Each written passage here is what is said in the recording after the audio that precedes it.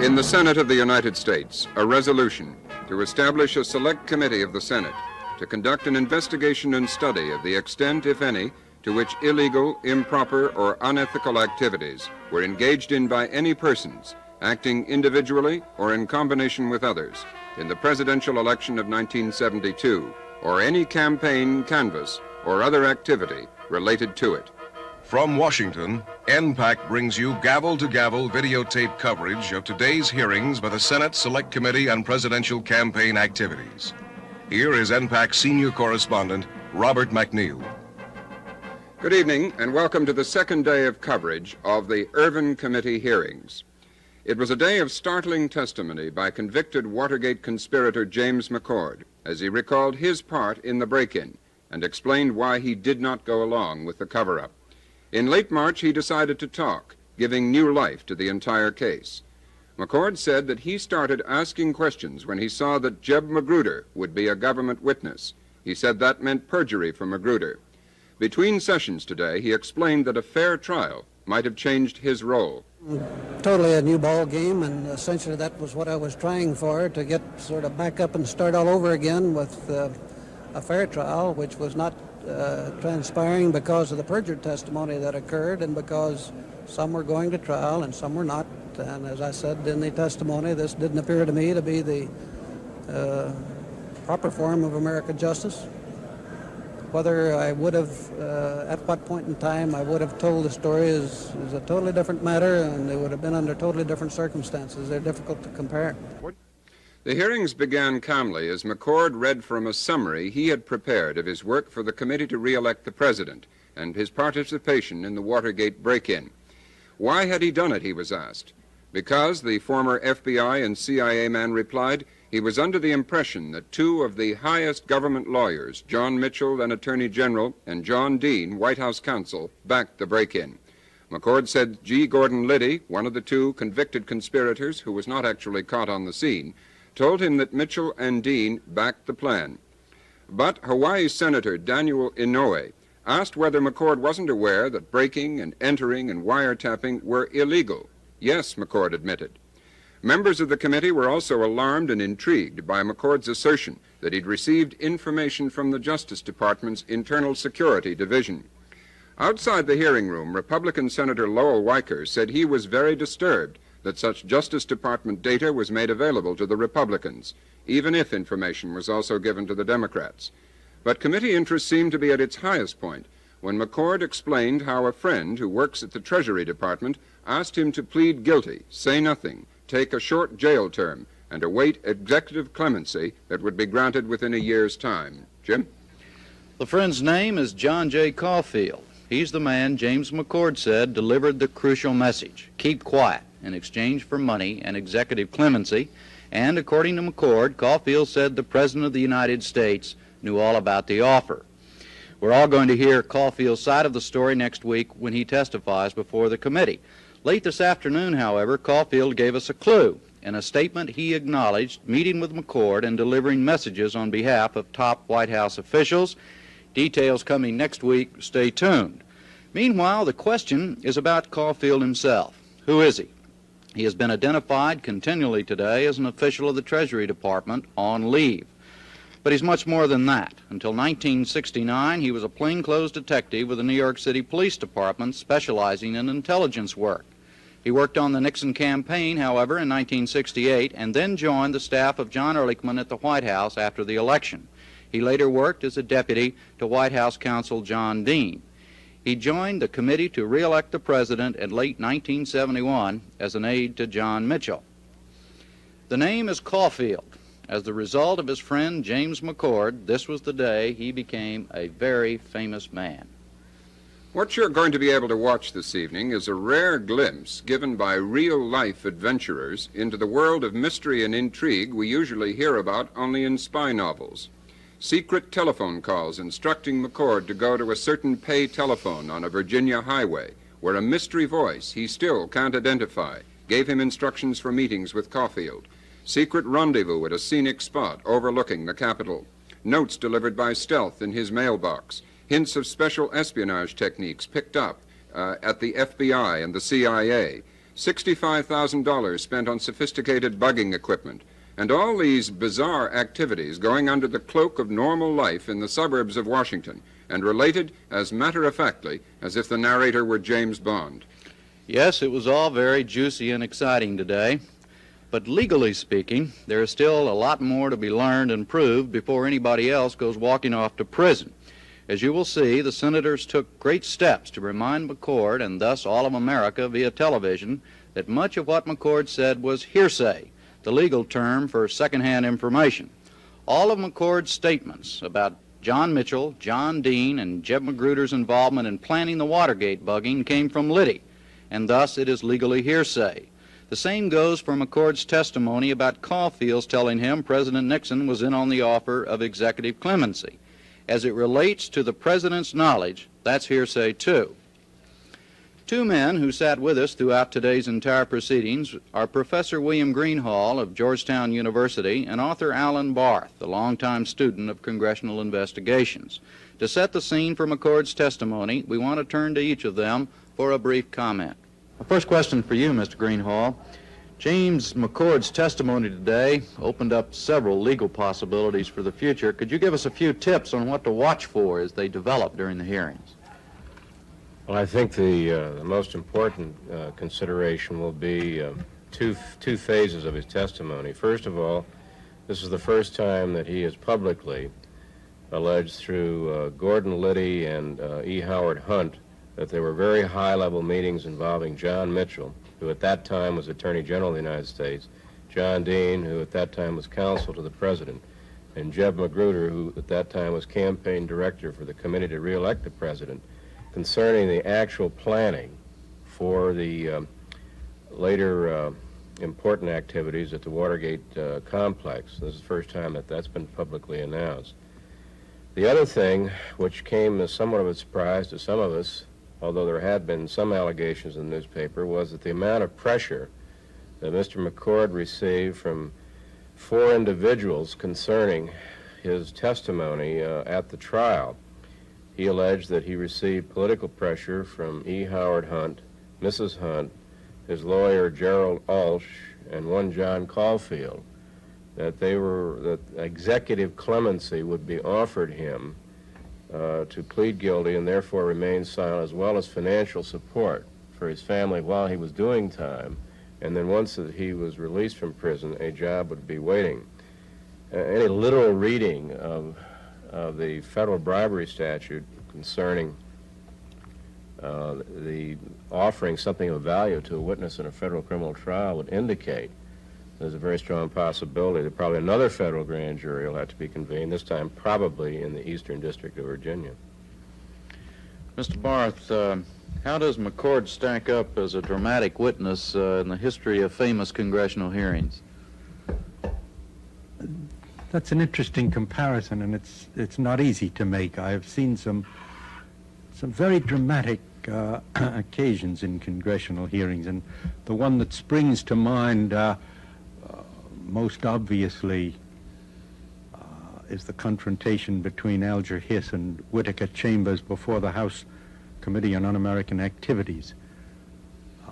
Today's testimony was dramatic in a somewhat different way. It seemed to me the testimony of a careful and quite precise witness who made allegations that derived their tremendous dramatic impact because they involve the Attorney General of the United States and even the President of the United States.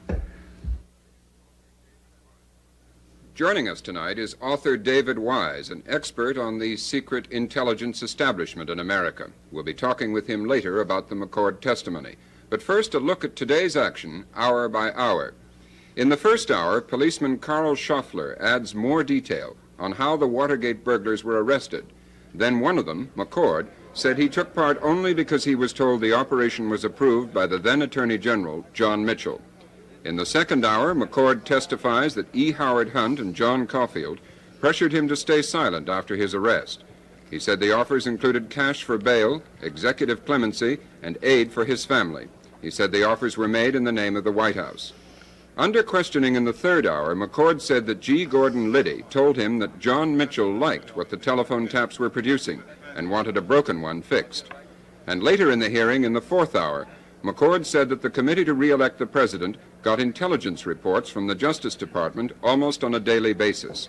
He said Assistant Attorney General Robert Mardian helped him get these. Now let's go to the hearings, which Senator Sam Ervin gavelled open. I address these remarks to the committee members. It's been suggested by several members of the committee that when the senators question a witness, that the first go-round they limit themselves to 10 minutes. They can have as many other go-rounds as they want to, but that's so that each senator gets an opportunity at a reasonable time to question the witness. But if there's no objection, I would ask unanimous consent that the chair be allowed to limit each senator, each go-round to not more than 10 minutes question, with the understanding he can come back later as many times as he wants to. The counsel called the first witness. Yes, is it Officer Shoffler? You swear that the evidence you shall give to the Senate Select Committee on Presidential Campaign Activities shall be the truth, the whole truth, and nothing but the truth, so help you God?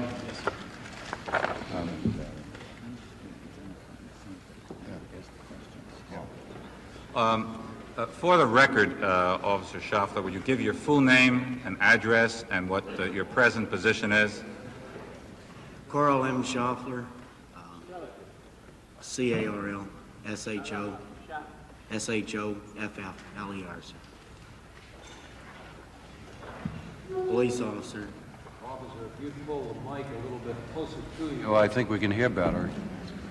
I didn't hear the witness's name. Could you repeat your name, Officer? Carl M. Shoffler, sir. I think your voice is dropping, and I think... Police officer assigned to Inspectional Services Bureau.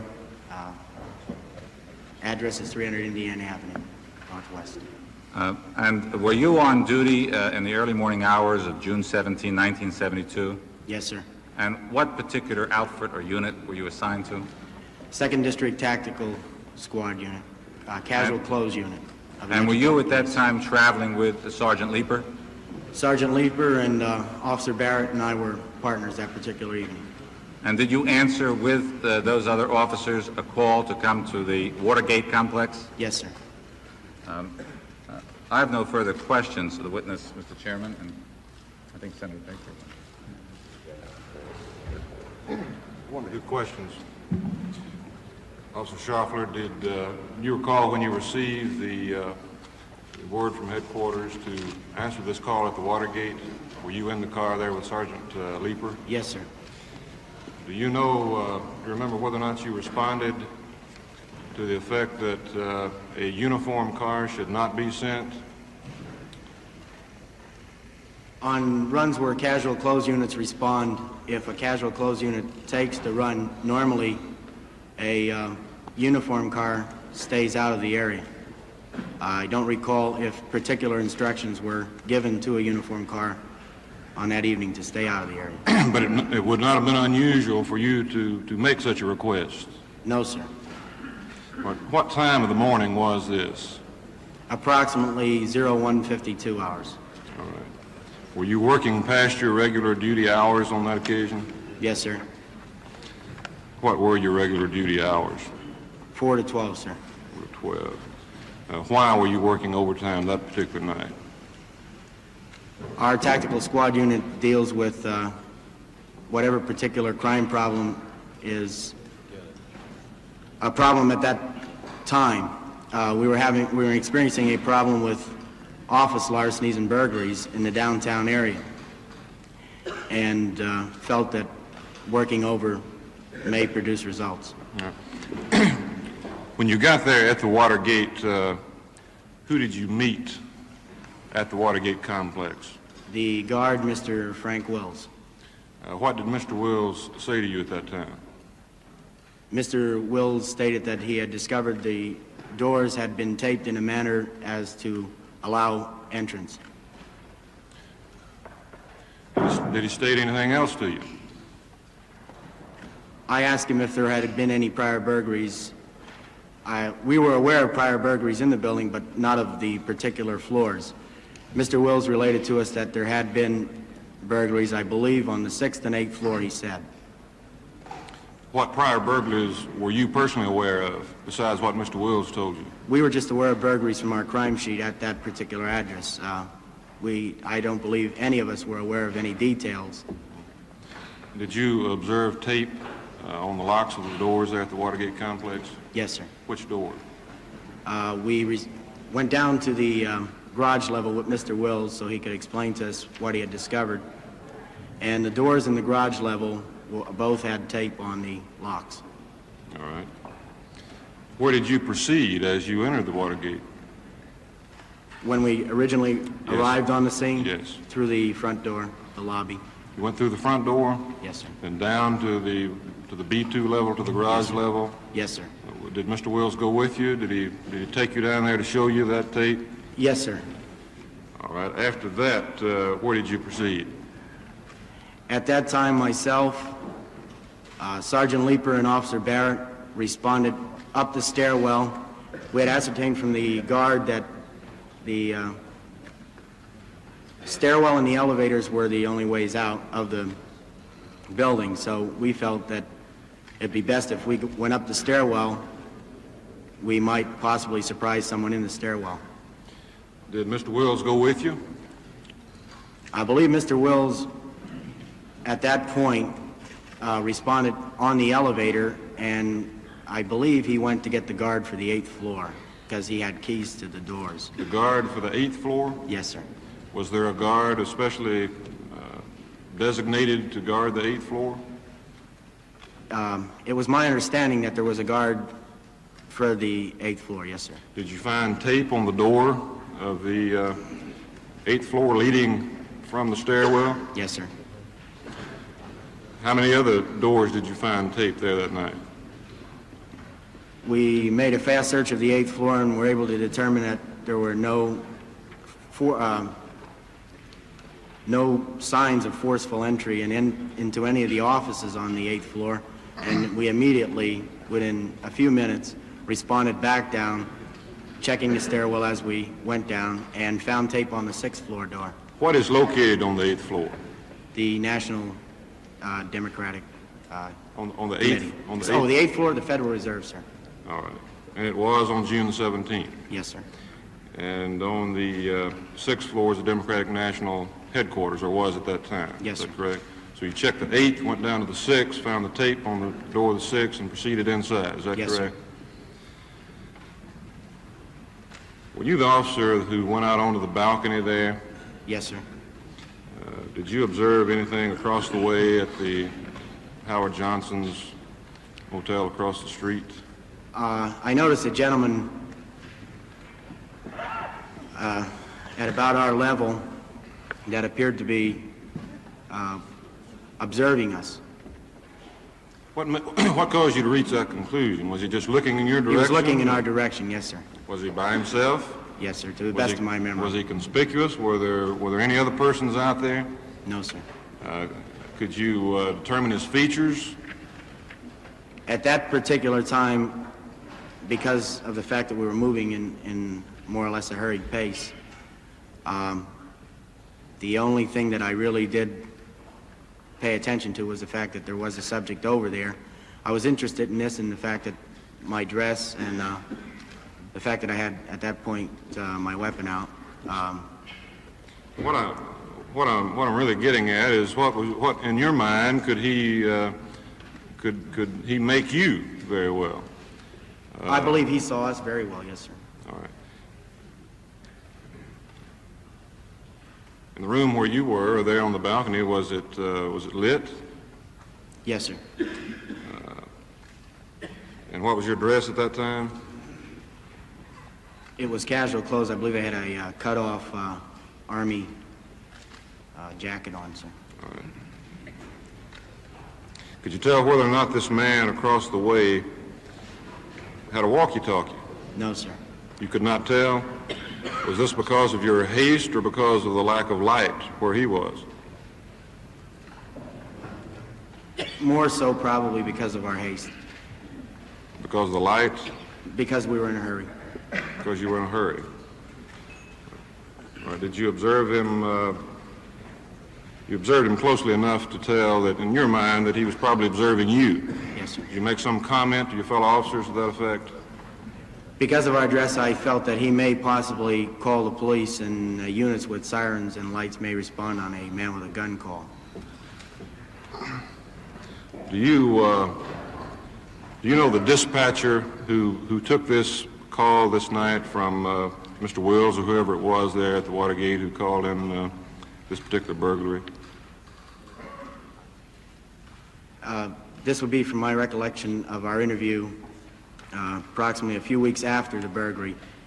And at that time, I believe the dispatcher told me that the guard had placed the call. Guard had placed the call. Do you know the name of the dispatcher? I'll have the name shortly, sir. All right. Are those calls recorded in any manner? Yes, sir, for a period of 2 months.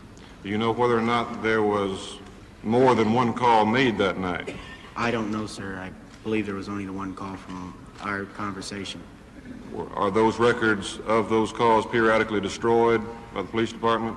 As I said, sir, I believe they keep them for 2 months and then destroy the tape. Do you know whether, unless a special request is made that they be retained, do you know whether or not they were retained in this instance? I believe that the U.S. Attorney's Office requested a transcript of the tape. All right. Have you seen the transcript yourself? No, sir. But you think it may be available in the U.S. Attorney's Office? Yes, sir. All right. Were you, did anyone request you to work overtime that night? No, sir. All right. I have no further questions, Mr. Chairman. Any further questions? Yes, sir, I have a few. Thank you, Mr. Chairman. Mr. Thompson, I believe, has covered the events of that night very carefully, and I have only a few questions to ask, a few further questions to ask. When you arrived at the 6th floor, how many doors were taped? To the best of my recollection, at this point, only the door leading from the stairwell in to the floor, the headquarters. The stairwell to the fire escape or the stairs that lead from the 6th floor to the lower floors? That would be the stairwell that leads from the 6th floor to the lower floors. Yes, is that also the fire escape?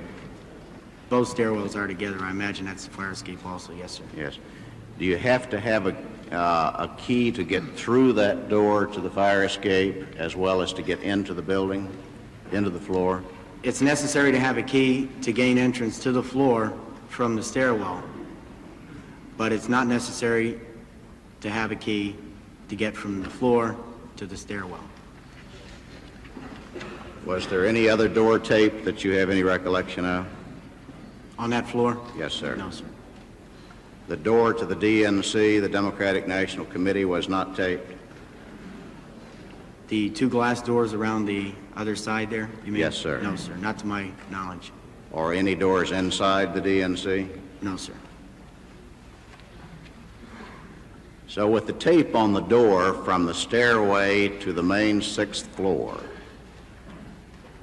if you assume for the moment that it was taped for a sinister purpose, you would only need to have it taped to get into the 6th floor. You would not need it taped to get out from the 6th floor. I believe that's correct, sir, yes. Now, you went out on the balcony on the 6th floor, is that correct? Yes, sir. Did you have a flashlight? Yes, sir. Was it lighted? I believe I used it at the corner of the ledge. I had gone out on the ledge. Were you clearly visible on that balcony? I believe I imagine you're referring to from the Howard Johnsons. That's what I am referring to. Really, let me short-circuit the inquiry by saying I'm trying, by this line of questioning, to establish these things. One, that you were on the balcony. Two, that that's across the street from the Howard Johnsons. Three, a man was over there named, who we later learned was named Baldwin. That you were clearly visible, that you had a flashlight, that you had your pistol, that Baldwin was there. In your judgment, he saw you, If all of those things are so, you may say so. All those things are so, yes, sir. All right, now what did Baldwin do? What did I later find out he did? No, what did you see him do? Oh, he just stood there, sir. When did the additional police arrive? When did the uniformed police and the police marked cars arrive? How long after your arrival? I would imagine it would have been approximately a half an hour after the arrest, sir. Do you know who made the call on that, or did it arrive in the ordinary course of events? Sergeant Leeper requested transports. Did he do that after you went into the Watergate or while you were still in your patrol car? Oh, after we had made the arrest, that's I when... see, after you'd made the arrest. Yes, sir. All right. Now, when you got inside and made the arrest, by the way, who made the arrest? Who made the first discovery of the intruders in the Democratic National Committee offices? Officer Barrett first observed them. Were you with him at the time? Yes, sir. Was there any communication by walkie-talkie or by walkie-talkie that you heard or know of? I heard none, no, sir.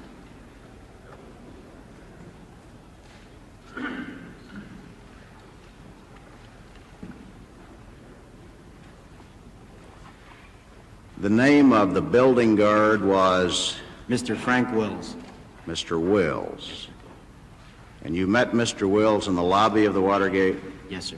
What was his state of mind or appearance? Was he agitated or calm? Mr. Wills is the type of person that's very hard to judge his demeanor. What did he tell you? He was saying something about he felt there was somebody inside possibly that at one time he had seen tape on a door and he removed the tape, and then later on he saw the tape was back. And did he say what floor that was on? He kept indicating, I believe he kept indicating the garage door, the B2 level, because when we asked him to show us, that's immediately where he took us. Did he ever speak of the tape on the 6th floor or the 8th floor? At this time, I have no recollection of him speaking of tape on those particular doors, sir. Did Mr. Wills make any reference to the Democratic National Committee? I don't believe, as again, my recollection, I don't believe he at any time indicated what he knew was on the 6th floor, except that I think he informed us there were burglaries on the 6th floor, and he was aware of that for... Did he make any indication as to why he didn't call you when he first found the doors taped, but rather only after they were retaped? I believe when I interviewed him later, he told me that his suspicion was aroused only after the second time because he had thought that possibly employees of the building or someone doing work in the building, as a convenience, taped the doors to keep them open. I believe that's all, Mr. Chairman. Thank you. Any further questions? Okay. Just to clarify the record, Senator Baker asked you a question concerning whether or not the tape was needed if one was inside the room in order to get out.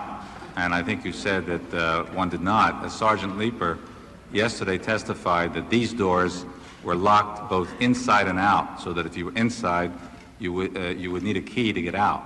And therefore, it was his testimony that the tape was necessary to get out. And do you have information on that, Sergeant? I mean, yes, sir. Mr. Chairman, just a second.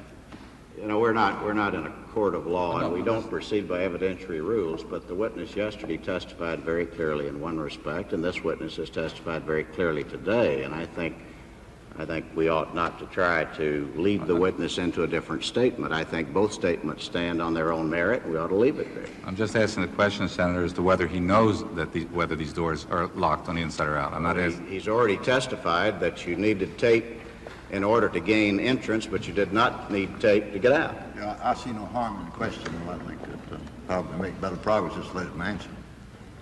There was, even at the time of the arrest and the small investigation we did after, we weren't able to determine too much about the door. This morning I placed a call to clarify it and was informed that certain offices in that building, you do need a key for both ways. But they have a buzzer system because of the fire regulation to get out of the office.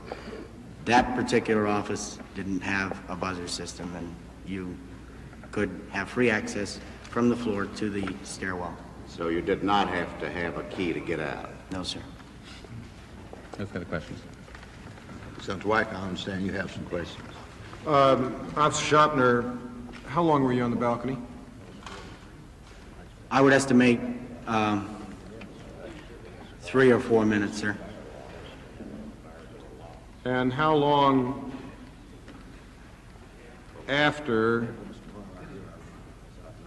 you believe Baldwin to have seen you and when you apprehended the defendants?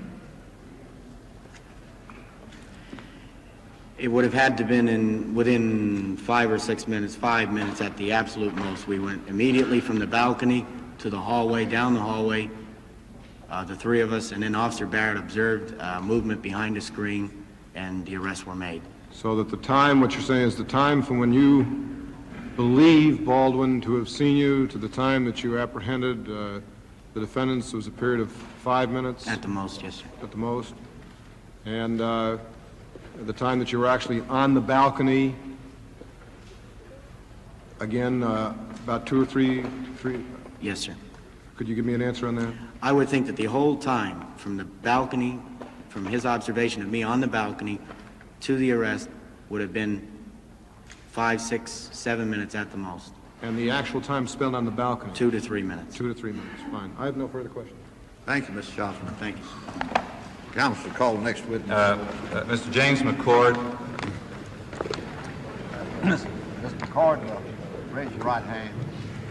You swear the evidence you shall give to the Senate Select Committee on Presidential Campaign Activities shall be the truth, the whole truth, and nothing but the truth, so help you God?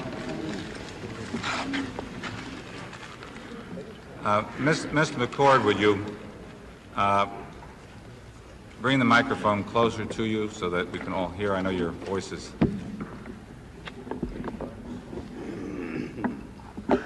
Now, for the record, would you first state your name and address? James W. McCord, M-C-C-O-R-D, Jr. The address is number 7, Winder, W-I-N-D-E-R, Winder Court, Rockville, Maryland, 20850. Now, are you accompanied with counsel this morning? I am. Will counsel please identify himself? Yes, my name is Bernard Fenstowall, Jr.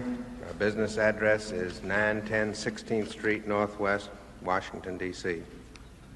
Mr. McCord, prior to your testimony, do you have any preliminary statement you may wish to make to the committee?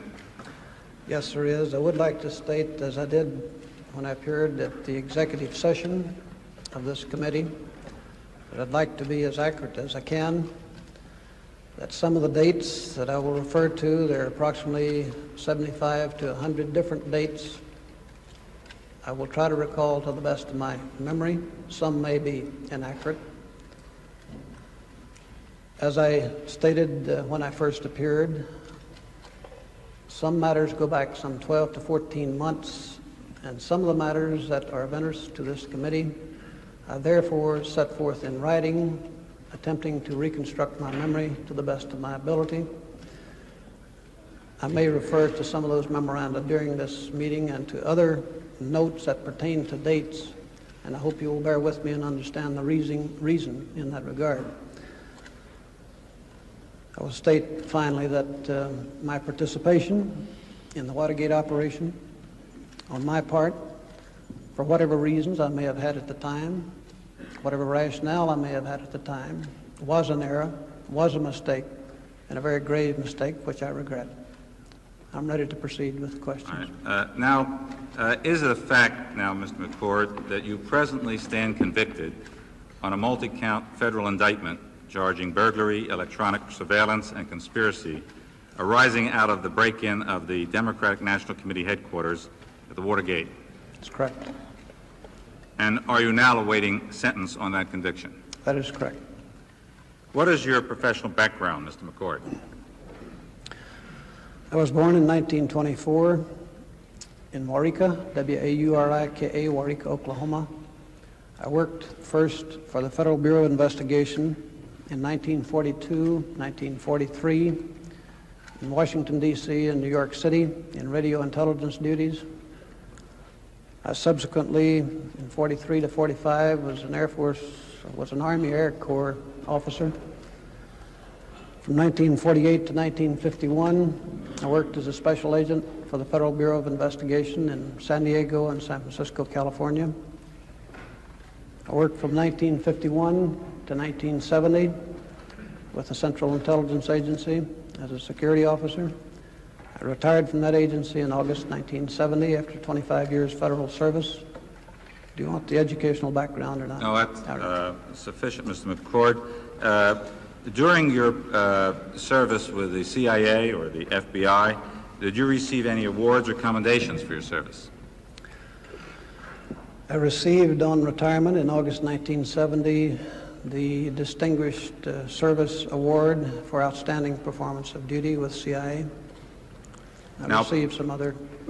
Now, prior to your arrest, indictment, and conviction relating to the Watergate incident, were you ever arrested, charged with a crime, or the subject of any complaint or disciplinary proceeding in your life?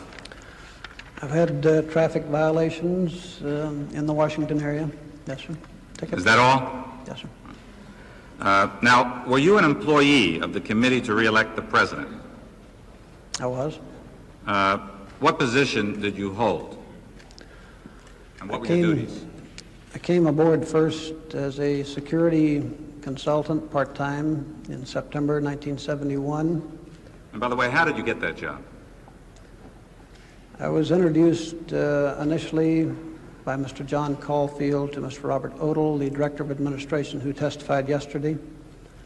And based on that interview was employed part-time and then full-time in January, the 1st of January 1972. Now, what were your duties in that position as security chief?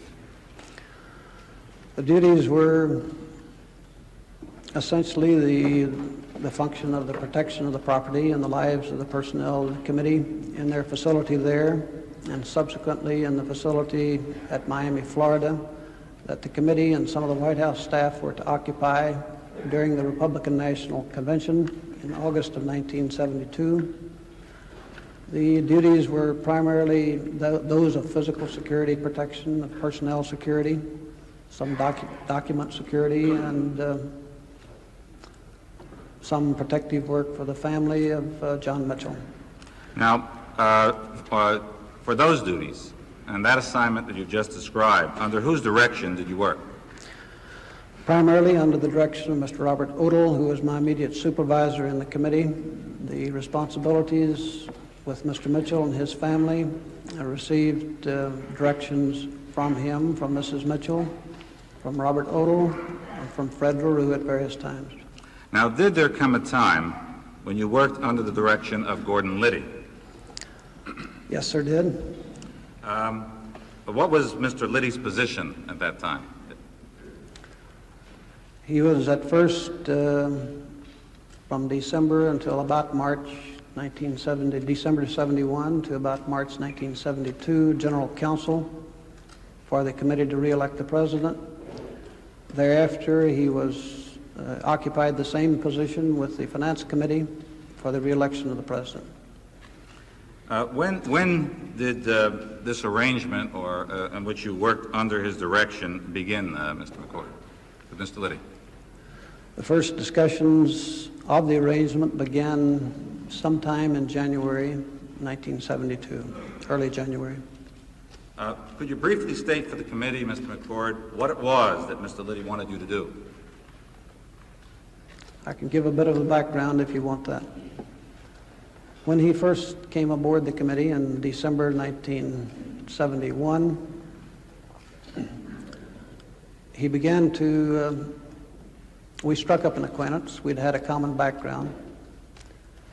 And he began to question me regarding the state of the art of certain technical devices, for one thing, listening devices and so on. This appeared to be, at that point in time, a professional interest, a normal professional interest of someone who's worked in the field or law enforcement. We discussed as well the common topic of common interest to he and to me and to others who were senior in the staff of the anticipated demonstrations and possible violence that might be coming up in San Diego, California, which was originally scheduled to be the convention site for the Republican convention in 1972 in August. The discussions on other... Raise your voice a yes. little if you can, Mr. McCord. The discussions on other matters... If I can interrupt just for a minute, Mr. McCord. I believe it might help. The panel operator might give us some advice in this respect if you could be a little further away from the microphone and talk a little louder, because we're having a difficult time up here trying to hear you. I think I'm a bit hoarse. If you could turn up the volume, that might help.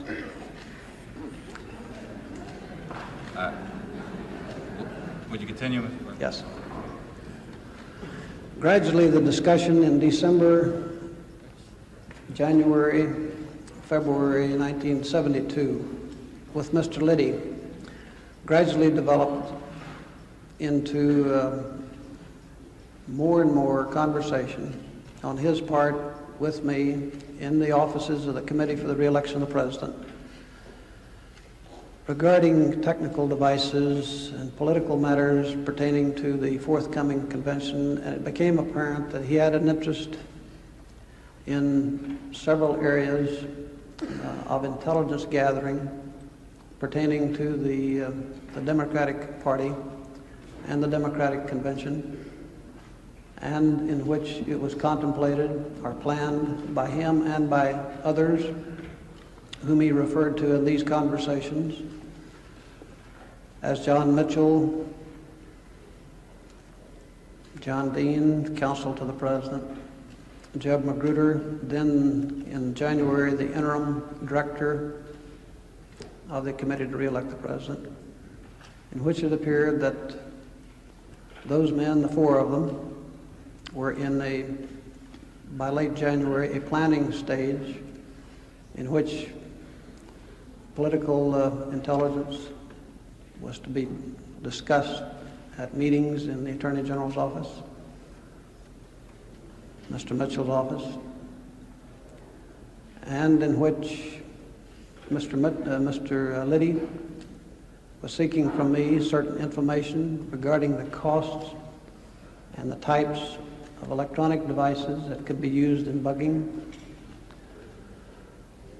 That a part of the budget proposal which he was working on, a second part dealt with photography operations, clandestine photography operations, and that a third part dealt with the broad area of political espionage, political intelligence. Well, now specifically, Mr. McCord, when you speak of political activities, political intelligence, bugging activities, what do you mean in terms of how that was to be obtained? Try to be as specific as you can from your knowledge of what Mr. Liddy told you. The area of political espionage and intelligence, he did not, I can set that one aside pretty quickly, he did not elaborate on in much detail at all, to me personally.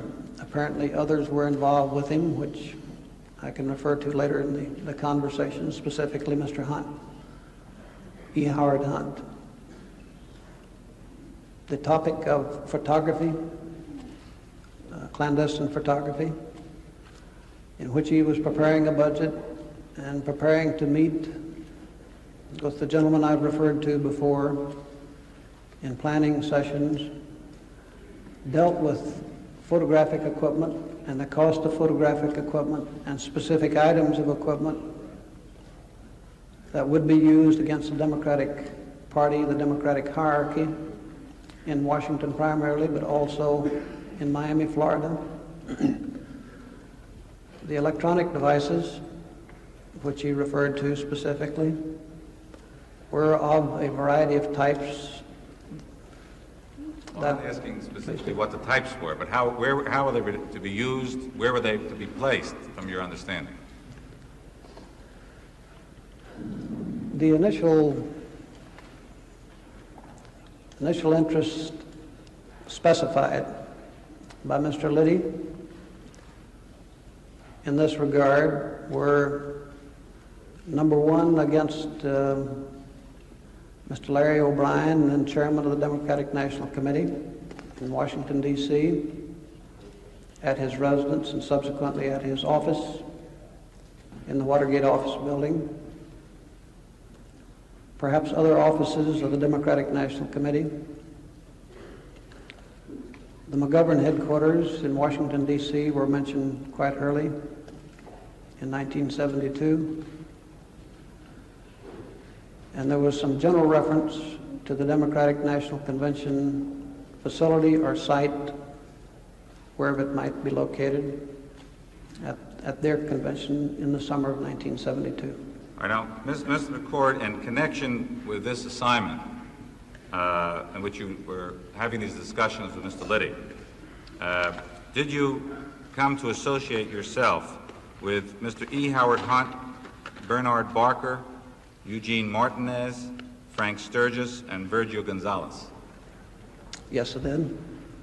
And as a result of that association and your agreement with Mr. Liddy, did you, with Mr. Barker, Sturgis, Martinez, and Gonzalez, illegally enter the Democratic National Committee headquarters on two occasions, one on or about May 30, 1972, and the other in the early morning hours of June 17, 1972?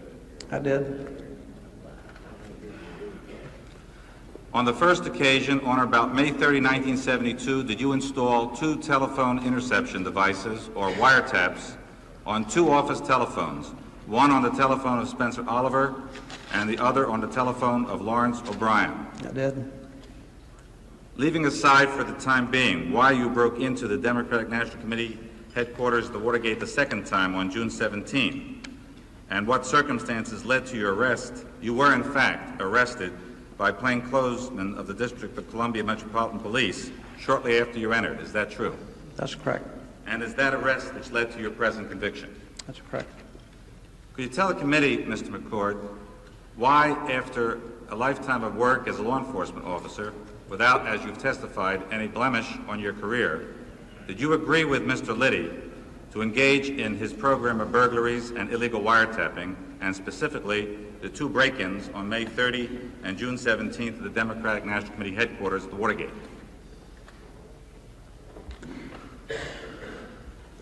There were a number of reasons associated with the ultimate decision of mine to do so.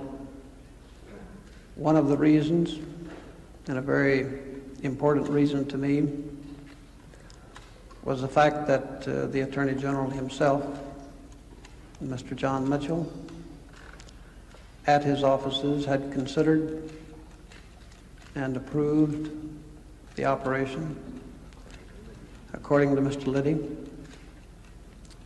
Secondly, that the counsel for the President, Mr. John Dean, had participated in those decisions with him, that one was a top legal officer for the United States in the Department of Justice, and the second gentleman was a top legal officer in the White House, that the matter had apparently been given. Stop there, if you will, just for a second. I noticed you said that Mr. Mitchell had approved according to Liddy. Do you have personal knowledge of Mr. Dean's participation, or was this also according to Mr. Liddy? Mr. Dean's participation came to me through two sources. One was Mr. Liddy, one was Mr. Hunt, E. Howard Hunt, in discussions which subsequently came to me. Yes, sir. I might say, if I may, Mr. Chairman, that we have no desire to try to impede the progress of your testimony or to try to adhere strictly to the rules of evidence, such as the hearsay rule, which would otherwise apply in a court of law. But it would be helpful to me, and I believe to the committee, if in each instance, when information you give us is not of your own personal first-hand knowledge, you would identify it as such and give us the source. Yes, sir. I believe I was responding to a question of the counsel that what were my reasons, which involved, in my case, a conclusion and motivation and intent, as opposed to what someone else had told me. We adhere as much as possible to rules of evidence which have been established and used in all the courts. And I would say that your testimony is to the effect that you were assured by Mr. Liddy that John Mitchell and John Dean and Zeb Magruder had approved Mr. Liddy's proposed operations, and you also received assurance not only as to Mr. Dean from Mr. Liddy, but also from Mr. Hunt.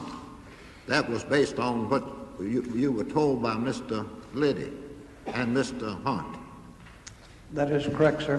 I would say that under the rules of evidence, this at the present stage of this hearing would not be admissible to show the connection, any connection with this matter by John Mitchell, John Dean, or Jeb Magruder, but the testimony which Mr. McCord has given is relevant to show the motives which prompted Mr. McCord to participate in the matter.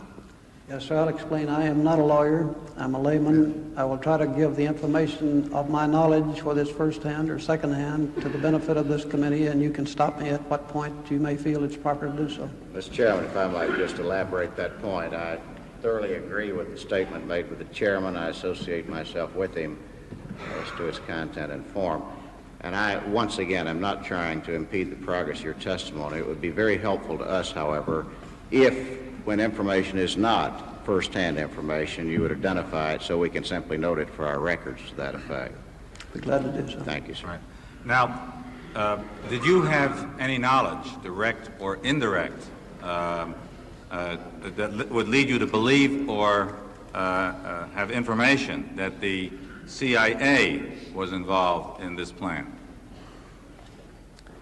I had just the contrary, that there was no indication, no evidence, no statements to me that this was a CIA operation, that quite the contrary, that it was an operation which involved the Attorney General of the United States at that point in time. Subsequently, he became the director of the Committee to Re-elect the President, involved the counsel to the White House, and involved Mr. Jeb Magruder and Mr. Liddy, who was then General Counsel at that point in time for the Committee to Re-elect the President, and subsequently was the Finance Committee General Counsel. Therefore, in my mind, there was an absolute certainty that the CIA was not involved.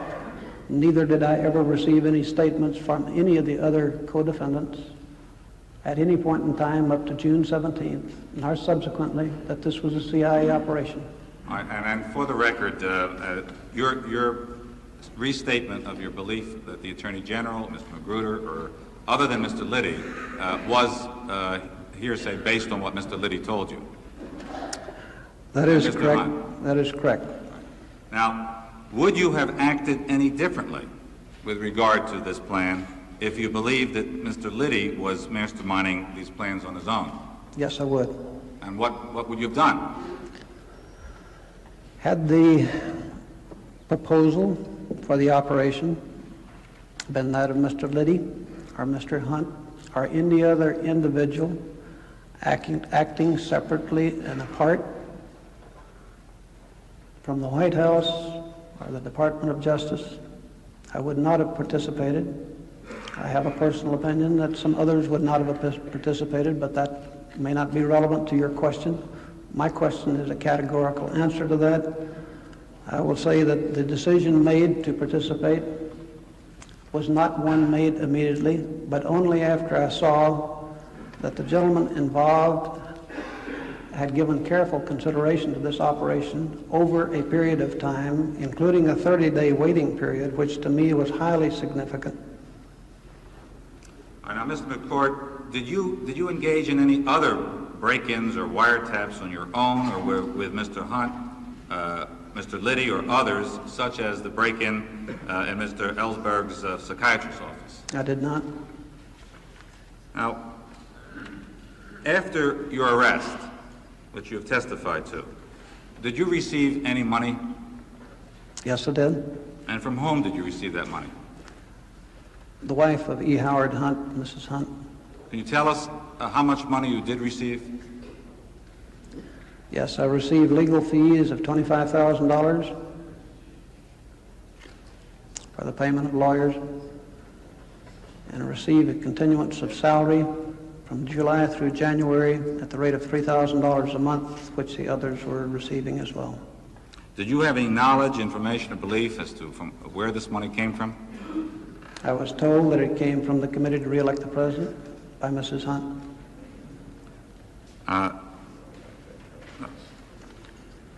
Now, well, the same thing applies, the same rule, and it would be hearsay to the committee and would not be received at this, would not at this stage of the hearing be evidence to connect the committee with it.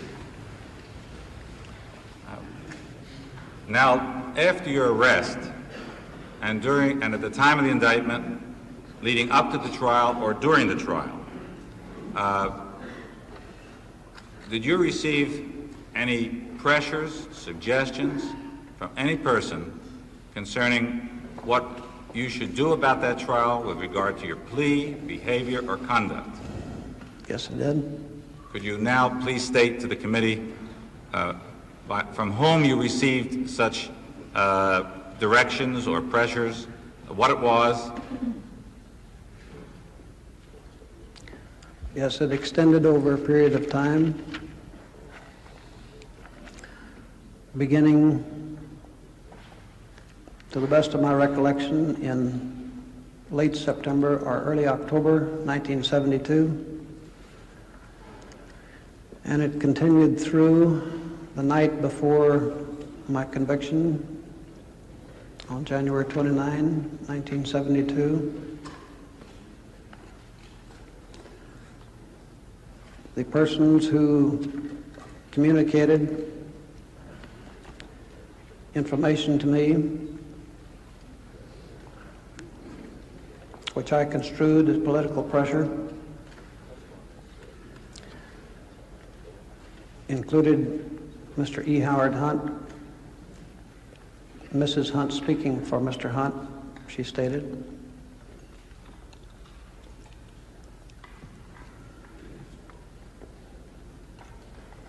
My attorney, Mr. Gerald Alch, Mr. John Caulfield. Would you please repeat again the name of your attorney that you just stated? Mr. Gerald, G-E-R-A-L-D, Alch, A-L-C-H, and Mr. John Caulfield, C-A-U-L-F-I-E-L-D, who had originally hired me for the position, or who had originally interviewed me for the position at the committee to re-elect the president. Now, with regard to Mr. Hunt, or Mrs. Hunt, recognizing with Mrs. Hunt we're dealing with both hearsay and the hearsay of a person no longer alive, what was communicated to you by these persons? In regard to Mrs. Hunt or Mr. Hunt? Well, first, Mr. Hunt.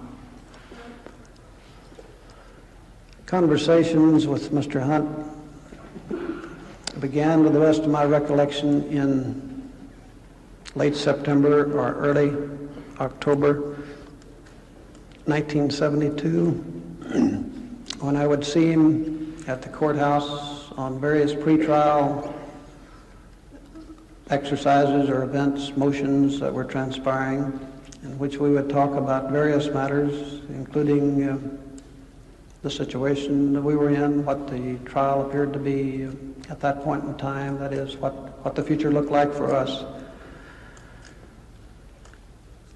And in telephone conversations with him to me, in other words, both in person and by telephone, Mr. Hunt stated that the defendants were going to be provided with or given executive clemency after a period of time in the prison, if they pled guilty or if sentenced in a plea of not guilty, that they were going to be given financial support while in prison, that is, their families would be, and that rehabilitation not specified, but rehabilitation and perhaps a job would be provided for the men after the release from prison. All right, let's leave out for the moment Mrs. Hunt. Would you now proceed to any conversations you had leading up to contacts with Mr. Caulfield and what Mr. Caulfield did state to you?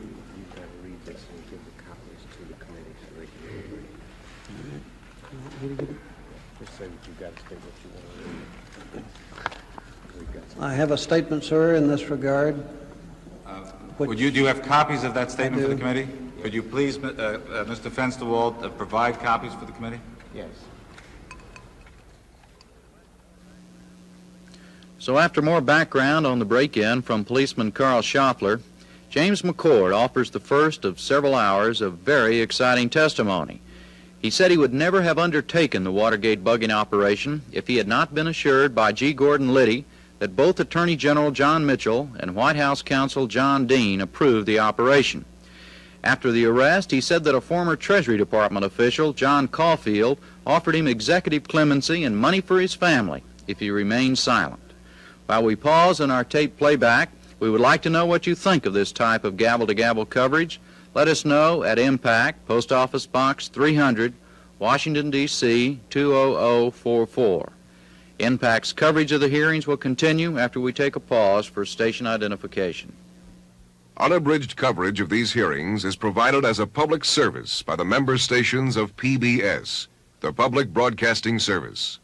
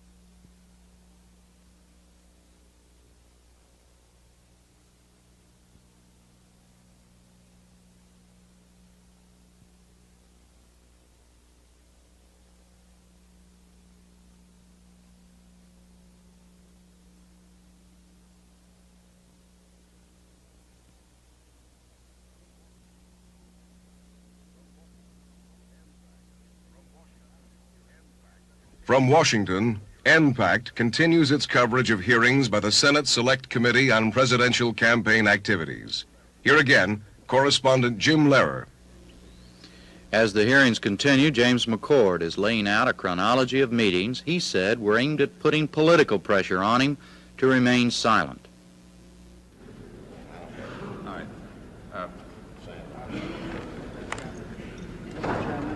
Mr. Chairman, I'd like for the witness to summarize the record, just briefly, if you will. I mean, summarize the statement. Unless he's going to read it in full. He wants to read it. And Mr. McCord, what led you to prepare the statement? Why have you prepared that statement?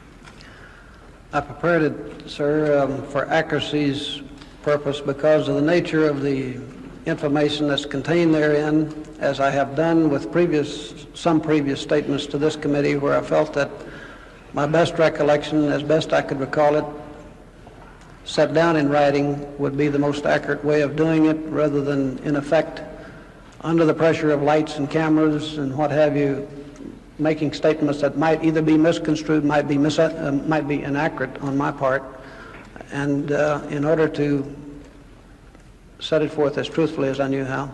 All right, then, now, will you please read the statement, and will you read it clearly, so that we can all hear it now in the microphone? All right, sir. I will state as a preliminary that the dates of the telephone calls that I referred to in this statement are, to the best of my recollection, they may be inaccurate by a day or two, but they are the best recollection I have of the dates in which the calls occurred. The subject is political pressure on the writer to accept executive clemency and remain silent. Political pressure from the White House was conveyed to me in January 1973 by John Caulfield to remain silent, take executive clemency by going off to prison quietly, and I was told that while there I would receive financial aid and later rehabilitation and a job. I was further told in a January meeting in 1973 with Caulfield that the President of the United States was aware of our meeting, that the results of the meeting would be conveyed to the President, and that at a future meeting there would likely be a personal message from the President himself. I would like to state at this point that the testimony of Mr. McCord as to what was told by him by John Caulfield would not be accepted in a court of law to connect the President with what Mr. Caulfield was doing, but it is admissible to show whether or not Mr. Caulfield was a party to any agreement to attempt to suppress information about what is popularly known as the Watergate affair. But it is not evidence against the President at this stage. Mr. Chairman, I think it should be pointed out right here, too, that at this point in time in January 1973, my understanding is that John Caulfield was not in the White House at all, but was employed, I think, by the Treasury Department. That's right. And I hope we can correct these things as we go along. Yes. You're having all kinds of inferences here that are inaccurate and are casting aspersions that are going to damage people's characters. I will be glad to, sir. My statement in the preliminary here is that political pressure was conveyed to me by Mr. Caulfield, which he attributed to the White House, which I'll recite in the memorandum, sir. Mr. Chairman, might I ask counsel if Mr. Caulfield is under subpoena? Yes, Mr. Caulfield will be under subpoena, will be brought right after this witness. Is he under subpoena at the present time?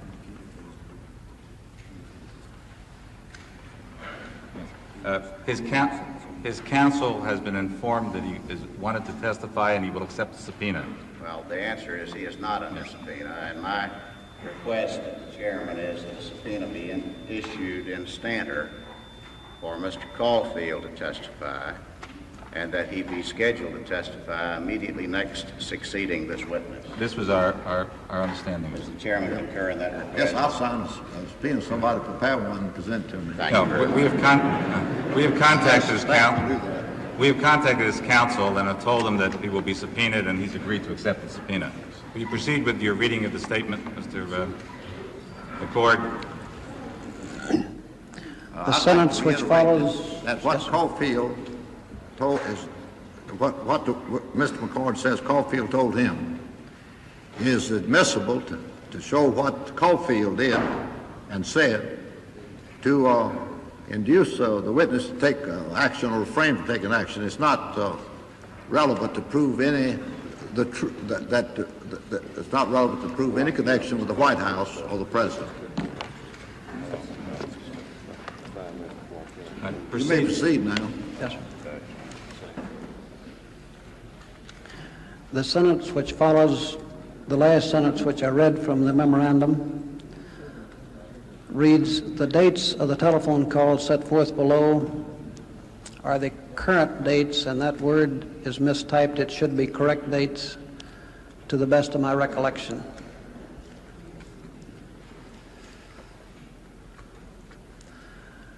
The second paragraph is, on the afternoon of January 8, 1973, the first day of the Watergate trial, Gerald Alch, my attorney, told me that William O. Bittman, attorney for E. Howard Hunt, wanted to meet me at Bittman's office that afternoon. When I asked why, Alt stated that Bittman wanted to talk with me about, quote, whose word I would trust regarding a White House offer of executive clemency, unquote. Alt added that Bittman wanted to talk with both Bernard Barker and me that afternoon. I had no intention of accepting executive clemency, but I did want to find out what was going on and by whom and exactly what the White House was doing now. A few days before, the White House had tried to lay the Watergate operation off on CIA, and now it was clear that I was going to have to find out what was up now. To do so involved some risks. To fail to do so was, in my opinion, to work in a vacuum regarding White House intentions and plans, which involved even greater risks, I felt. Around 4:30 p.m. that afternoon, January 8th, while waiting for a taxi after the court session, Bernard Barker asked my attorneys and me if he could ride in the cab with us to Bittman's office, which we agreed to.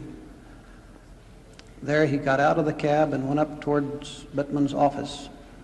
I had been under the impression during the cab ride that Bittman was going to talk to both Barker and me jointly, and became angered at what seemed to me. I can finish the statement, sir, if you want. I'm giving opinion. If you want opinion, I will finish the statement. If you want me to delete opinion, I will not finish the statement. I'm setting forth the facts and what was going through my mind at the time. Shall I proceed? I think it's fine, Mr. McCord, for you to go ahead and read the statement, but once again, to the extent that you can, would you identify as you go along those things attributed to other people that you do not know firsthand? I have no objection, of course, to you stating what went through your mind. Your state of mind is significant in terms of your conduct, not necessarily in terms of the facts themselves, but it is relevant to this committee's inquiry as it relates to your conduct at one point or the other. The question I made a few moments ago was that while some of your testimony will be hearsay in the strict sense, simply identify those parts, that information which you give us in this statement, which you receive secondhand. Most respectfully, sir, I shall try to do so. What I am reading now is firsthand. Thank you. Yes, sir.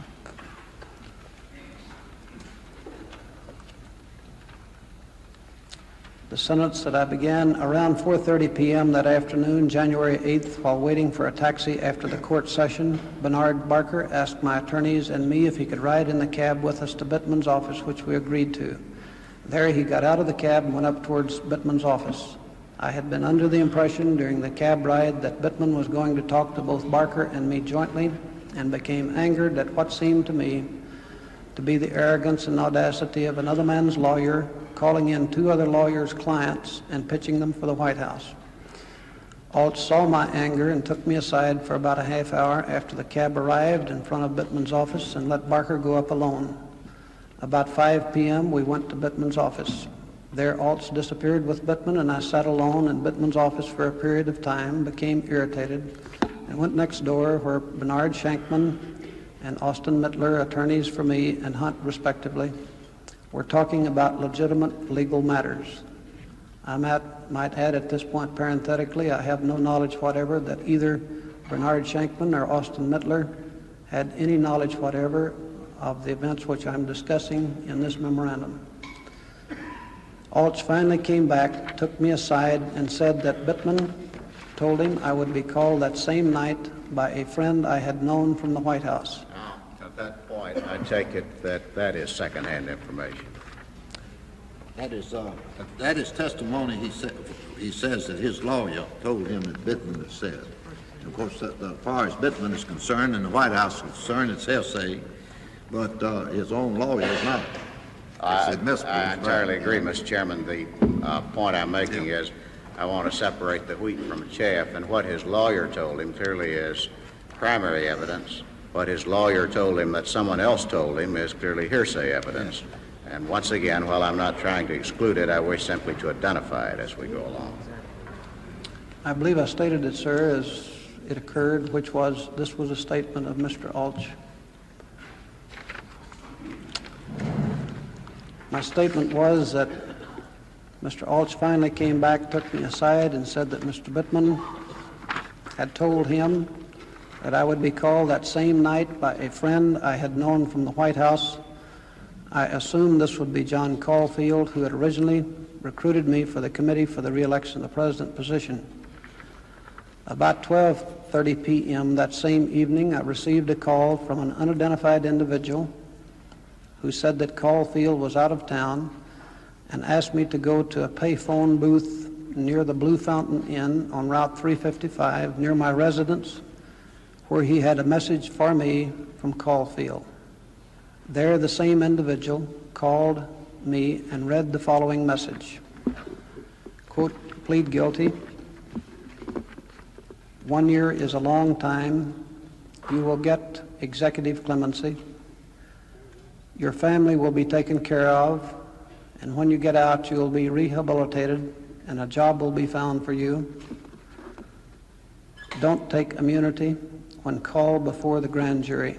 Unquote. Now, Mr. McCord, did you recognize that voice at all? Did you know who was speaking to you on the telephone? I do not know who the man was. The voice I had heard over the telephone before in previous calls in the...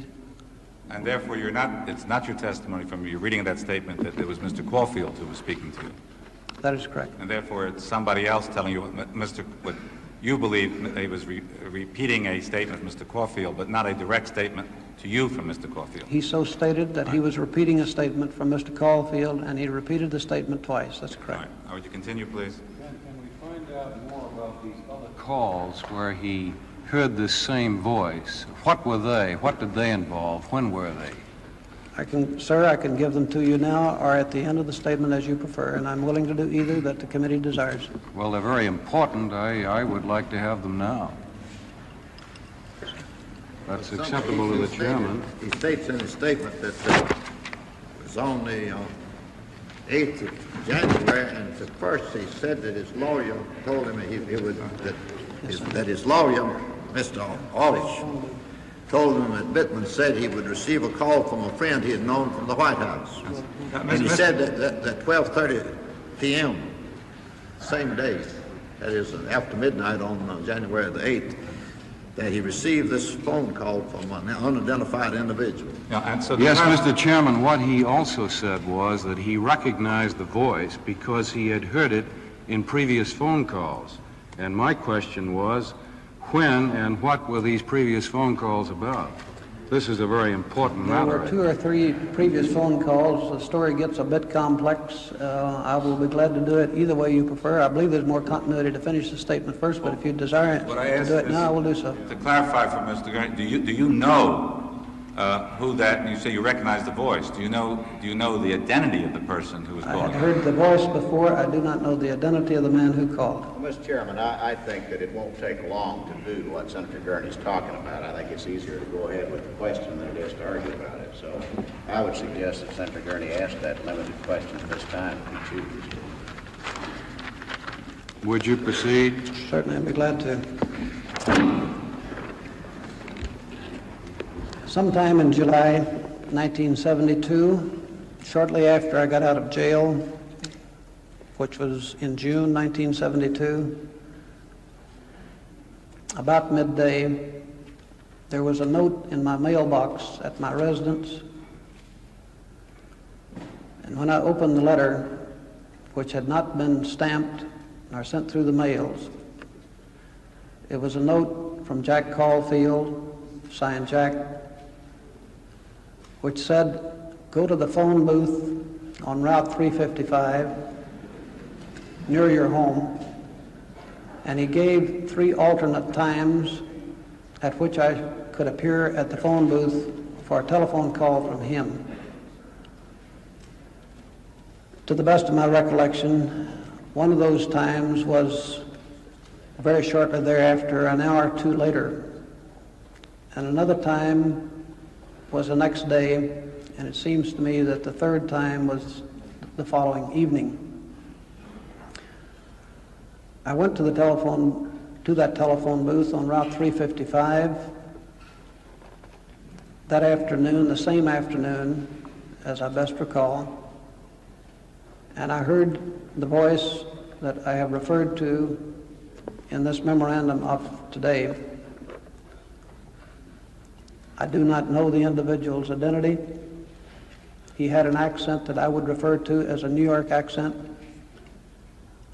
He said that he had formerly worked with Jack Caulfield. He said that I'm a friend of Jack's. I formerly work with him. Jack will want to talk with you shortly. He will be in touch with you soon. I received a call subsequently from Mr. Caulfield. To the best of my recollection, it came to my home first, and it said, go to the same phone booth on Route 355, which I did. And there Mr. Caulfield told me that he was going overseas in a few days. He said, if you have any problems, call my home and leave word, and I will call you back from overseas to your residence. He said, when you call my home, ask for Mr. Watson. Watson, W-A-T-S-O-N. He said also, after I return, if you ever need to call me at my office, he gave a number, the office number, and he said, simply leave word that Mr. Watson is calling. So it was a name that both of us were to use, my name and his name. I did not contact him during the next 30 days, and I next heard from him, to the best of my recollection, sometime in September 1972, on a Sunday afternoon. I can't recall the exact date, but I do recall that Mr. Clark McGregor, then the head of the Committee for the Re-election of the President, had just finished a television appearance on one of the talk programs such as Meet the Press. And Mr. Caulfield called me at home and again asked could I go to the telephone booth on Route 355, which I did. He stated that he'd had trouble getting my home phone number because it was an unlisted number. And he stated, quote, "We are worried about you." This is Mr. Caulfield's statement. And he went on then to read briefly the words of a deposition which he planned to give to the Democratic National Committee. I had read in the papers a few days before that he had been scheduled as a witness before the Democratic National Committee. And he read the deposition to me, indicating that this was, in effect, what he planned to say in the deposition. There was some reference during the conversation to something doing with a double agent, in quotes. Mr. Clark McGregor, as I recall, in his television appearance, had referred to the possibility of there being a double agent in the Watergate operation, and the inference was that it was Mr. Baldwin. And I told Mr. Caulfield that so far as I was concerned, whoever had drawn that conclusion had drawn an absolutely erroneous conclusion, that I had seen absolutely nothing that would indicate such, and I simply wanted to go on the record with Mr. Caulfield to that effect. Well, we do want to get back to the statement, but in short, what you're saying is that Mr. Caulfield's friend Watson, by name, is the man whose voice you heard that No, sir, most respectfully, that's not what I said, sir. Go on. I believe Mr. Caulfield used the name Watson. It was not his friend. I see. Yes, sir. Go on. Go on. Well, how many times did you hear this unidentified voice? To the best of my recollection, I heard the voice prior to the January call 2 or 3 times. I cannot be absolutely sure, but at least twice before January. Were these in connection with contacts with Caulfield? Always. Yes, Yes, that's sir. what I meant. Yes, Thank you. Now, will you proceed with the statement from where you left off, Mr. McCord, and I guess the prior sentence so that we have continuity? I believe my last sentence that I read was that the same message was once again repeated, obviously read. I believe that appears in the statement that you have on page 3. The next sentence was that I told the caller that I would not discuss such matters over the telephone, and he stated that Mr. Caulfield was out of town. On Wednesday, January 10th, 1973, the same party, to the best of my recollection, called and told me by phone that Jack would want to talk with me by phone on Thursday night, the following night, January 11th, when he got back into town, and requested that I go to the same phone booth on Route 355 near the Blue Fountain Inn.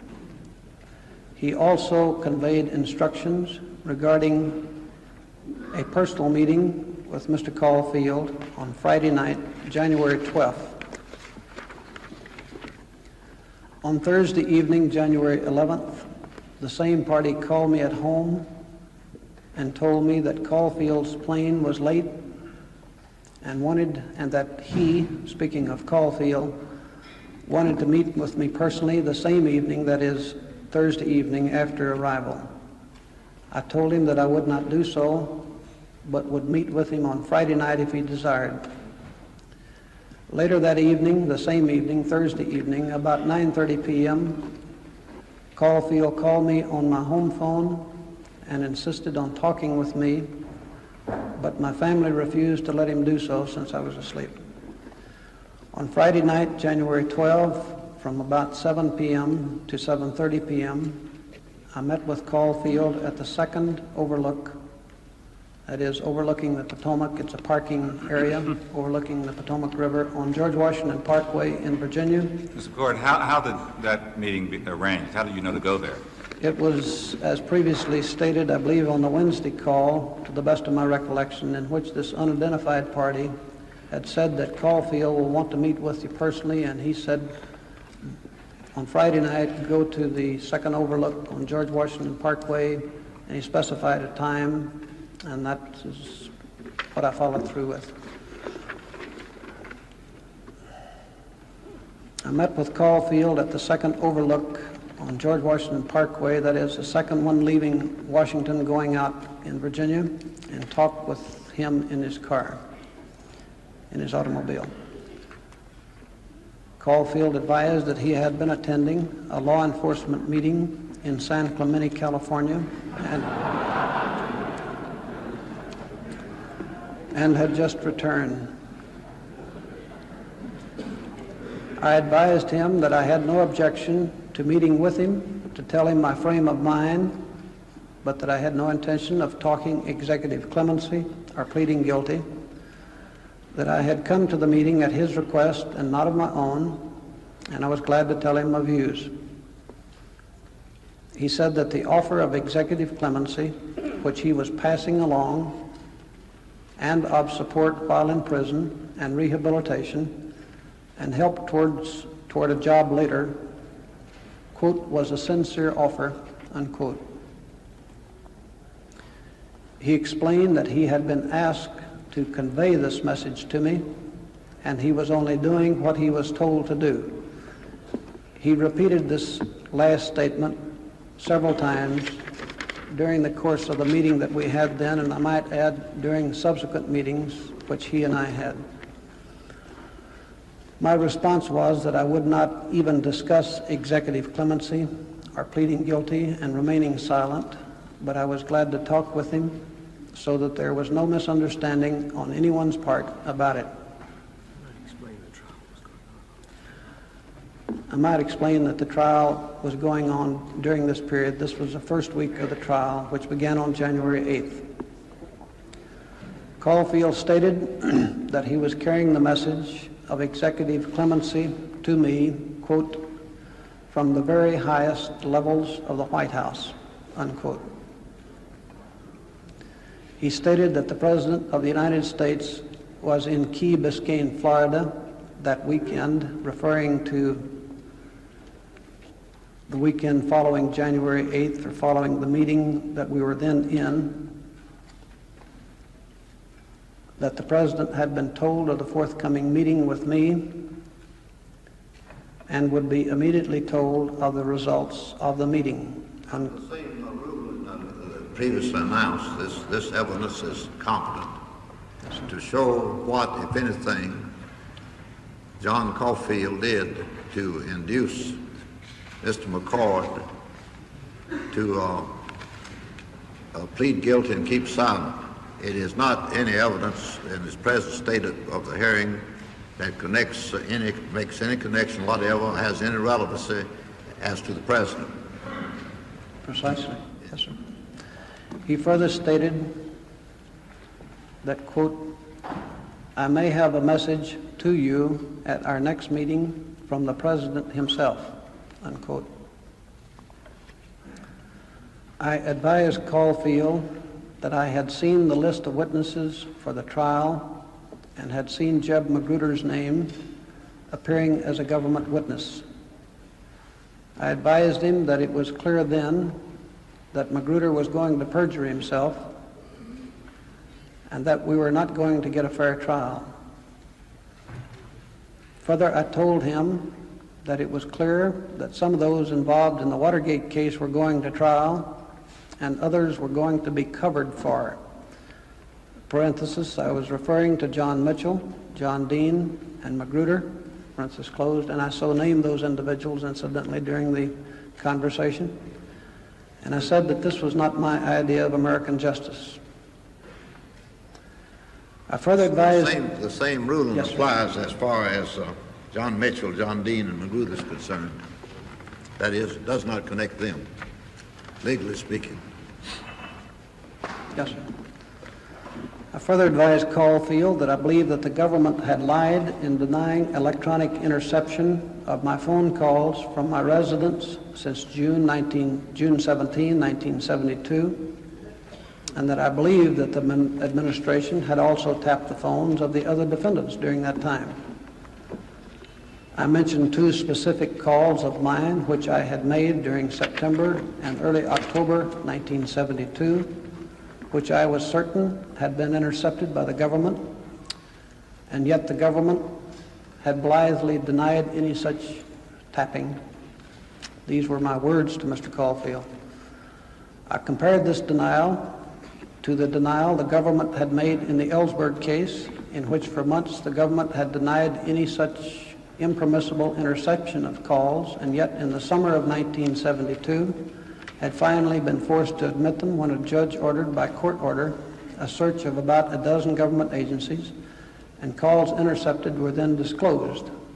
I might state, separate from the record at this point, that, as I have previously stated, I had no knowledge whatever of any activity, monitoring or what have you, of Mr. Ellsberg calls, as have previously come out, as have earlier come out in the newspapers in the past few days. It's purely coincidence that I happened to mention the Ellsberg case at that time. I had been following the case in the papers and I knew the history of the case.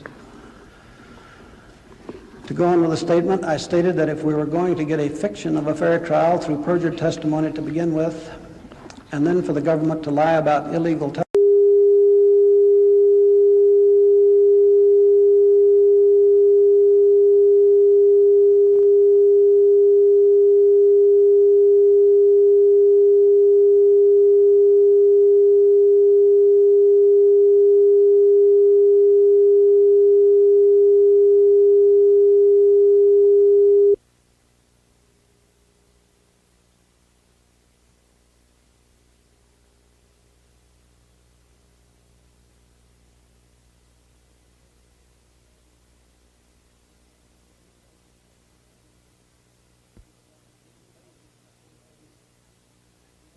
convey this message to me, and he was only doing what he was told to do. He repeated this last statement several times during the course of the meeting that we had then, and I might add during subsequent meetings which he and I had. My response was that I would not even discuss executive clemency or pleading guilty and remaining silent, but I was glad to talk with him so that there was no misunderstanding on anyone's part about it. I might explain that the trial was going on during this period. This was the first week of the trial, which began on January 8th. Caulfield stated that he was carrying the message of executive clemency to me, quote, from the very highest levels of the White House, unquote. He stated that the President of the United States was in Key Biscayne, Florida that weekend, referring to the weekend following January 8th or following the meeting that we were then in, that the President had been told of the forthcoming meeting with me and would be immediately told of the results of the meeting. The same ruling previously announced, this evidence is competent to show what, if anything, John Caulfield did to induce Mr. McCord to plead guilty and keep silent. It is not any evidence in this present state of the hearing that makes any connection whatever, has any relevancy as to the President. Precisely, yes, sir. He further stated that, quote, I may have a message to you at our next meeting from the President himself, unquote. I advised Caulfield that I had seen the list of witnesses for the trial and had seen Jeb Magruder's name appearing as a government witness. I advised him that it was clear then that Magruder was going to perjure himself and that we were not going to get a fair trial. Further, I told him that it was clear that some of those involved in the Watergate case were going to trial and others were going to be covered for. Parenthesis, I was referring to John Mitchell, John Dean, and Magruder, parenthesis closed, and I so named those individuals incidentally during the conversation. And I said that this was not my idea of American justice. I further advised... The same ruling applies as far as John Mitchell, John Dean, and Magruder is concerned. That is, it does not connect them, legally speaking. Yes, sir. I further advised Caulfield that I believe that the government had lied in denying electronic interception of my phone calls from my residence since June 17, 1972, and that I believe that the administration had also tapped the phones of the other defendants during that time. I mentioned two specific calls of mine which I had made during September and early October 1972, which I was certain had been intercepted by the government, and yet the government had blithely denied any such tapping. These were my words to Mr. Caulfield. I compared this denial to the denial the government had made in the Ellsberg case, in which for months the government had denied any such impermissible interception of calls, and yet in the summer of 1972 had finally been forced to admit them when a judge ordered by court order a search of about a dozen government agencies, and calls intercepted were then disclosed.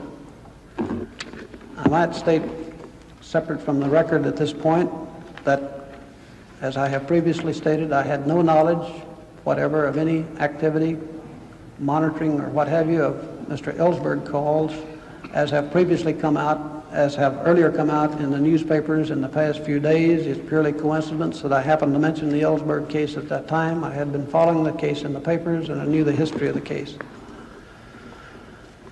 To go on with the statement, I stated that if we were going to get a fiction of a fair trial through perjured testimony to begin with, and then for the government to lie about illegal telephone interceptions, that the trial ought to be kicked out and we start all over again, this time with all of those involved as defendants. At least in this way, quote, some would not be more equal than others, unquote, before the bar of justice, and we would get a fair trial.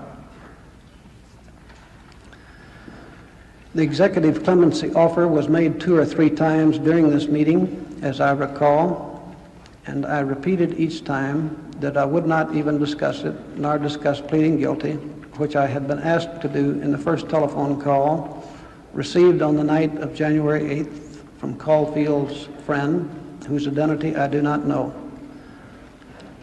I told him, referring to Mr. Caulfield, that I was going to renew the motion on disclosure of government wiretapping of our telephones. Caulfield ended the conversation by stating that he would call me the next day about a meeting that same afternoon, Saturday, January 13, and that if I did not hear from him, he would want to talk with me by telephone on the evening of Monday, January 15th, 1973. I did not hear from Caulfield on Saturday, but on Sunday afternoon he called and asked to meet me that afternoon about an hour later at the same location on George Washington Parkway. He stated that there was no objection to renewing the motion on discovery of government wiretapping, and if that failed, that I would receive executive clemency after 10 to 11 months. I told him that I had not asked anyone's permission to file the motion. He went on to say that, quote, the President's ability to govern is at stake. Another Teapot Dome scandal is possible, and the government may fall. Everybody else is on track but you. You are not following the game plan.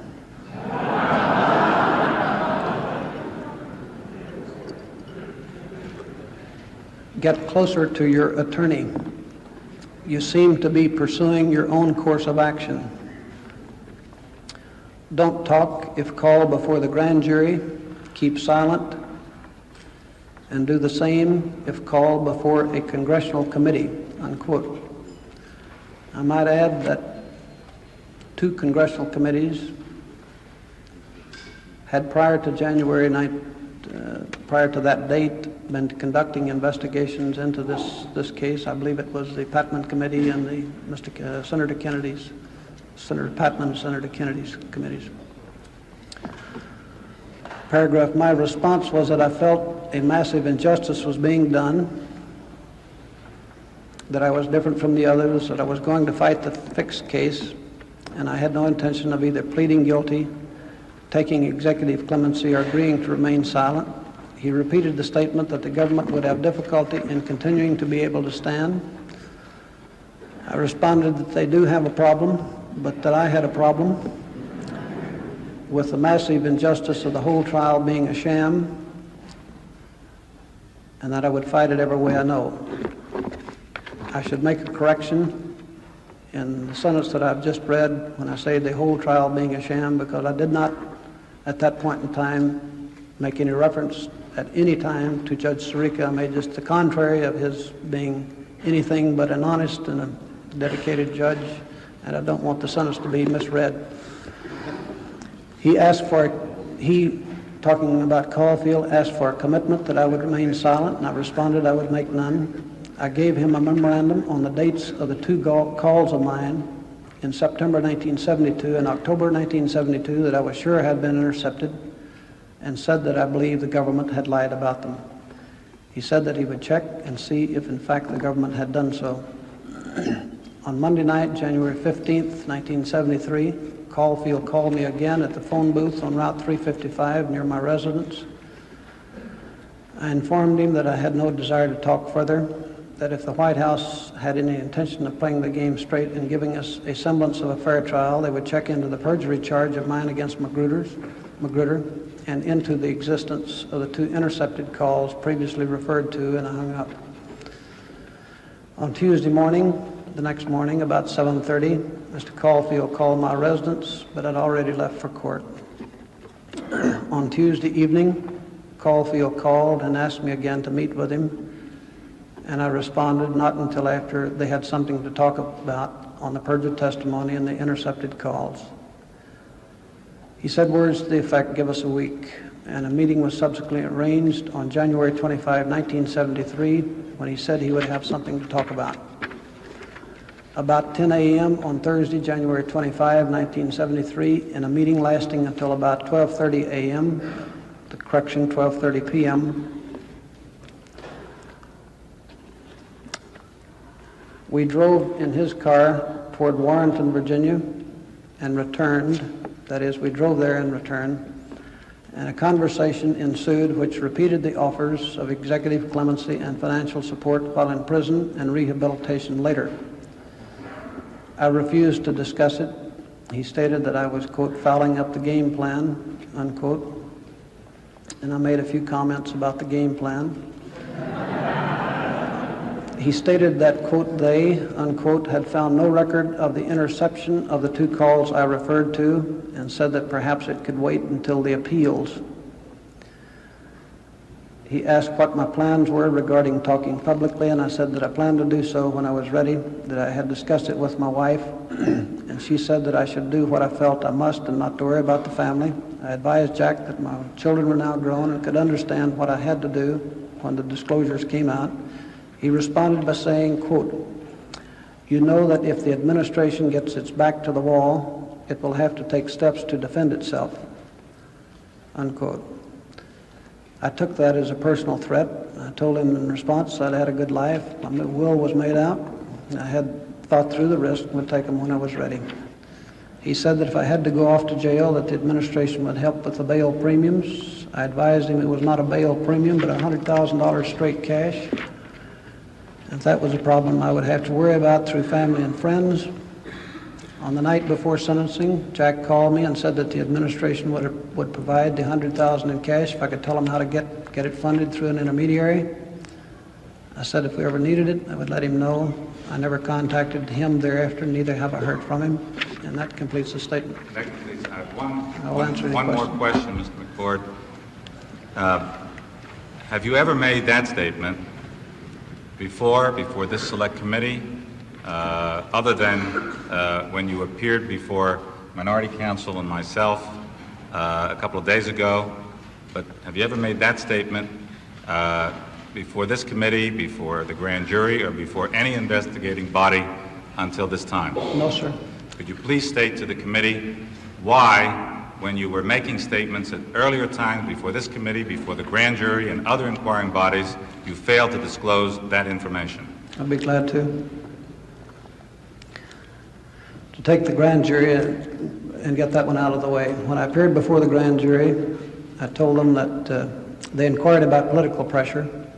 I raised the pressure that had been put to me by the Hunts.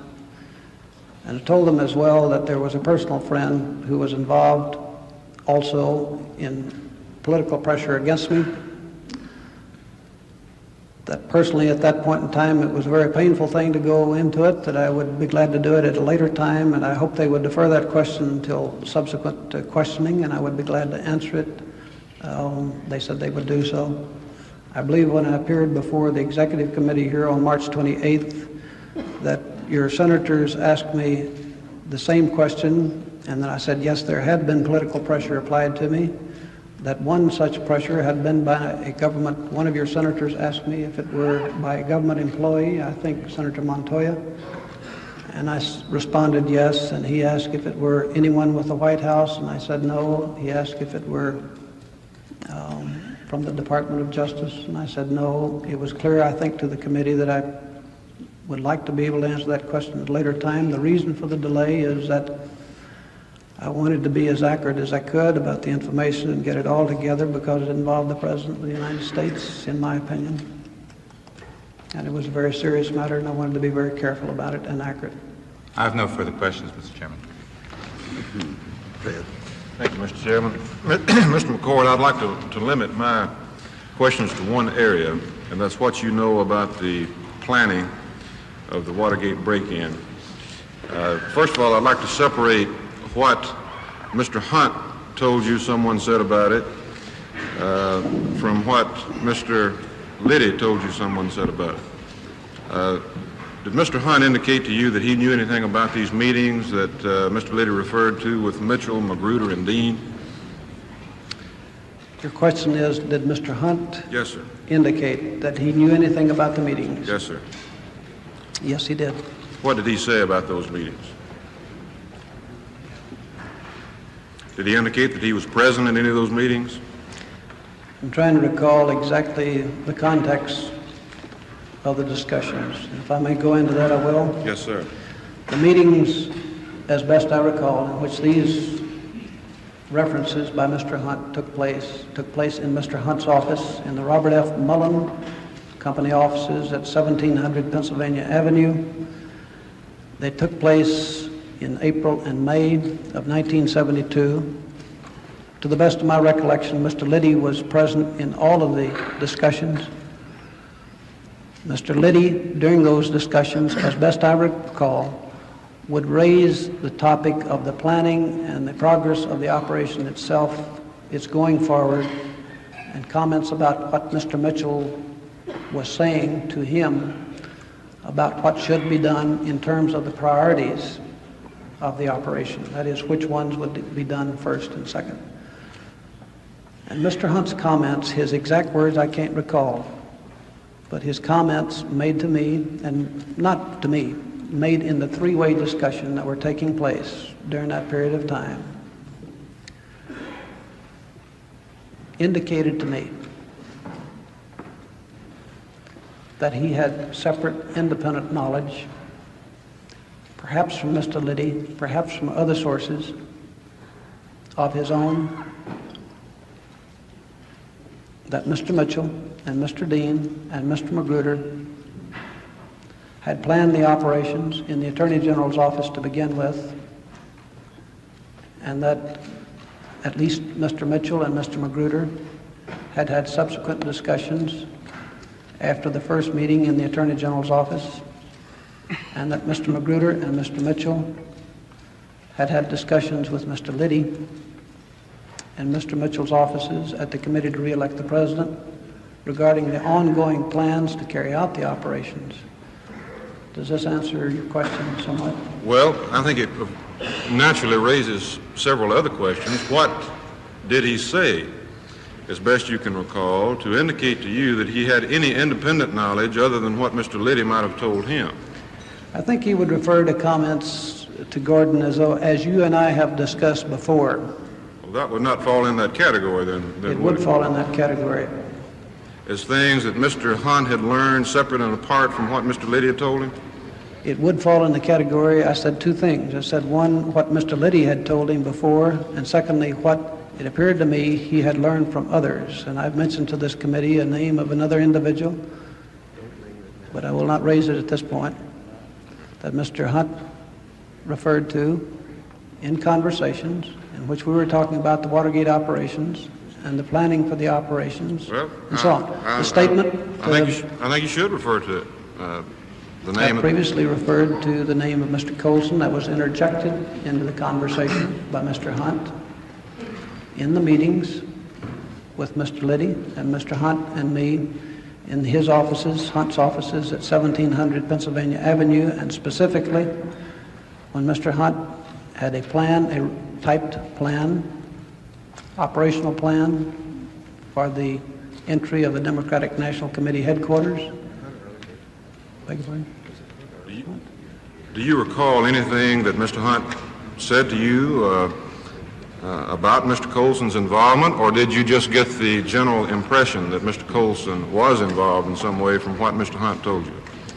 I believe my previous testimony, which I will restate before this committee, was to the effect that when I had met Mr. Hunt in his offices at 1700 Pennsylvania Avenue with Mr. Liddy, that he had referred to his previous work at the White House for Mr. Colson, referring to him as his superior, that during the session that Mr. Hunt, Mr. Liddy, and I had in Mr. Hunt's offices, Mr. Hunt had a typed plan that he had typed himself step by step for the entry of the Democratic National Committee headquarters, that at one point he held this plan in his hands.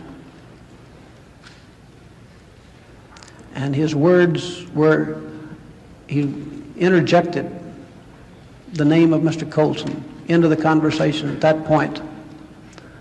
Words to the effect, "I will see Colson." And he held the paper in his hand in this sense. And from that statement, I drew the conclusion that he was going to see Mr. Colson and discuss or give him the operational plan. That is a conclusion, but this is also the words, as best I recall, in which Mr. Hunt raised the name of Mr. Colson. Right. Well, I'm sure that will need to be pursued. But getting back to my original point, is that independent knowledge that Mr. Hunt had of these meetings that we're referring to. He did not bring Mr. Colson into the conversation with regard to these particular meetings that you'd previously referred to, did he? I believe you asked me if he appeared to have knowledge. I said that he appeared to have knowledge of the previous meetings of the Attorney General, in the Attorney General's offices, of Mr. Liddy, Mr. Magruder, and Mr. Dean, and my response was to the effect that he had it from Mr. Liddy, from what he told me, and I believe also that he had it from, I believed also that he had this information from others. Well, I don't want to belabor the point, and I'm certainly not trying to. That answer the question. No, it doesn't, as a matter of fact. You say that you think he had independent knowledge, and of course this is a serious matter. I think we have to determine whether or not we're relying on Mr. Liddy or Mr. Hunt and Mr. Liddy for this information, which is, of course, extremely important information. And anything that you can state that Mr. Hunt told you to indicate that he had any independent knowledge of these meetings, I think would be very relevant. Whether you can do it now or you supplied several memoranda, been very helpful in that regard. If you want to do that at a subsequent time, I think that would be appropriate. But If that would be helpful to you, and give it to you at the next meeting and set forth in exact detail as I best recall. All right. Anything that Hunt told you indicating he knew about these meetings independent of what Liddy told him. All right. All right. Now let's get back to the meetings in a little bit more detail, Mr. McCord. How many meetings did Mr. Liddy say there were when the overall surveillance operations were discussed? At what point in time? Well, how many meetings overall up until June the 17th did Mr. Liddy indicate that he, Mitchell, Magruder, and Dean, or any combination of these people, had to discuss general... He didn't state the number. It was stated to me in various and sundry meetings with Mr. Liddy between January and June 17th by Mr. Liddy that he had several meetings with Mr. Mitchell, that they appeared to be ongoing meetings with Mr. Mitchell from the planning stage until the completion of the plans for the second entry operation on June 17th, that there appeared to be continuous discussions between at least Mr. Liddy and Mr. Mitchell, and sometimes with Mr. Gruder, according to statements which Mr. Liddy made to me.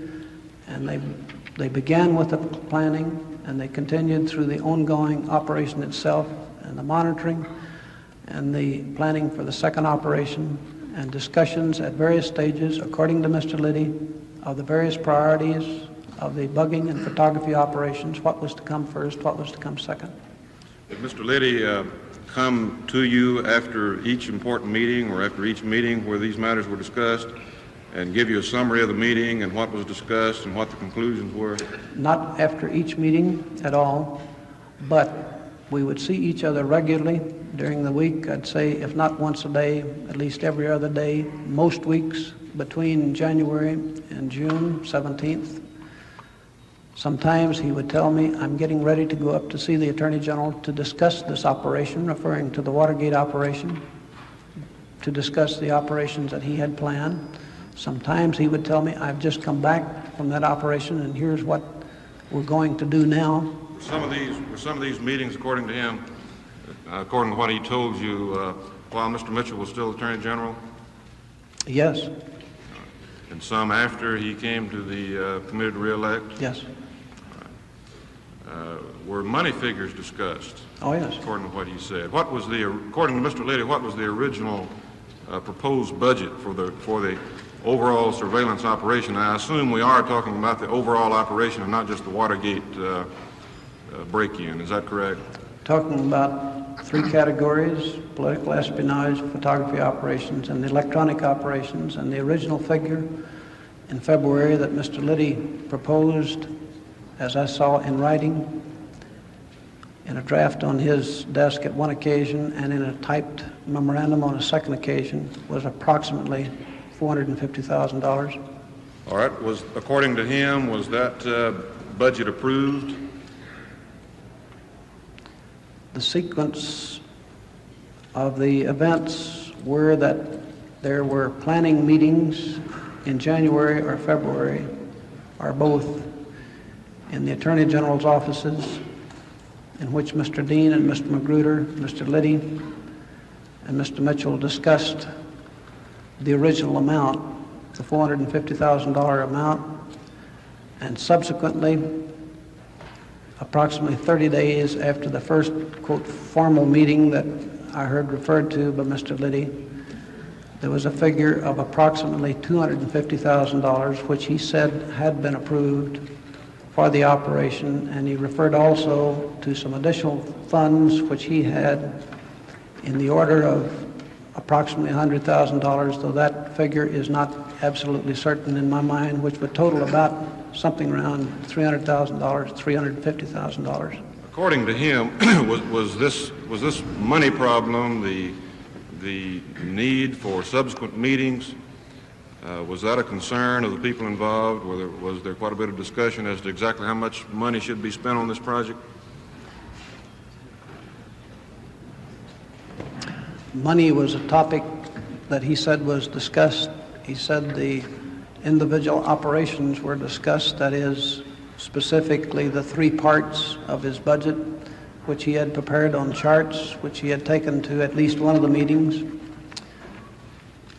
That is, the three parts of political espionage and photography and so on. It was not limited, the discussion was not limited to the matter of funding. My understanding was all aspects of the operations were discussed in those meetings by the four individuals. Let me just ask you this. Did he tell you that John Mitchell ever told him that this budget is just too high and you'll have to do it for less or something No. to that extent? No, he did not.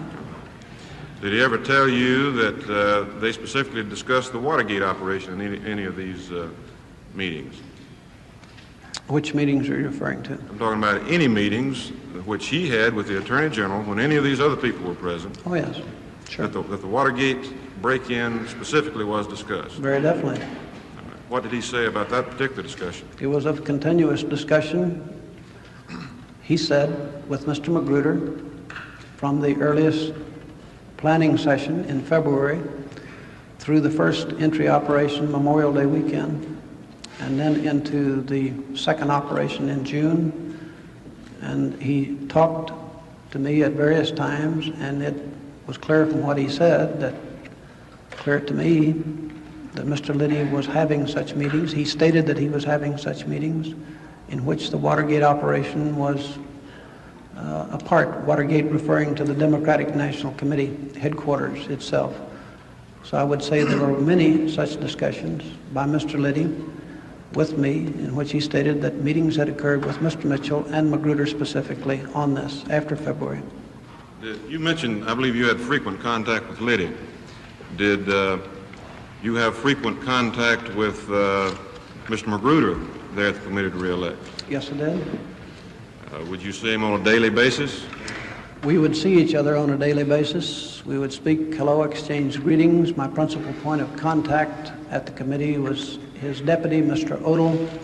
My business was transacted primarily with Mr. Odle, but their offices were adjoining. Close together. So we would see each other regularly in that sense. Did just to speak, or did you ever discuss any substantive matters concerning the re-election of the president or the operation of the committee to re-elect the president? We had some meetings, one particular meeting with the Attorney General and Mr. Magruder, lasting over an hour, in which we discussed the overall security of the committee and the security of the Mitchell family. You had a meeting with the Attorney General and Mr. Magruder. Yes. And where was this meeting? In Mr. Mitchell's office on the 4th floor in the law office suite that he occupied. All right. And when did this meeting occur? Sometime in March 1972. March. Of course, this would have been after your discussions with Mr. Liddy concerning what was going on with Mr. Liddy and Mr. Magruder and Mr. Mitchell. That's correct. All right. Was anybody else present besides yourself and Mr. Magruder and Mr. Mitchell? Just those three men, just the three of us. 3 men. All right. Did you take that opportunity to, before you decided to engage in this particular operation, to inquire of them as to whether or not this was in fact going on with their approval and in fact had been done pursuant to their plans? No, there's some reasons for that, and I can tell you if you'd like to know them. Yes, sir.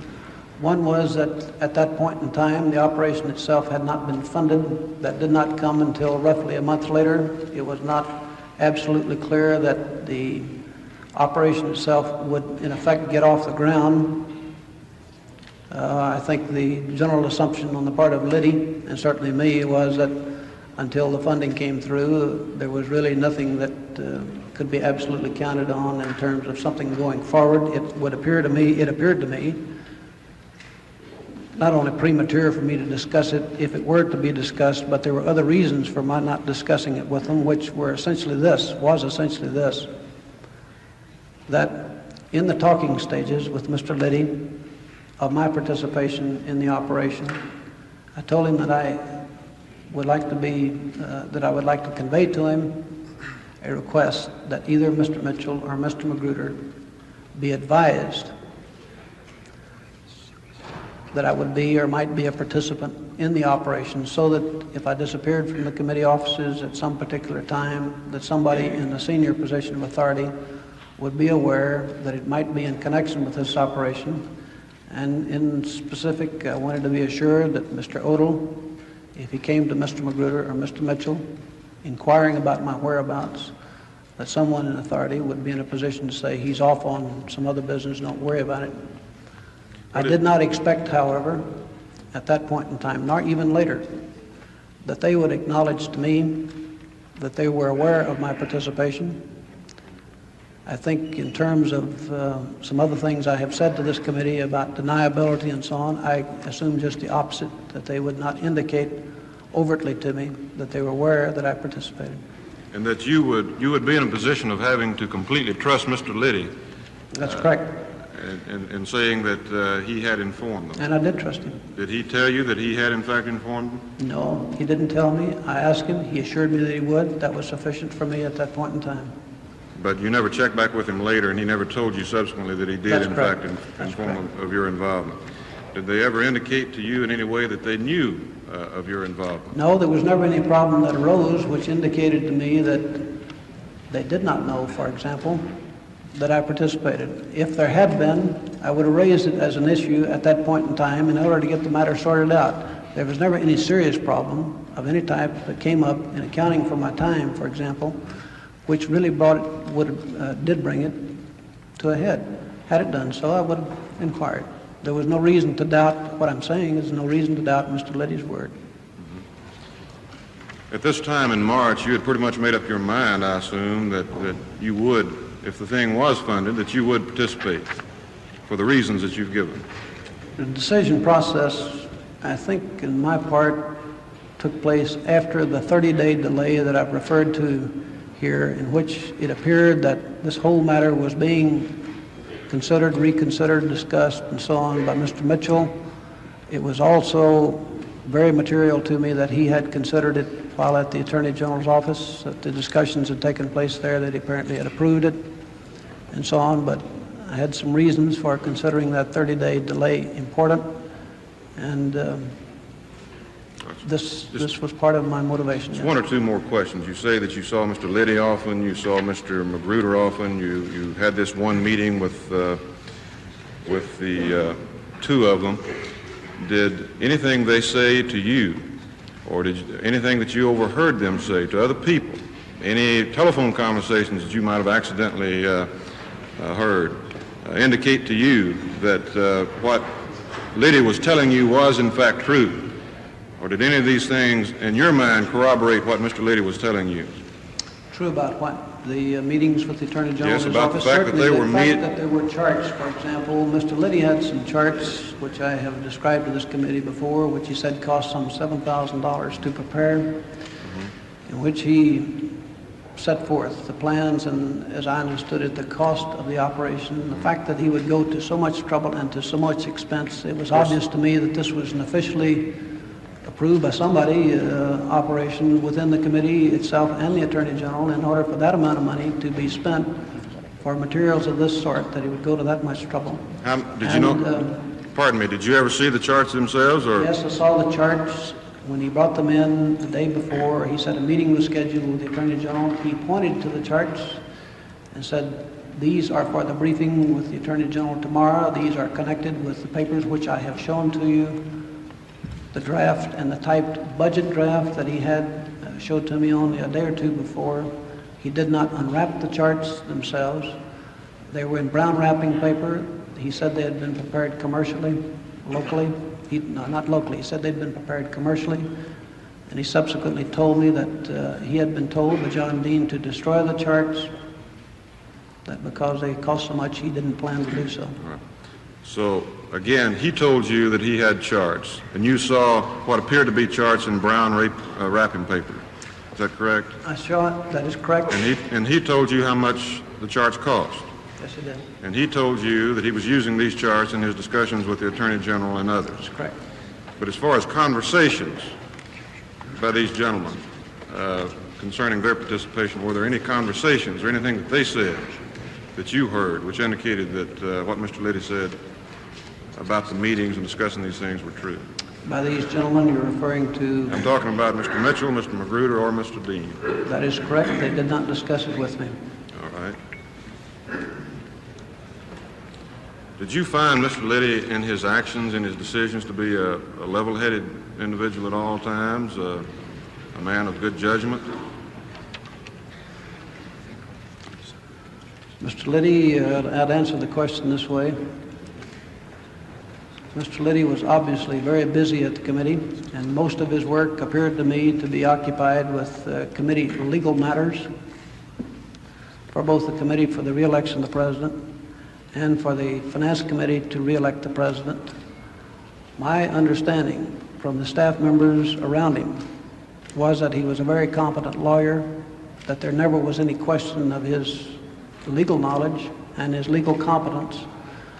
Quite the contrary, I heard complimentary remarks about the fact that he was a very sharp lawyer, and in fact he had something to do with either the writing, perhaps not the writing of the campaign law, the federal campaign law, but in connection with its interpretation. I know he was called on to interpret the law. This I heard. Of course, I'm not limiting you, understand, to your opinion of his legal knowledge and his legal ability. I'm talking about him as a man, his judgment. Did you ever hear, for example, that he had shot a pistol in a restroom? No, I did not.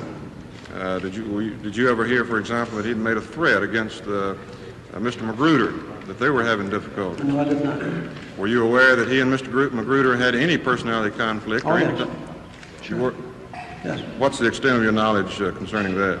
Essentially, that there was a personality difference between the two men, and that he had something had been worked out for him to take the position with the Finance Committee. That brought about his switch from the committee to re-elect to the Finance Committee? Yes. All right. Mr. Chairman, thank you, Mr. McCord. Mr. Chairman, I have no further.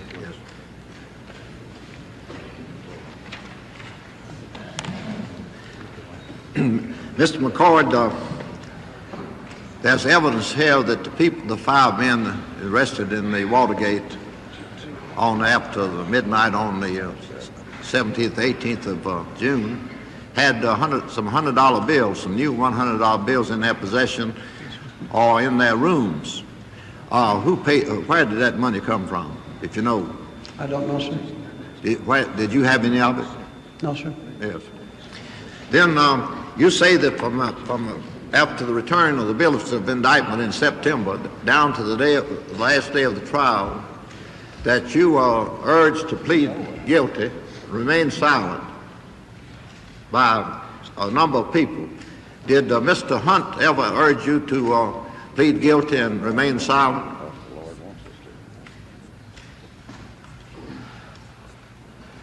That is, E. Howard Hunt. Yes, sir. And Mr. Howard Hunt. I'm trying to recall, sir, the exact words. Yes. The words most frequently used by Mr. Hunt with me was that executive clemency would be available to me. Yes. How many times did he urge you to plead guilty? No, sir, I mean to correct that statement. I don't recall Mr. Hunt using those words with me, But did to plead guilty. Did he urge you to remain silent?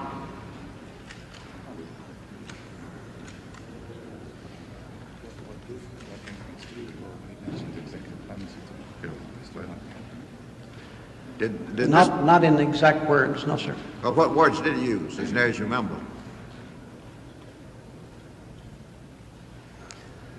He used words to the effect that he used words stating that executive clemency is going to be made available to us.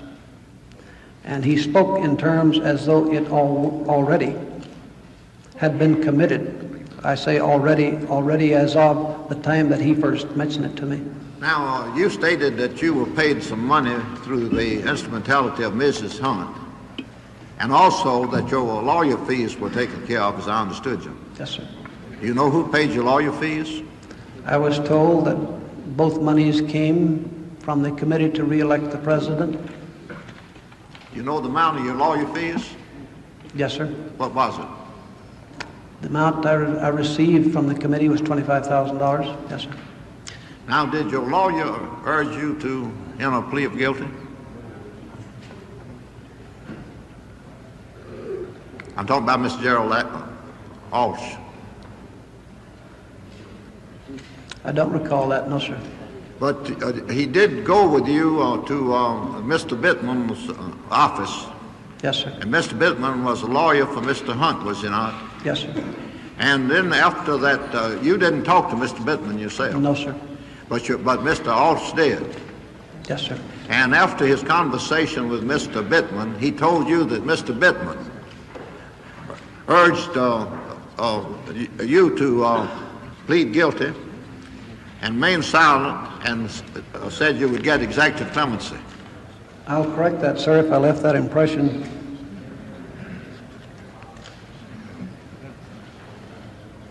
I believe the words were this: in the afternoon of January 8th, Mr. Alt said that Mr. Bittman wanted to talk with me about, quote, whose word I would trust regarding a White House offer of executive clemency.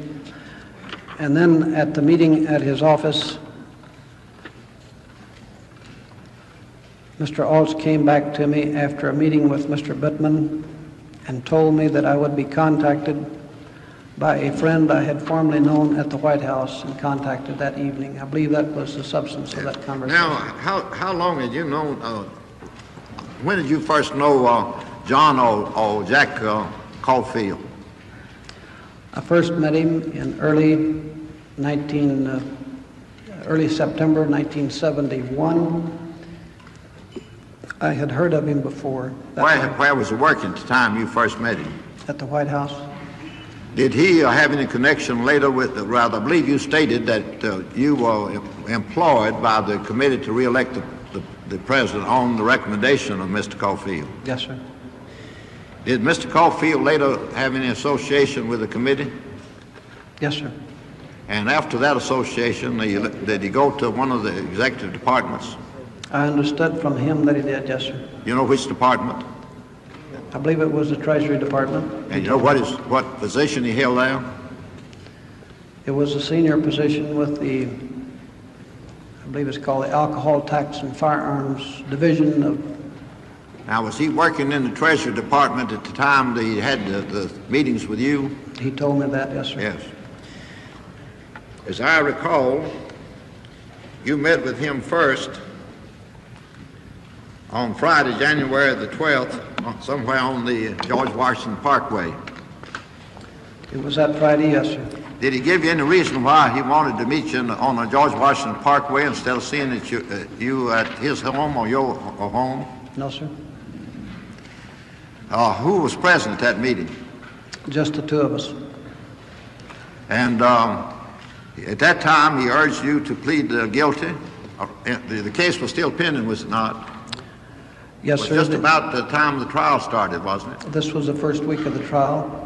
And he urged you to plead guilty and assured you that if you pleaded guilty, you would receive executive clemency and also be given a chance after you served in a sentence to help to be rehabilitated on a job, didn't you? I believe all is correct except the word plead guilty, and I'll try to restate that for accuracy. The word plead guilty had been used over the telephone to me by this unknown, unidentified individual whose voice I described, and then subsequently... That was prior to the meetings? Yes, sir. Yes. Now then, excuse me, do you have something further? Well, in the conversations on the 12th of January and in the two subsequent meetings, the word plead guilty would come up in this general language: are you going to plead guilty? Or how about pleading guilty? Or what's your feelings on pleading now? Now this meeting was arranged at his instance, wasn't it? Yes, sir. Then you met him again on Sunday, January the 14th, on the George Washington Parkway. Yes, sir. And what was your conversation with him that time? Was that meeting held at his instance? Yes, sir. What occurred at that time? If I may refer to my notes to be sure. Yeah.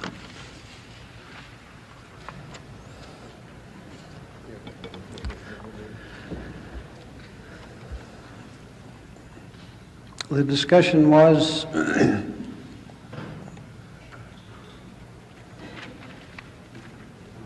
that there was no objection to renewing the motion on discovery of government wiretapping, and that if that failed, I would receive executive clemency after 10 to 11 months. And then the conversation went on to say that, quote, the president's ability to govern is at stake. Another Teapot Dome scandal is possible, and the government may fall. Everybody else is on track but you. You are not following the game plan. Get closer to your attorney. You seem... Did that conversation occur in an automobile, or did you get out of the automobile? No, sir, it was out of an automobile, and it was about 50 feet, I would guess, from his car, where we walked down towards the Potomac River from the overlook. Just the two of us were present. Did you, all the first conversation, that is on Sunday, January the 14th, Friday, January the 12th, that all occurred in an automobile? The other two meetings were in his automobile. Yes. And then on your second meeting, Sunday, January the 14th, you got out of the car and walked in the woods towards the Potomac River. Yes, sir. Now, after that time, you got several phone calls from him urging that you meet him again, did you not? Yes, sir. And you told him you didn't know anything further. You'd already made up your mind that you wouldn't accept executive clemency, that you thought that it'd be impossible for you to get a fair trial, and that you had hopes that on account of your belief that you had been wiretapped, that the trial might be set aside as to you, did you not? Words to that effect, yes, sir. And so he kept insisting on you by phone. You meet him again, and you met him on Thursday, January the 25th, 1973. Yes, sir. 72. Three. Now, that's when you say you went in his automobile? Yes, sir. In the direction down towards Warrenton, Virginia? Yes, sir. What did he say on that occasion? We had about a 2-hour conversation. There were repeated offers at various times during the discussion of executive clemency and financial support while in prison and rehabilitation. There were discussions about the game plan that we referred to. There were discussions about the 2 telephone calls and his comment that could possibly wait to appeals and that they'd found no record of them. Now, the 2 you thought your telephone had been wiretapped, and he told you he had investigated that and found out it had not, didn't he? Yes, sir. Yes. What? Now, this was a time that he made a statement to you which you interpreted to be something in the nature of a threat. What was that? I believe the words were,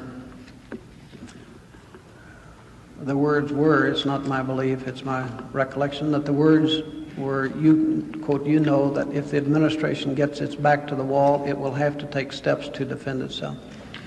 Now, he told you in that conversation, in the previous conversations, did he not, that all of the other people involved, they had been arrested in connection with the break-in, were going along the way he wanted them to go, but you were the only one that was not going along with the game plan? I believe the words were that everybody else is on track but you. Yeah. Yes, sir. Now, did you ever discuss this? Did you ever discuss with Mr. Liddy the exercising of electronic surveillance over the office of Senator Muskie? Yes, sir. And I'll correct that, sir. We discussed the lease of a building. I don't recall specifically electronic surveillance, except in some broad general terms that this might at some time be a future target. There was nothing beyond that, and this was stated in February 1972. Now, Senator Muskie was one of the candidates for the Democratic nomination for president at that time. Did you rent any office near the Muskie headquarters? I did. Where was that? Where was the Muskie headquarters? I believe the address was listed as 1972 K Street, but it was next to 1908 K Street, which was an office location that I leased at the request of Mr. Liddy. Now, this office, where was this office located with reference to the headquarters of Senator Muskie? It was the next building to Senator Muskie's office. And I believe the lease was taken in the names of your name and that of John P. Hayes. Yes, sir. Who was John P. Hayes? That was another name for Mr. Liddy. And this later, Mr. McGovern took over these headquarters of Senator Muskie, didn't he? I think after June 17th, yes, sir. Was there ever any discussion between you and Mr. Liddy about exercising any kind of surveillance over Senator McGovern's headquarters? There were, sir. They were in the context of the location on 1st Street, primarily. And this room was rented for possible use in that connection, wasn't it? The 1908 K Street was, yes, sir. Now, do you remember how long the lease of the room continued? Yes, sir. It continued until July 1972 when I canceled it. And what was the amount of rent that was paid monthly for the room? $275 a month. So the total rent then was about $2,200 was paid for, wasn't it? There was a settlement fee that I negotiated with the people who own the lease, which I think included another month or two payment after July. Did you ever make any effort to bug Senator Muskie's or Senator McGovern's headquarters? Never. Senator Muskie's, Senator McGovern's. There was a visit to the office by me, I believe, on 3 occasions in total, one of which I had some electronic equipment with me but was never installed because there were other people working there at the time. In other words, you could never found any time that the office was empty. That's correct. You know who paid the rent on this office? Which one, sir? Up near the Muskie and McGovern headquarters. Well, the one at Muskie office, Mr. Liddy furnished the funds for that and furnished a cashier's check to begin with.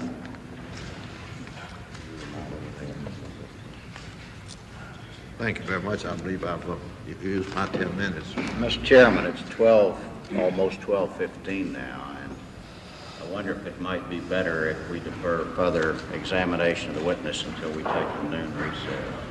What's the will? Committee.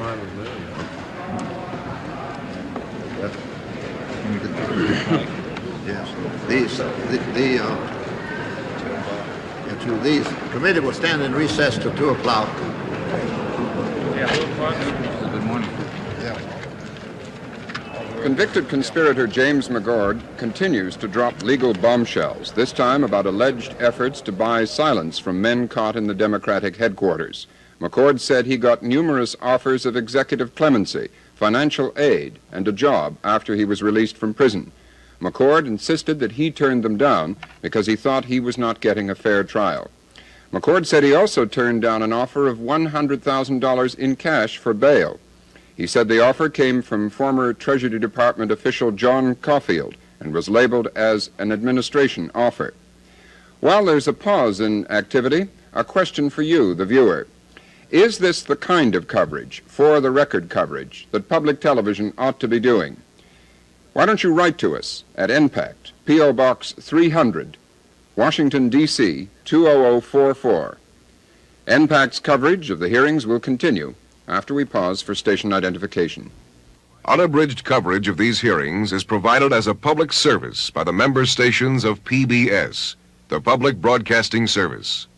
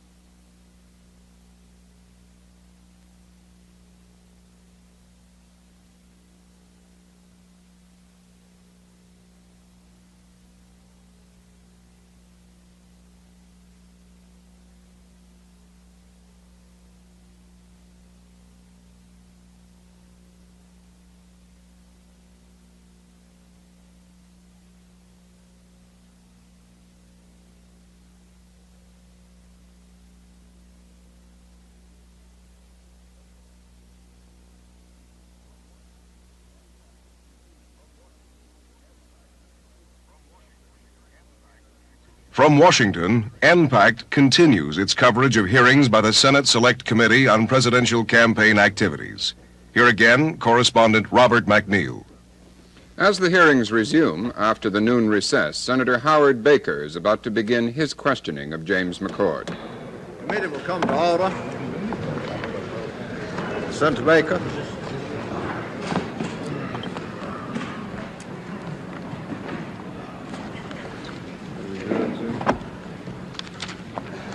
Mr. Chairman, thank you very much. Mr. McCord, Yes, sir. you've covered your testimony at rather great length, and we've had the questions now of counsel and of the chairman. I'll try to confine my questions to an elaboration or an extension of those subjects that you've already covered, for the sake of developing either further information or a clear understanding of those things that have already been touched. Without trying to retrace your steps, I wish you'd tell me again if this is a fair summation and narrative of your testimony, that you worked for the FBI, that you worked for the CIA for 19 years, that you worked for the Committee for the Re-election of the President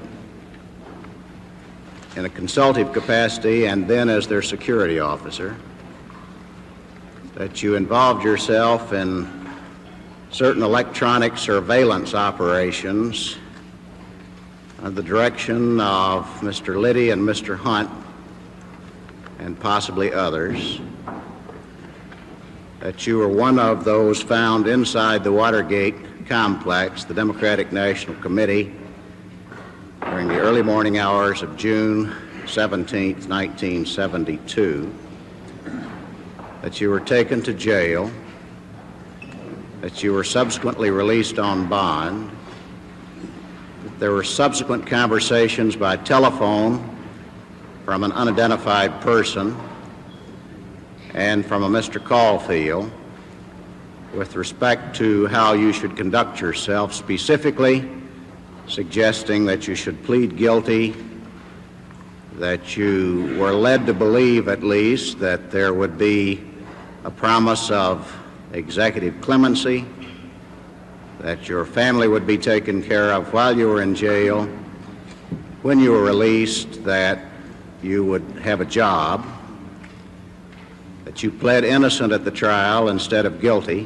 one of the two who pled innocent, that you were convicted on a multi-count indictment, that you're now awaiting sentence, that you've interviewed previously with this committee in executive session, with the staff of this committee on a previous occasion, that you now appear to testify before us without any grant of immunity from this committee, although you are convicted of crimes involving much of the material, presumably about which you testify.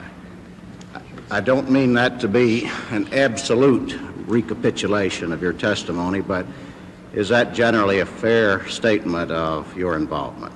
I think basically, yes, sir. Could we start at the beginning, Mr. Hunt, and tell us what your job was at the CIA? I mean, Mr. McCord, I'm sorry. I don't know who I'm sorry to, but I'm sorry.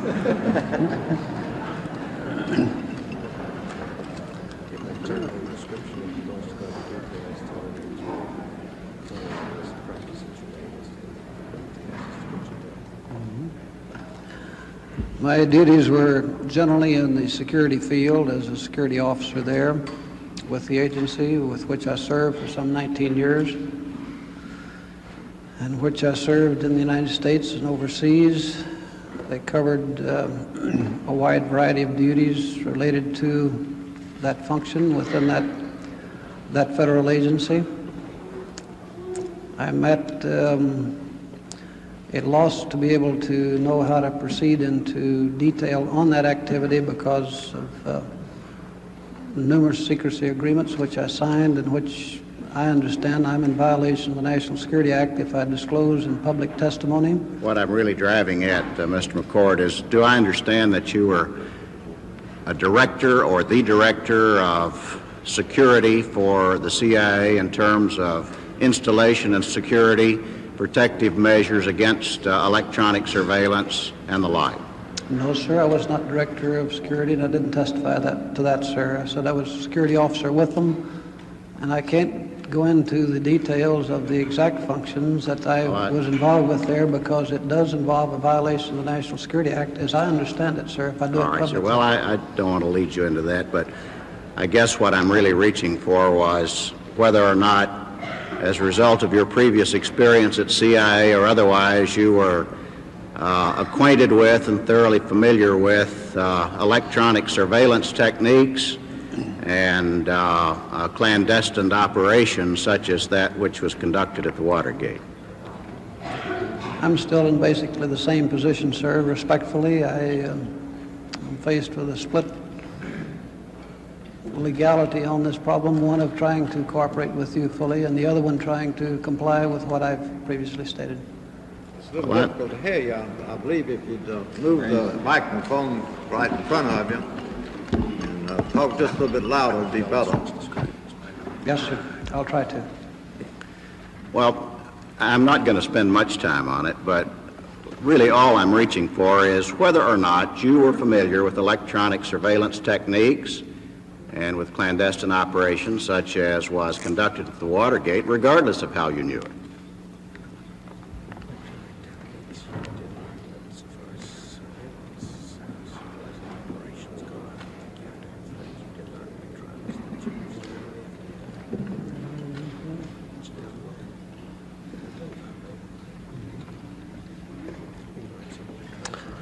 I learned some electronics from the FBI, sir. I think I can answer that question without violating the other problem.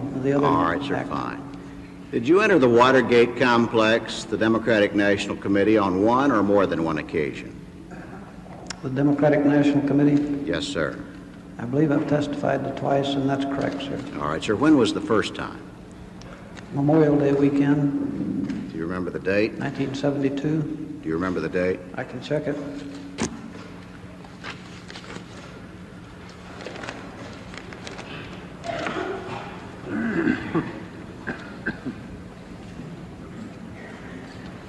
Evening of May 27th. About what time?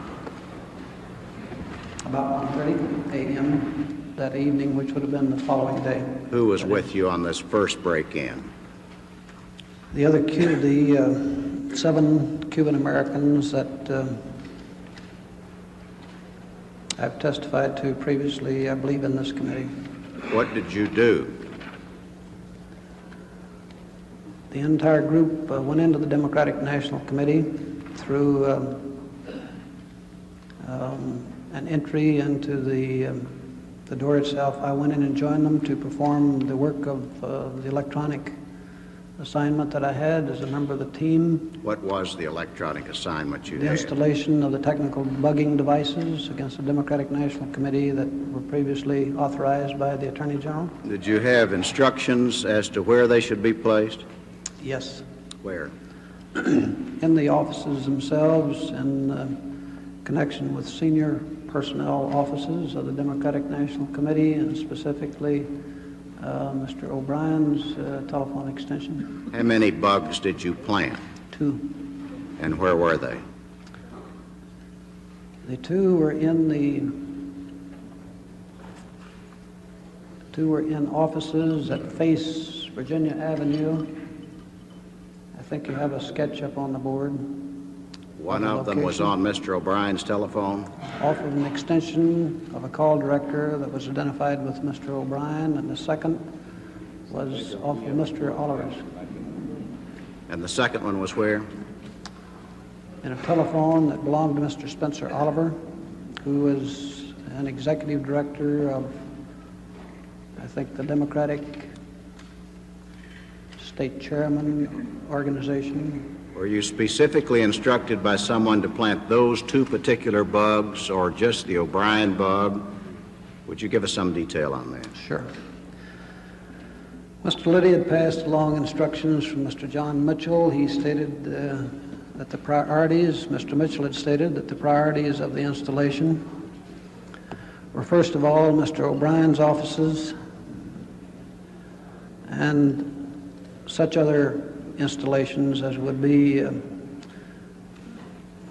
that might provide information of interest to Mr. Mitchell and to whomever else the monitoring was to go to beyond Mr. Mitchell. So the Oliver phone was bugged more or less by your choice then, as distinguished from the O'Brien phone?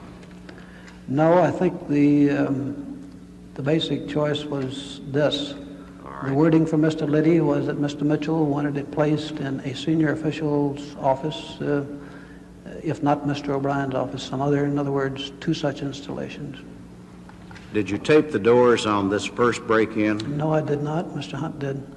But they were taped? That's correct. All right. Now, you weren't apprehended on this first occasion, Memorial Weekend. What was the purpose of the second entry into the Democratic National Headquarters? You want hearsay information again, of course? Yeah, as long as it's identified as hearsay.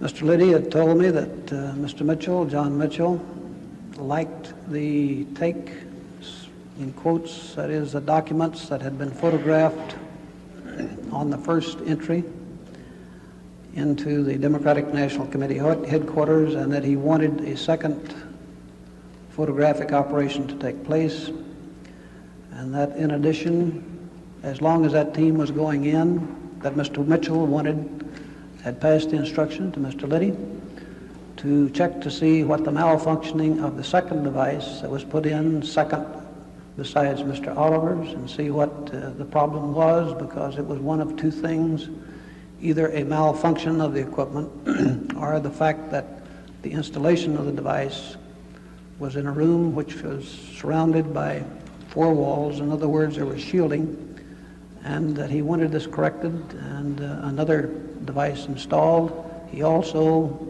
said Mr. Mitchell wanted a room bug as opposed to a device in a telephone installed in Mr. O'Brien's office itself in order to transmit not only telephone conversations but conversations out of the room itself beyond whatever might be spoken on the telephone. Were the same people involved in the first break-in and the second break-in?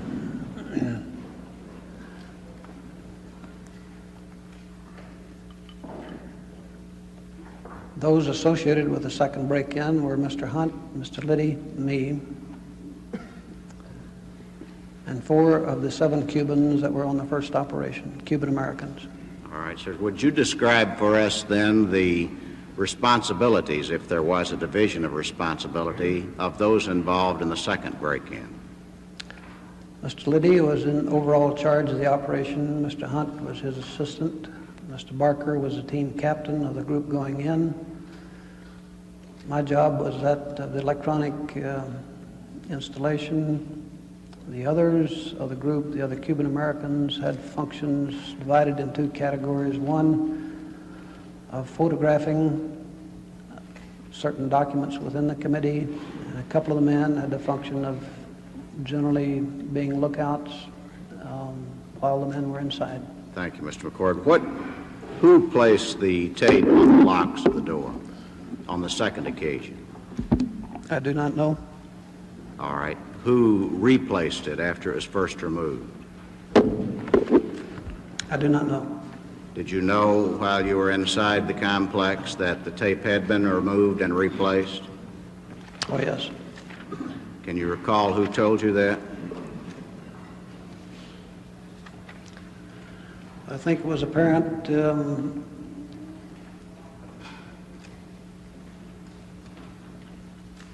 well, the sequence of events simply was that the 4 men, the 4 Cubans, went upstairs to the Democratic National Committee to begin work on the door. I received a call at the Howard Johnson Motel in the room directly across from the DNC from Mr. Hunt, stating that the door was now open, speaking of the basement door, and that I should come up and join the men, and I did so. Mr. McCord, did you employ Mr. Baldwin? Yes, I did. Did you contact him and ask him to come to Washington to discuss temporary employment which might ripen into permanent employment after the election? No, sir, it was not put in that vein. Is that the general text of your conversation? No, sir, it's not. All right. I'm quoting from a Washington Post story of October 6, 1972, which in synopsis form says, McCord met Baldwin at the Roger Smith Hotel and emphasized that while his job might be temporary, that it might prove to be a stepping stone to a permanent job after Nixon's reelection. Could you comment on that account, please? That part fits what the question that you had before was not exactly the case. I called Mr. Baldwin and asked him if he were interested in a job as a security officer for Mrs. John Mitchell, who I had been asked to provide a security officer for. He stated that he would be interested. I asked him to come to Washington the next morning to discuss the matters in connection with the discussions which took place that day between me and between him and Mr. Fred LaRue, who made the subsequent interview of him. Mr. Baldwin raised the question of whether or not there might be employment later. My statement to him roughly was that the position here at that point in time was only through November, and that my assumption was that if he did a good job on it, there might be something else available, but there was no promise by me or by Mr. LaRue. And I'm sure Mr. Baldwin took it that way. Thank you, Mr. McCord. Did you supply Mr. Baldwin with a .38 pistol? No, I did not. Did anyone supply him with a .38 pistol? Yes. Who did? That was obtained, given to him by Mr. LaRue, who had the weapon in his office. It belonged to Mr. Jack Caulfield. Was it done in your presence? I can't recall specifically. It may well have been. It was done subsequent to an interview of Mr. Baldwin with Mr. LaRue. One of two things happened. Either Mr. LaRue gave it to him directly, or Mr. LaRue called me or one of the men up to his office and sent the gun down to him. I gave it to him, or one of the other men did. In any case, I was quite aware that he had it. Now, just one or two more questions. I see the chairman looking at his watch over here, and I don't want to run excessively long. I'll have other questions as the second round of inquiry starts. But let me try to close out this line of questioning this way. Well, first, did you ever conduct electronic surveillance or clandestine activities against anyone other than the DNC, the Democratic National Committee at the Watergate Complex, the McGovern headquarters, which you've already described? No. Mr. Baldwin, Mr. McCord, please tell me whether or not you knew that this sort of activity was illegal. I knew certain things that came to me at the beginning of the operation and early in the operation, which indicated that it might be legal. May well be legal, and I was so advised. First of all, if I may explain, coming through Mr. Liddy and coming through my knowledge of the Attorney General, who was then Attorney General. And that was that the Attorney General, first of all, had the authority on his own signature to approve wiretapping within the United States for either national security reasons or for domestic security reasons. What was your motivation? Why did you do this? There were several motivations, but one of the basic motivations was the fact that this man, the Attorney General, had approved it in his offices over a series of meetings in which he had obviously given careful consideration to it while he was the top legal officer of the United States government, and that the counsel to the President had sat in with him during such discussions. The fact that I was advised that it was within the Attorney General's purview and authority to authorize such operations if it were in the national interest to do so. Did you believe that? I believe that he had the authority to do it. I believe that several things. Not only was I told certain things pertaining to some matters I previously testified to this committee regarding Las Vegas and an incident there, but I was also aware that many things came over the Attorney General's desk that I was not privy to, that Mr. Liddy was not privy to, but which the Attorney General was privy to, matters which might come to him through highly sensitive sources, including wiretap information, which might provide a justification for such an operation, a justification beyond what was known to me. I can put it conversely as well. I felt that the Attorney General, in his position as a top legal officer, if this operation were clearly illegal, would turn it down out of hand, that he would have no trouble making a decision on the matter immediately. I knew from previous contact with him that he was a very decisive man, that he did not agonize over decisions, and yet apparently he took this one under careful consideration and considered it for some 30 days in making a decision, and frankly my conclusion was that he took it as well to higher authority and got a final approval from his superior before embarking upon this task. Quite candidly and quite frankly, this is exactly my motivation, my reason, a basic motivation of mine for being involved. This was your assumption or your basis for judgment that the Attorney General must have done that. Do you have any evidence or any information that he did do that? The evidence that the counsel to the President sat in with him on the meetings of this, and therefore that both the White House was represented and the Attorney General of the United States were represented in this decision, and that this 30-day delay, to me, I drew the conclusion that the Attorney General himself had conveyed the decision to his own superior for a final decision. You spoke of a 30-day period in your earlier testimony. Is this the same 30-day period? In your previous testimony, you indicated, I thought you had said that you thought about this for 30 days before you did it, but I'm not sure that was the testimony. Is this the same 30-day period you're speaking of when you think the Attorney General looked into it for 30 days before it was authorized? That's correct, sir. All right, Mr. Chairman, I have other questions, but I'll defer to my colleagues for the time being. Mr. Chairman, Mr. McCord, you have made some very serious charges implicating the President of the United States as probably an accessory after the fact. The former Attorney General of the United States is probably an accessory before the fact, and perhaps guilty of a conspiracy involving the Watergate bugging. Your testimony was predicated upon hearsay that would not be admitted in a court of law. And before this committee can accept it as authentic, I think, it'll require a good deal of corroboration.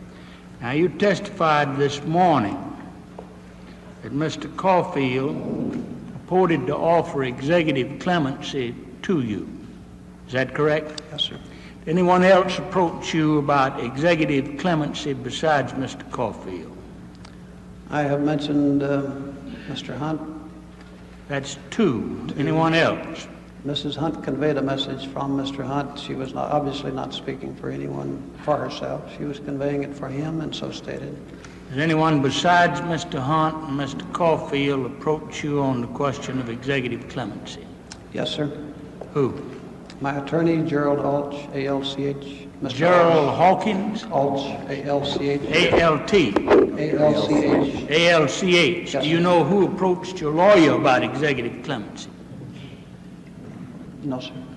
So your testimony is that three different individuals approached you on the idea that you would plead guilty and keep quiet, and as a result thereof, you could expect executive clemency. Is that correct? Yes, sir, and I believe I mentioned the message conveyed, which mentioned executive clemency by Mr. Alch on January 8th from another individual. Who was that individual? Mr. William Bittman, B-I-T-T-M-A-N. William Bittman? Yes. Who is he? He was the attorney for Mr. Hunt. Now, you testified this morning about several different meetings and conversations with Mr. Caulfield. You also testified that Mr. Caulfield, I believe, placed in your mailbox a note that was not sent through the U.S. Postal Service nor postmarked and was signed Jack. Is that correct? I believe, sir, that's basically correct. I think I said that the note was placed by another individual who said he was a friend of Mr. Caulfield. The note was not from Mr. Caulfield? Yes, sir, the note was from Mr. Caulfield, but the individual that subsequently talked to me on the phone first, this unidentified stranger, said that he himself, the stranger, had placed the note in my mailbox for Jack, and it was signed by Jack. From Mr. Caulfield? Yes, sir. And the note was signed Jack? Yes, sir. And did you receive that note? Yes, sir. Do you have that note now? No, sir. Do you know where it is? No, sir. Why did you destroy it?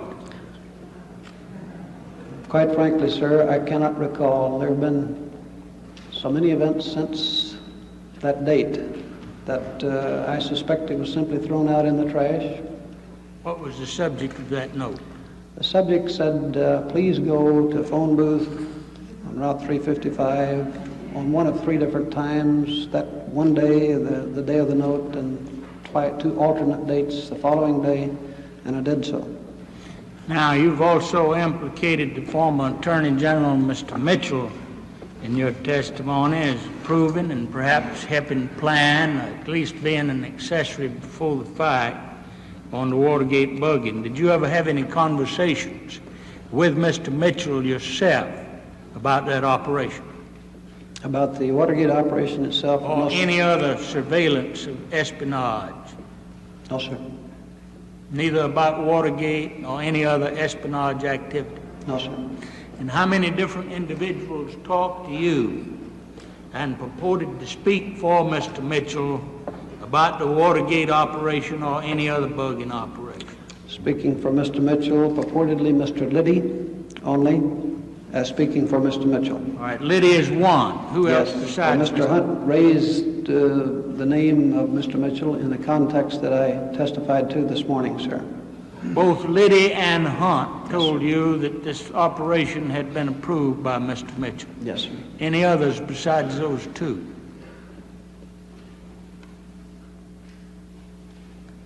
No, sir.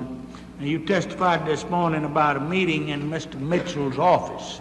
Was there more than one meeting with the Attorney General or only one? I understood there was more than one Talking meeting. about in which you personally were involved. I did not attend, but I was told that by Mr. Liddy that there was more than one meeting that took place. I had heard him mention two specifically. Did you yourself ever attend a meeting in Mr. Mitchell's office about sir. any matter?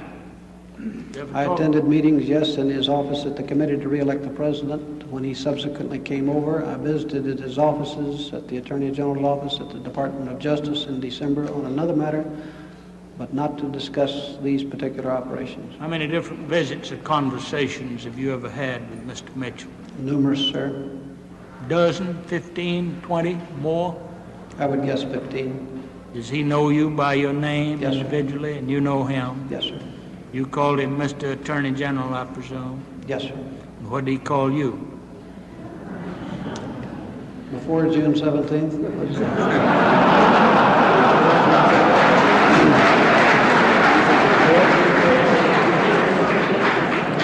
Before and after, please.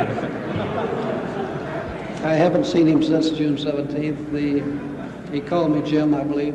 He called you Jim, so you're on a first-name basis with him. And that's the only evidence that you have that would involve either the President of the United States or the Attorney General. I'm sorry, sir, I missed the question. The evidence that you have just reported, including the individuals that you have named, based on what they heard others say, which is hearsay, is the only evidence that you have involving either the President or the former Attorney General. Is that correct?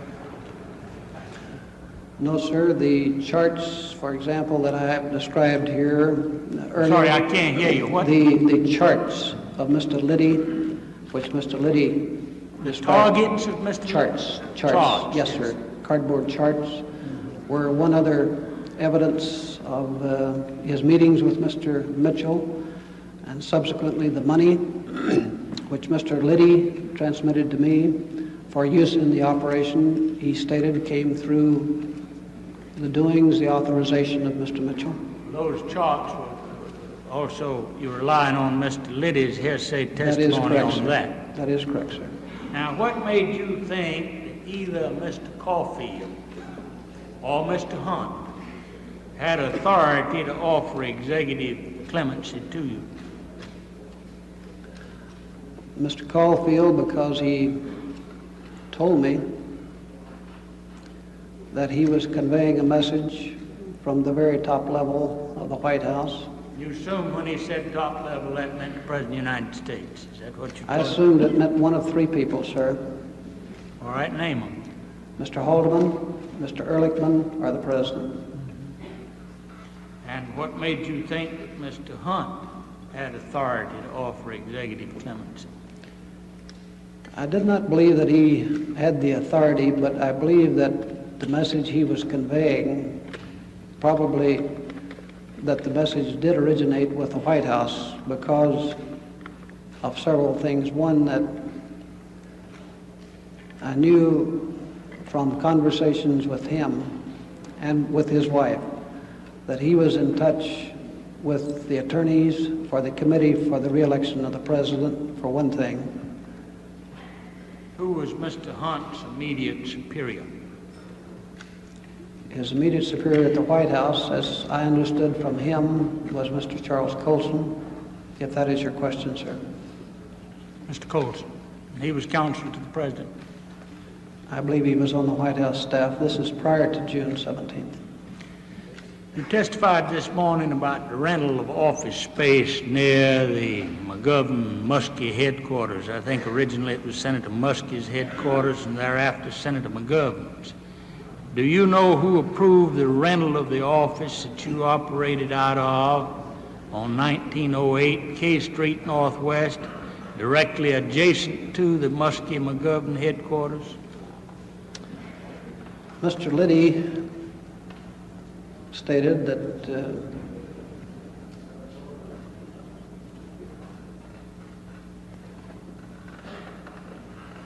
in connection with the overall Watergate operations, or in connection with the overall operations that he was discussing with Mr. Mitchell, that this space was desired and would I arrange to have it leased, and I did so.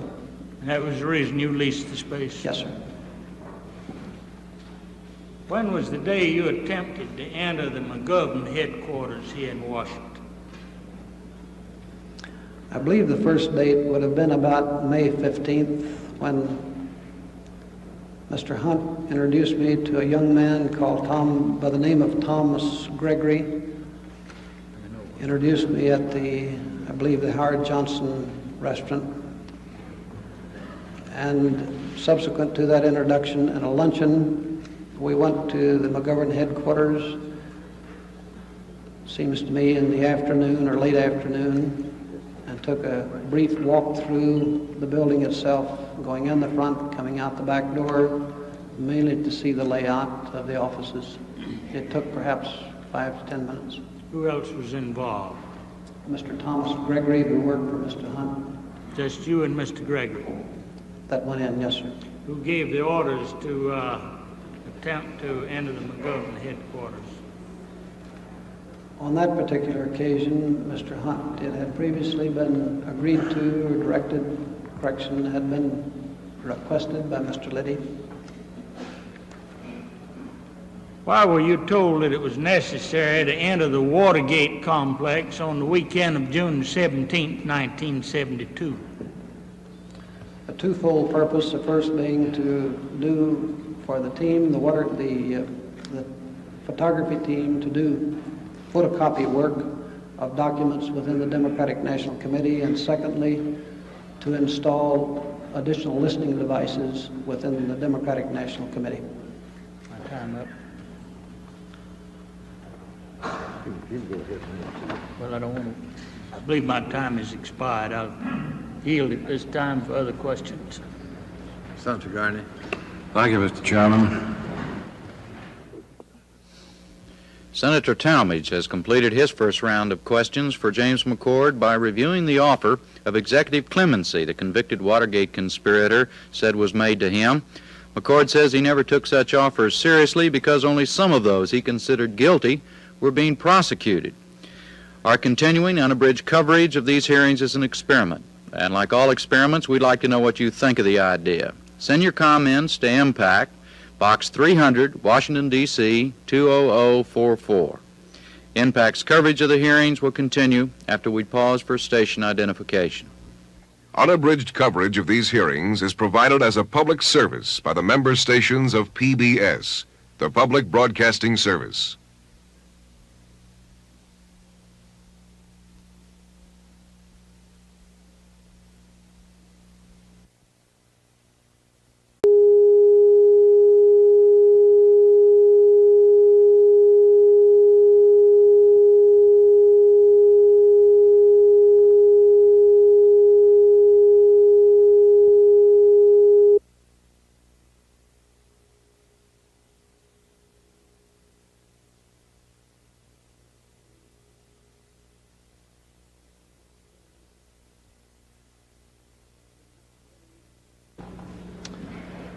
Mr. Liddy stated that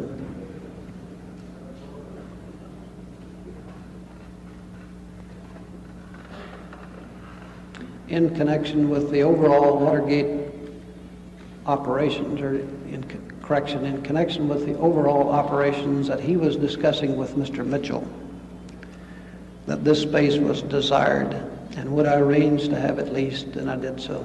And that was the reason you leased the space? Yes, sir.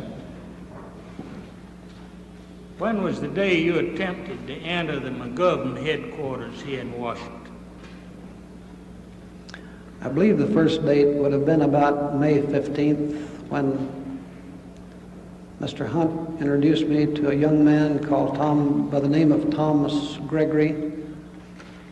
Introduced me at the, I believe, the Howard Johnson restaurant. And subsequent to that introduction and a luncheon, we went to the McGovern headquarters, seems to me in the afternoon or late afternoon, and took a brief walk through the building itself, going in the front, coming out the back door, mainly to see the layout of the offices. It took perhaps 5 to 10 minutes. Who else was involved? Mr. Thomas Gregory, who worked for Mr. Hunt. Just you and Mr. Gregory? That went in, yes, sir. Who gave the orders to attempt to enter the McGovern headquarters? On that particular occasion, Mr. Hunt, it had previously been agreed to or directed, correction, had been requested by Mr. Liddy. Why were you told that it was necessary to enter the Watergate Complex on the weekend of June 17, 1972? A twofold purpose, the first being to do for the team, the photography team, to do photocopy work of documents within the Democratic National Committee, and secondly, to install additional listening devices within the Democratic National Committee. My time up. Well, I don't want to. I believe my time has expired. I'll yield at this time for other questions. Senator Garney. Thank you, Mr. Chairman. Senator Talmadge has completed his first round of questions for James McCord by reviewing the offer of executive clemency the convicted Watergate conspirator said was made to him. McCord says he never took such offers seriously because only some of those he considered guilty were being prosecuted. Our continuing unabridged coverage of these hearings is an experiment, and like all experiments, we'd like to know what you think of the idea. Send your comments to MPAC, Box 300, Washington, D.C. 20044. MPAC's coverage of the hearings will continue after we pause for station identification. Unabridged coverage of these hearings is provided as a public service by the member stations of PBS, the Public Broadcasting Service.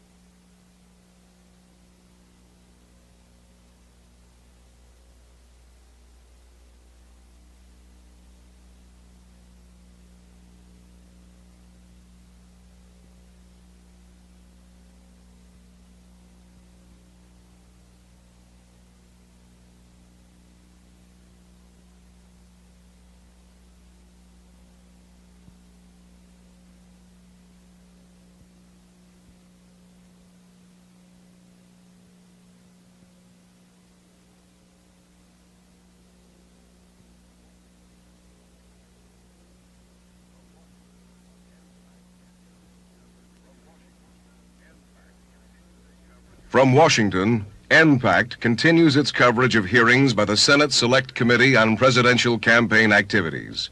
Here again, correspondent Jim Lehrer. The hearings resume as Hawaii Democrat Daniel Inouye begins his questioning of James McCord. Mr. Chairman.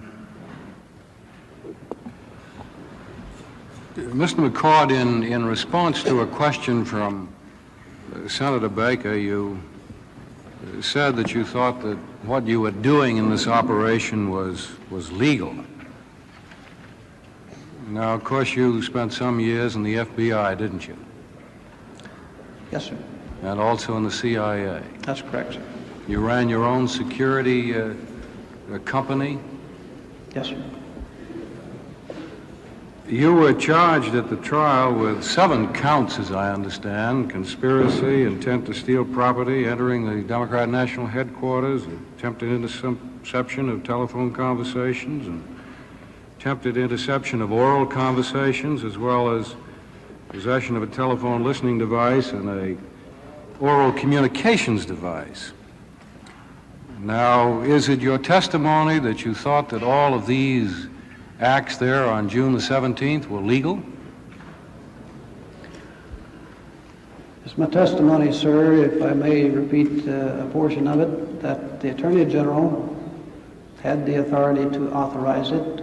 It was my experience that he did, in fact, authorize wiretapping and other related activity that were within his purview, that he could and would have turned it down out of hand at the very beginning of the operation itself, if in fact it were clearly and beyond any question illegal.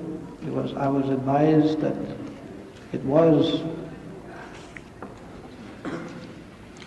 But authorizations by an Attorney General for wiretapping are made, of course, in connection with, say, national security cases or crime, trying to find out about organized crime, always in the purview of the Attorney General's office.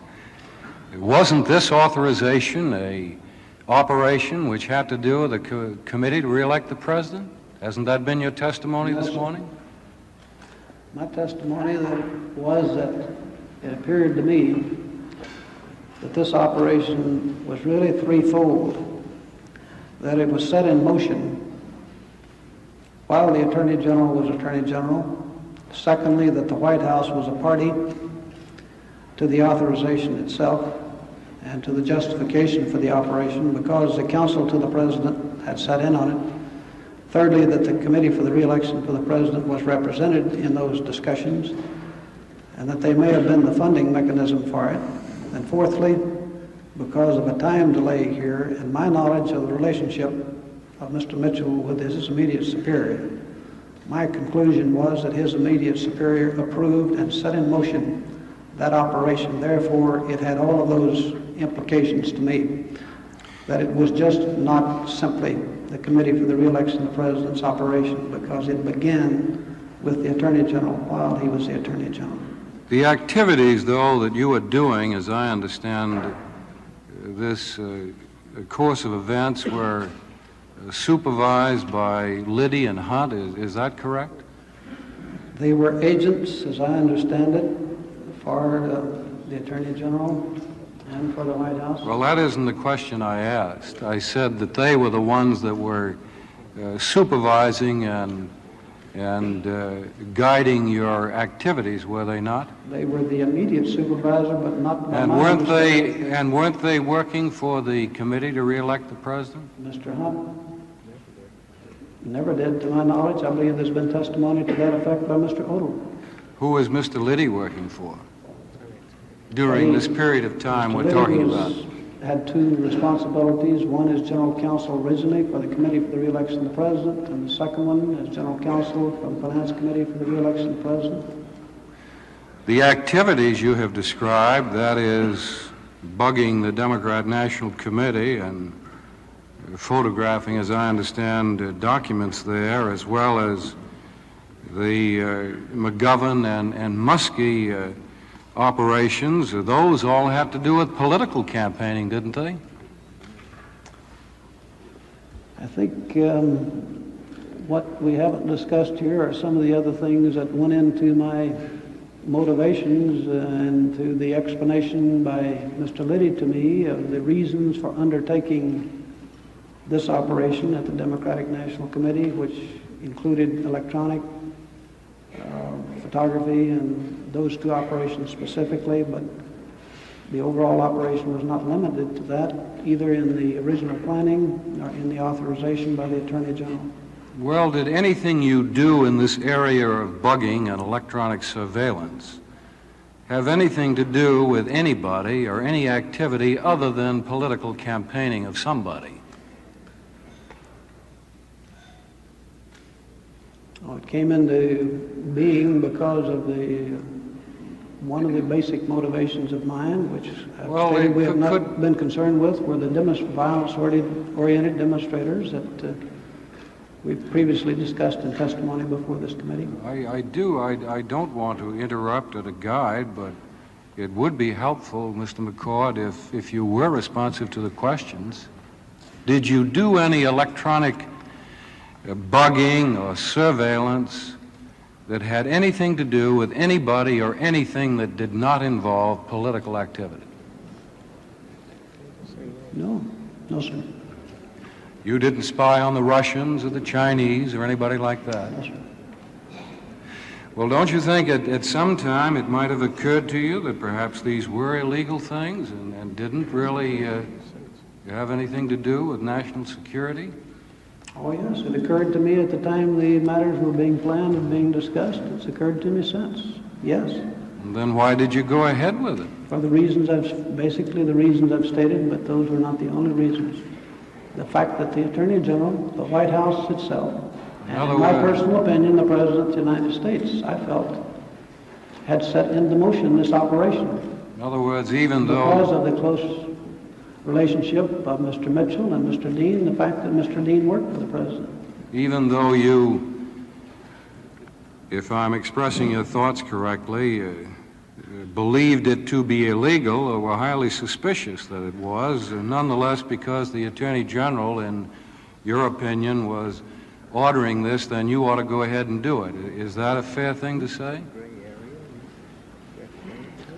Sure, it is a gray area, no question about it. But because the Attorney General, in his position, because the White House was involved in it, these matters were the matters on which my decision turned. I realized the illegality under normal circumstances, but I also realized that the Attorney General can make matters legal by his signature on a piece of paper or his oral authorization of it, which he does do in domestic subversion cases and in national security cases where electronic surveillance is involved, and it's been done hundreds of times.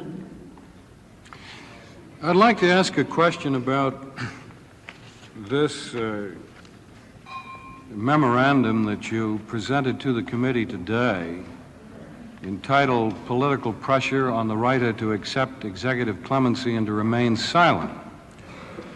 Now, as I understand it from the testimony contained in here and other things that you have said, that you were very troubled by the fact that, one, you were presented with this business of executive clemency and a promise of your family being taken care of and also a job later, that I guess you didn't think this was the right thing to do, or perhaps you weren't too convinced that it would happen, and that you also were afraid that perjury was going to be engaged in the trial. Am I fairly stating your reactions about this? Somewhat, yes, sir. Well, it strikes me as very curious that you appeared before the grand jury, of course, before the trial. You were there at the trial. As I understand it, the judge himself expressed indignation during the proceedings at one time that he wasn't getting the full story. You appeared, of course, before the Senate Select Committee some weeks ago for a whole afternoon. And while we weren't able to cover all of the testimony, of course, you did promise us that you would come back and advise us fully of everything. that you knew, that you would give us memorandums, as I recall. And yet, this very important testimony here, which involves executive clemency, including the President of the United States, we just learned about 2 days ago. Why the lateness of this? Why didn't you inform us before this? I believe I stated the reason because it involved directly, in my opinion, the President of the United States. I think I can answer some of your other questions that you raised here about why I'm sorry. May not have come forth before. Go ahead. I did miss the reply. I'm sorry. I said because it involved directly the President of the United States.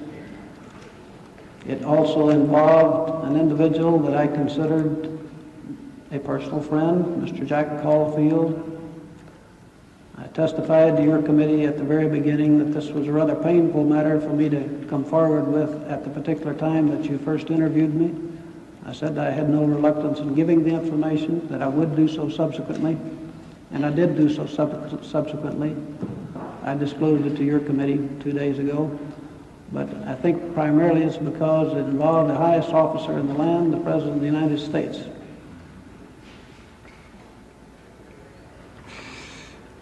Let me ask something about the salary and money arrangements. Mr. McCord, what was your salary at the Committee to Re-elect the President for your security work? Salary was a gross salary of $20,000 a year. 28? 20. 20. 20. Now that was the contract, that is the arrangement when you were engaged in what you were going to be paid. Is that correct? It was not the original salary. The original salary was $625 a month, approximately, when I was first engaged as a consultant. But that was for part-time work. That's correct. And then when you came on board full-time, it was raised to $20,000. Yes, sir. And when was that? 1st of January, 1972. Now then, as you have testified, you learned from Mr. Liddy his curiosity about electronic devices, and this led, of course, to his asking you if you would participate in what we now know as the Watergate affair. And this occurred, what date was that now, approximately? The conversations began in January. I mean, when you agreed to go into the Watergate affair. Approximately somewhere between 30 days after the initial conversation with Mr. Liddy, when he said he was going to see the Attorney General in the Attorney General's office, approximately at that period. And that would be, as I recall, probably in March sometime. Late February or March, yes, sir. Well, was there any raise or increase in salary around this time as far as your work was concerned? There was none anticipated and none received. Did it ever occur to you, if you were going to engage in rather hazardous activities, and they certainly resulted in that finally, as we know, that perhaps a higher rate of pay would be something that would be fair and equitable, as far as you're concerned? Oh, yes, there was a provision in the budget which Mr. Liddy labeled as, quote, overhead, unquote, which provided that compensation. Well, would you describe that to the committee, what that, quote, overhead, close quote was? Yes, approximately $2,000 a month during the period of time that the operations were underway. And that began when? April 1972. And how was that paid? In cash by Mr. Liddy. How many of those payments did you receive? There were payments through June. I think they totaled approximately $16,000. I do not recall specifically, but I got the notes here and can refer to them. Now then, would you describe to the committee the other pay arrangements after the break-in and after you were apprehended? Yes, sir. The payments were made by Mrs. Hunt. And in what amounts and at what time? calls came to me by Mr. and Mrs. Hunt in July. How much? They were paid in cash. There was a lump sum payment in July of 1972 for a 5-month salary, in quotes, at $3,000 a month, a total of $15,000. Subsequently, legal fees. And when was that? In November, as I recall it, of 1972, and subsequently... And how much was that? Total of $25,000 for the legal fees. That was the November payment? Yes. Go on. And then again in November, 2 months payment of $3,000 each, total of $6,000. So it was $15,000, $25,000, and $6,000. Is that correct? That's correct. And those all came from Mrs. Hunt? That's correct. Did anybody else pay you any cash? No. How much did you pay your lawyer? Approximately one lawyer, $30,000. 38? 30. 30. Yes, sir.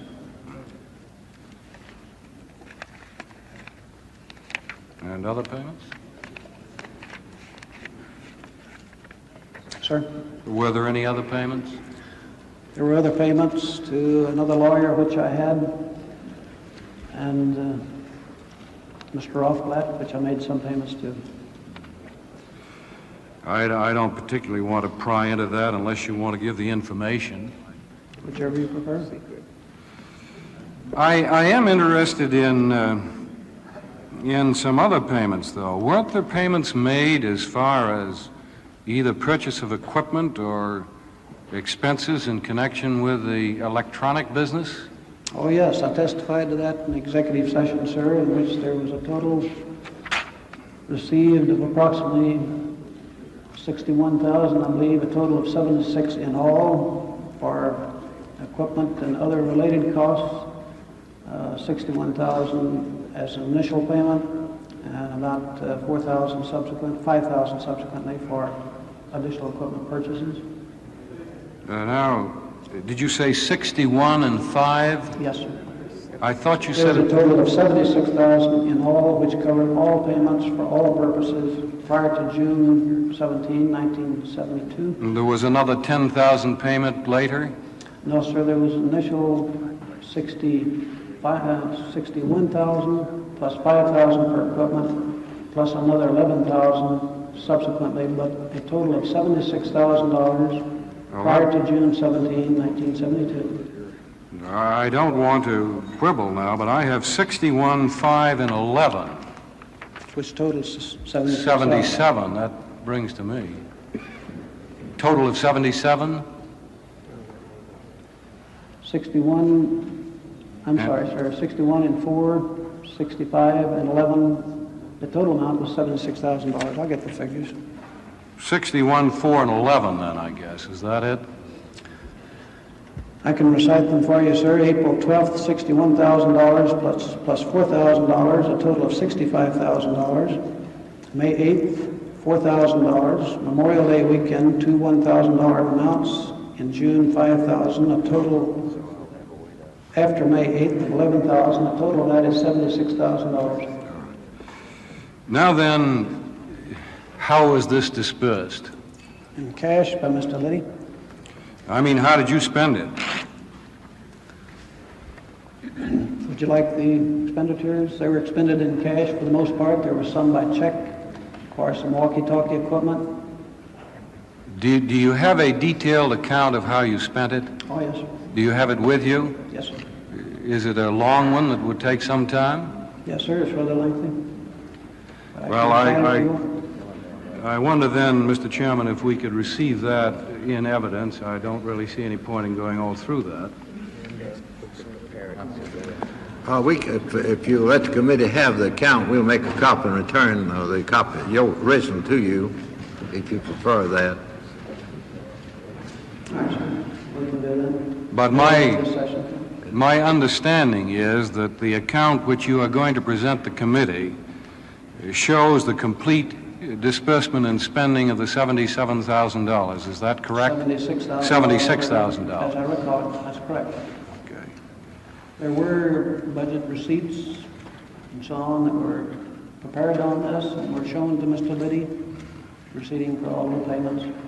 Just one other question. There was some discussion earlier this morning about the Ellsberg case, and my recollection is that your testimony was that there was no connection between the Ellsberg case and Watergate. Is that correct?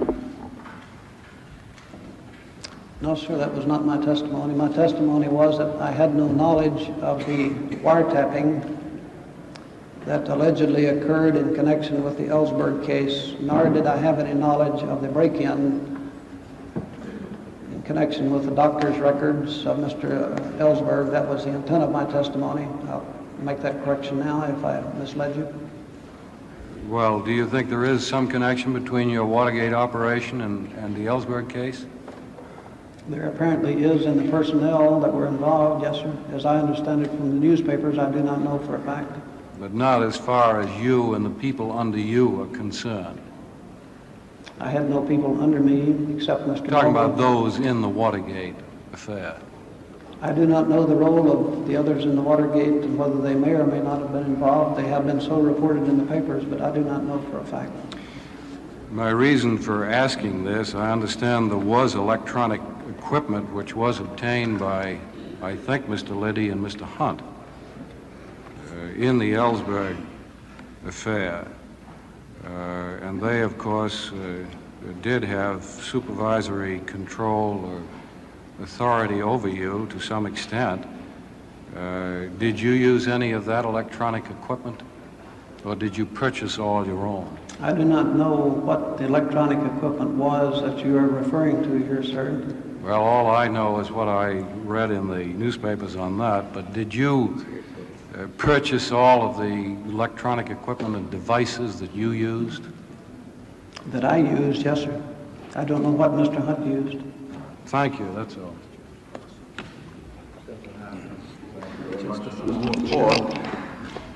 I've been most impressed by your background. You have received 2 academic degrees from 2 different universities. You're a colonel in the Air Force Reserve. You've had very distinguished service of many years with the FBI, and a very distinguished service with the Central Intelligence Agency. From that, I believe I can assume that you are better versed than the man on the street when it comes to what is legal and what is not legal. Is that assumption correct, sir? I'm not a lawyer, sir, as I testified to. I have a working knowledge of the law, yes, sir. You're acquainted with what national security is all about. I certainly am. I would assume that being involved in the government for all these years, that your concern with our activities would be a bit more acute than the average citizen. For example, were you aware that Mr. Mitchell was the chief campaign manager in the 1968 election? I believe I heard that, yes, sir. Were you aware at the time that you were discussing the possibility of these clandestine activities that Mr. Mitchell was considering going over to the committee to become chairman of that committee? Oh, yes, sir. Were you aware at the time of your discussion, when he was Attorney General, that he was actually in control of the campaign activities? I did not know the full extent to which he was in control. I knew that there were meetings with him by senior people from the committee for the re-election. You knew that he was actively involved in matters political? Oh, yes. And you're aware that the Democratic National Committee was a political organization? Beyond any question. And you're aware that Mr. Muskie, Mr. McGovern were also political citizens? Yes, sir. That they were seeking the presidency of the United States? Yes, sir. You're also aware that Mr. O'Brien was a politician? Yes, indeed. Now, I gather from your prior testimony that you had received instructions on taking pictures. No, sir. Someone in your group had instructions. One of the members, at least, yes, sir. What Several sort of pictures did you take? I do not know, sir. I didn't see them. You didn't see any copies? No, sir. You didn't hear of any instructions? In a general sense, I don't know the specific targets, but yes, I heard them discussed by Mr. Hunt with the team members generally, and I heard the team members refer to them, but I did not have specifics as to what was copied. Did you have any reason to suspect that Mr. McGovern, Mr. Muskie, or Mr. O'Brien were involved in activities which were inimical to the United States and contrary to national security? To be more specific, to overthrow the government?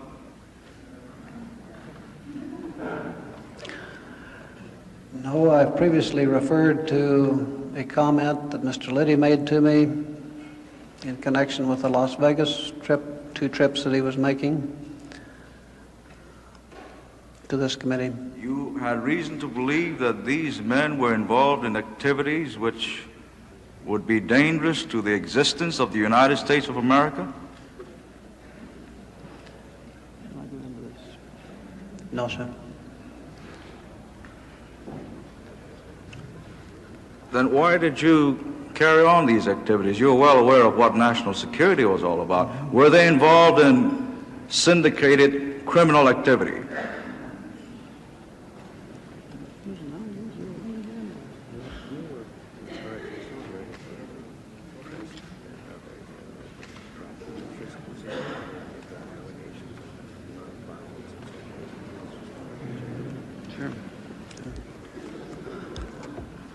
I can go into the reasons behind some of the motivations that I had, if you want me to do so, sir, which pertain to testimony I've previously given relating to the... I believe it's very important because yes, I, for one, would like to know why the sudden change of heart. In what, sir?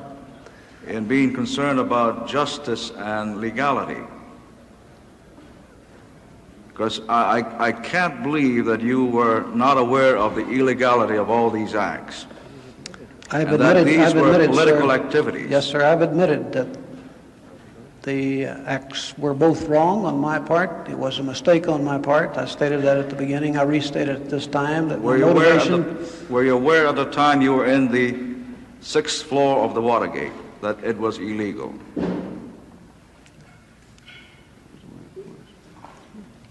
Yes, of course.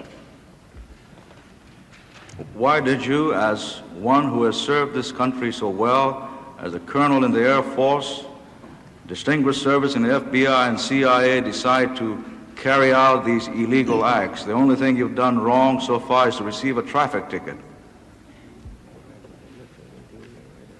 Sir, I can repeat the situation that led me into the decision to join in this operation, which involved a series of discussions, which involved the White House itself, the counsel to the president, that top lawyer, involved the top lawyer of the Committee for the Re-election of the President, and involved the Attorney General himself in his capacity as Attorney General of the United States, who had the authority. I realized that acts are illegal, that these acts are illegal under normal circumstances, but that he has the power and authority to make them legal by his oral approval of it, and in particular, by what I was convinced. But you knew that the Attorney General was soon to become chairman of the committee to re-elect the president. That I was aware of, but I was also aware that the matter had been approved while he was Attorney General, had been considered while he was Attorney General, had been considered jointly with the counsel to the President of the United States while he was Attorney General. You knew that on all the front pages of the United States press you had comments about Mr. Mitchell to become soon the chairman of this party. Oh, yes, sir. Sure. So you knew that his activities may be political in nature. They very well may be, and part of the reason attributed to the operation itself was political, no question about it. But I previously stated as well that I was convinced that I knew that over his desk came many matters which I had no knowledge of, and in particular, I was concerned about violence and demonstrations, particularly violence, which already were being reported to occur, that were planned to be occurred, to take place at the Republican National Convention in Miami. We had many reports of that. First of all, in the convention at San Diego, upwards of 250,000 people. I was also aware that the Attorney General, in his capacity, had very broad access to information which I felt I might not be privy to, and Mr. Liddy might not be privy to, but which could and would have a bearing, possibly would have a bearing upon the relationship and association of some of these demonstrators to certain members of either the Democratic National Committee or to the McGovern headquarters, and in fact, one of the groups now under indictment in Tallahassee, Florida, did in fact have an office within the Democratic National Committee. It was your belief that people like Mr. O'Brien, Mr. McGovern, and Mr. Muskie were involved in a conspiracy to plan violence? No, sir. Where was the national security involved as far as these three men were concerned?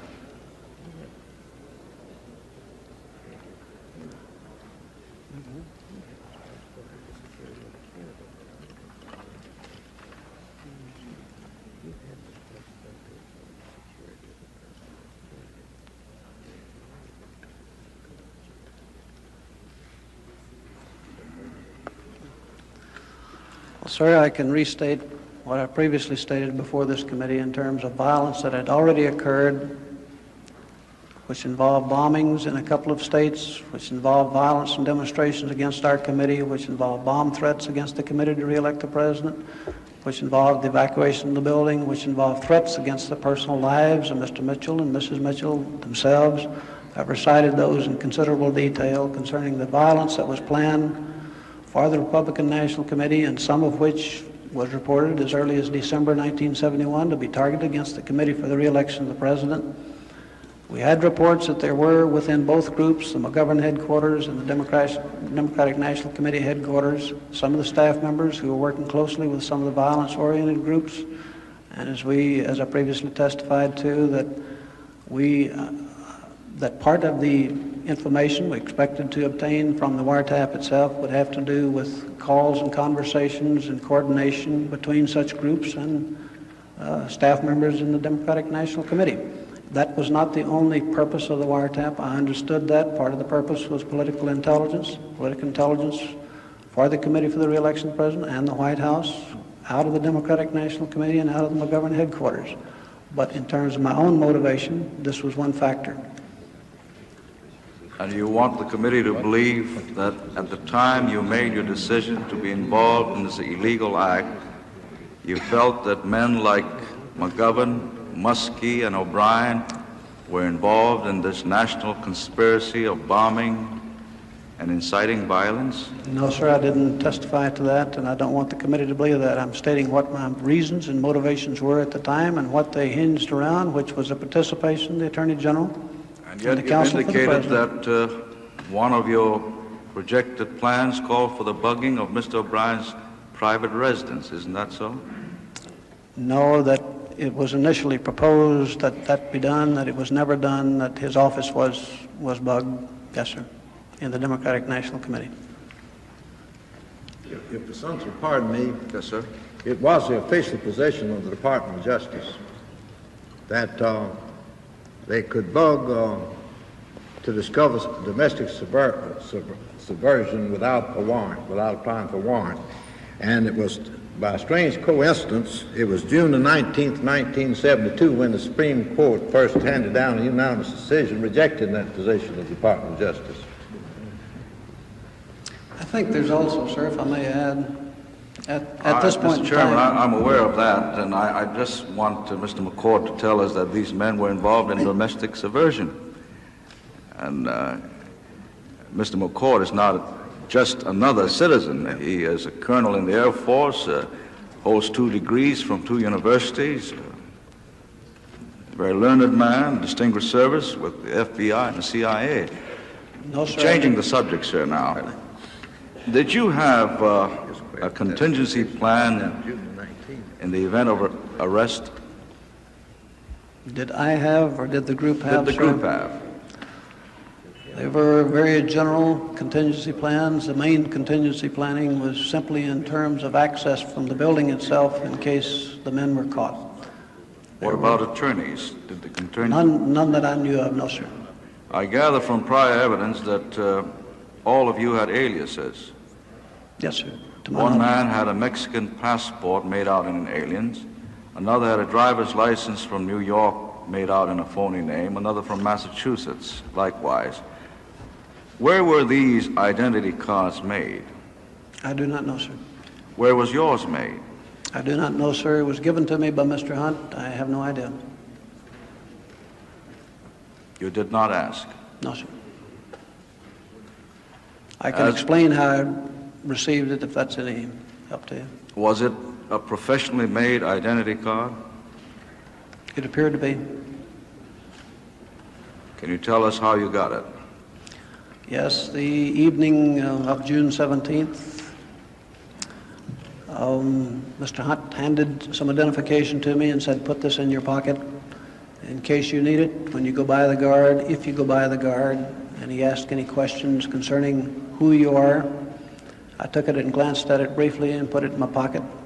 The identification was under the name of Edward J. Warren. You have indicated that your activities were limited to just 2 Watergate break-ins and an attempted one for the Muskie and McGovern headquarters. Is that correct? That's correct, sir. You were not involved in any other activity? No, sir. Was Mr. Odell aware of your activities? No, sir. Did you at any time discuss the possibility of other activities with him? No, sir, and to the best of my knowledge, he was in no way involved in any of the Watergate planning or the operations themselves. The highest official that you have met, according to your statement, is Mr. Liddy and Mr. Magruder? Met in what connection, sir? Directly involved in this activity. I talked the matter over with Mr. Liddy only. I had many meetings, contacts with Mr. Mitchell and Did you have any Mr. contact with Magruder. Mr. Dean directly? Yes, sir. Did you discuss this matter with Mr. Dean? No, sir. Did you have any direct contact with the Attorney General? Oh, yes, sir. To discuss this matter? No, sir. I previously testified to that. I did not. And I've testified to the reasons.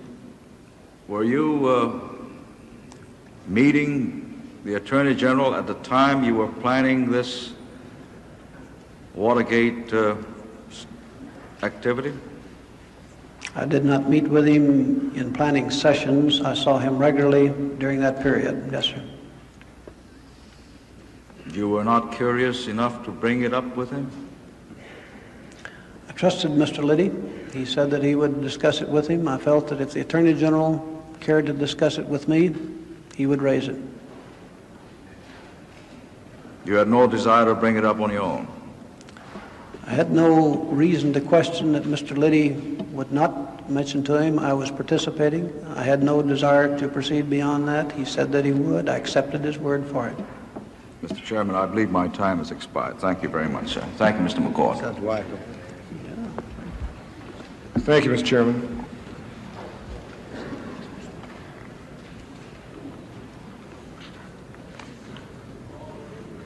Mr. McCord, who hired Al Baldwin? I did, sir. Did you hire him, or was it a decision involving you and another person? His initial employment was in the sequence of an interview by me and a subsequent interview with Mr. Fred LaRue of the committee, in which the final commitment was made by Mr. LaRue. That's the sequence. So that actually the final decision as to Mr. Baldwin's employment was made by Mr. LaRue, is that correct? Yes, sir. Now, Mr. McCord, do you know Robert Mardian? Yes, sir. And in what connection do you know him? I first met him when he came to the committee for the re-election of the president, sir. When you say you first met him, would you care to describe that meeting? I believe the first meeting with him was in May, late May as best I recall, when he came to shortly after he came to the committee. And as I recall, his driver was being employed by the committee as a driver, and we had some discussion in that context at that time. You had discussions with Mr. Mardian or with his driver? With Mr. Mardian. Can you give me the substance of those conversations? That conversation was something to the effect that the driver was being considered as a driver for Mr. Mitchell, and I inquired about the man's background, and he stated that he'd been a very satisfactory driver for him. He felt he would do a good job for Mr. Mitchell. Did you know what position Mr. Mardian held at the time that you talked to him? Oh, yes. Could you please state for the committee what that position was? He was, as I recall, a special assistant to Mr. Mitchell, and one of the functions that Mr. Mitchell had for him for the committee. I beg your pardon? He was a special assistant to Mr. Mitchell. And in the performance of those duties, or can you describe what you understood his duties to be as a special assistant to Mr. Mitchell? I understood general assignments from Mr. Mitchell. I did not know the specific details of everything that he was involved with at all. We talked a bit about Miami and the Miami Convention and our concern over security there. And I knew that he had some functions in connection with that.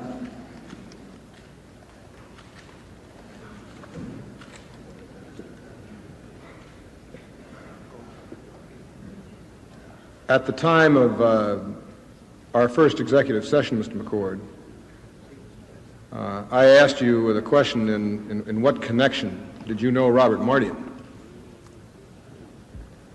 And at that time, you took the fifth during that sworn interview. Is there any reason why you would not like to, or would go ahead and describe now as to why you felt that was necessary at that moment in time? I believe it was taken on the advice of counsel at that point in time.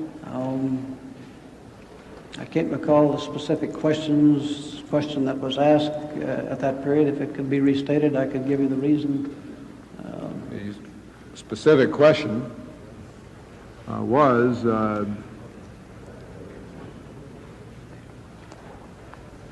have you had any contact with Robert Mardian at any time? Mr. McCord, yes, sir. Senator Weicker, could you describe to the committee what that contact consisted of? Mr. McCord, I'll take the fifth on that. It's pretty clear. There had been, I can give you now my reasons as best I recall for that answer. There had been an article in Time magazine, it seems to me, in August or so of 1972, in which there was an allegation against Mr. Mardian, as I recall it, that he was not only in charge of the Watergate operation, but that he had some other political intelligence activities that he was carrying on, that he was involved with in the committee to re-elect the president. I knew that I had no knowledge of his involvement in the Watergate operations themselves. I knew that he had some function in connection with some functions in connection with the convention at Miami, and I believe that was the reason that I took the fifth at that time, as I recall it. Did you, or the committee to re-elect the president, receive reports from the Internal Security Division of the Justice Department? Yes, sir. I did. Was Mr. Mardian head of that division? He had been, sir. Did you receive copies of FBI reports? I can explain a partial answer to that, sir, if you want. I mean, an answer that involves FBI reports. I had raised with, I believe, Mr. Odell, the problem of receiving adequate information concerning violence and demonstrations that might affect the committee headquarters in Washington and subsequently the committee headquarters in Miami. And I asked if there were any way in which there could be some type of liaison to receive information from the FBI specifically, because I knew that they would have information that was not available to us, and we knew that such information was being made available to both parties for the convention itself if it directly affected those parties. As I recall, he sent a memorandum to Mr. Mitchell asking for approval of my contact with that organization.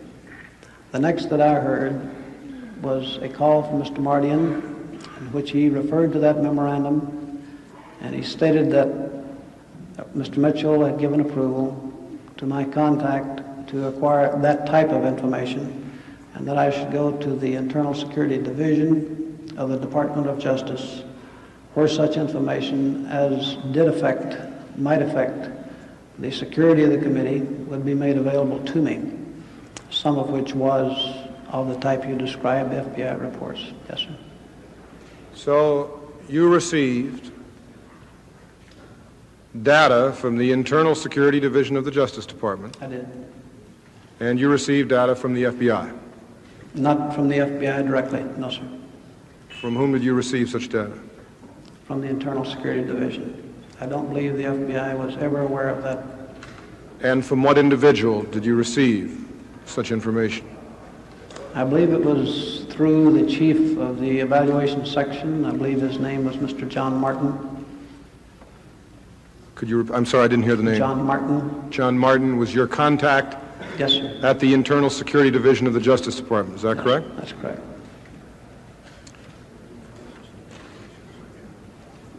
Would it be correct to say that Mr. Martin is the chief of the Analysis and Evaluation section? Yes, sir. And where did you meet Mr. Martin? At his office at the Department of Justice.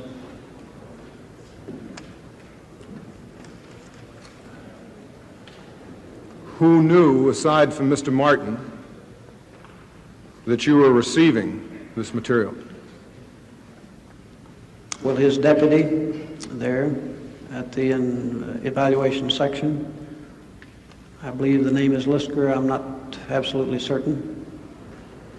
Mr. Mardian, Mr. Mitchell. I'm not anxious to have any names here unless there can be some identification. I have before me a position report on this Internal Security Division.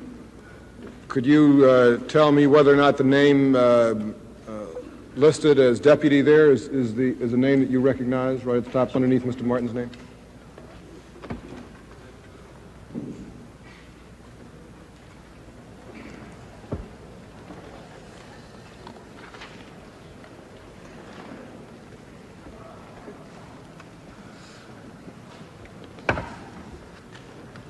That's correct, sir.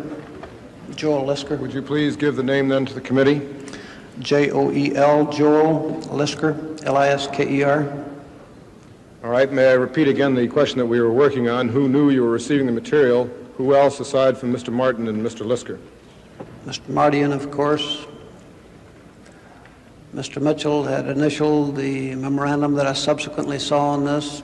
Mr. Robert Odell, at least those persons. Mr. Odell? Mr. Yes, Odell, you say that there was a subsequent memorandum?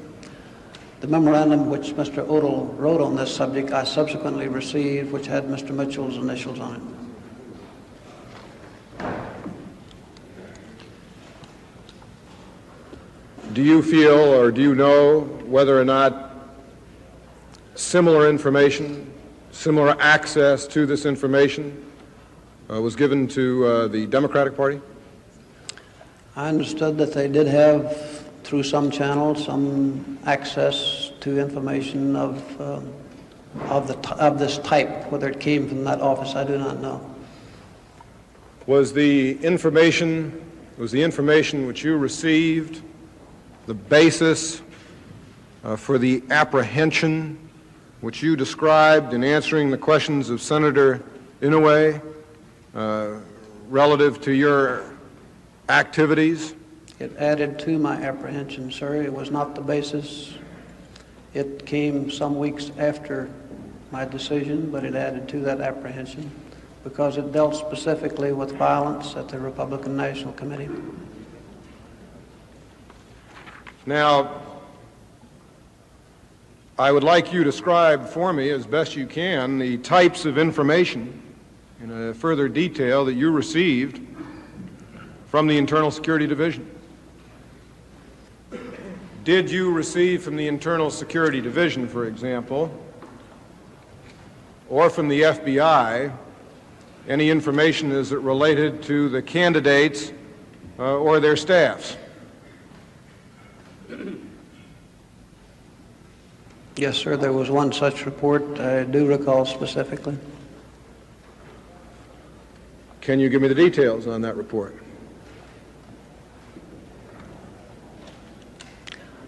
One such report dealt with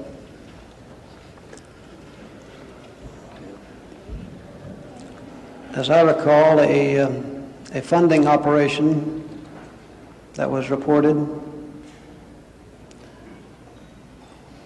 which the McCord Committee purportedly funded a so-called barnstorming tour of several members of the Vietnam Veterans Against the War on the West Coast, as I recall, starting from Los Angeles, California, and going up the coast.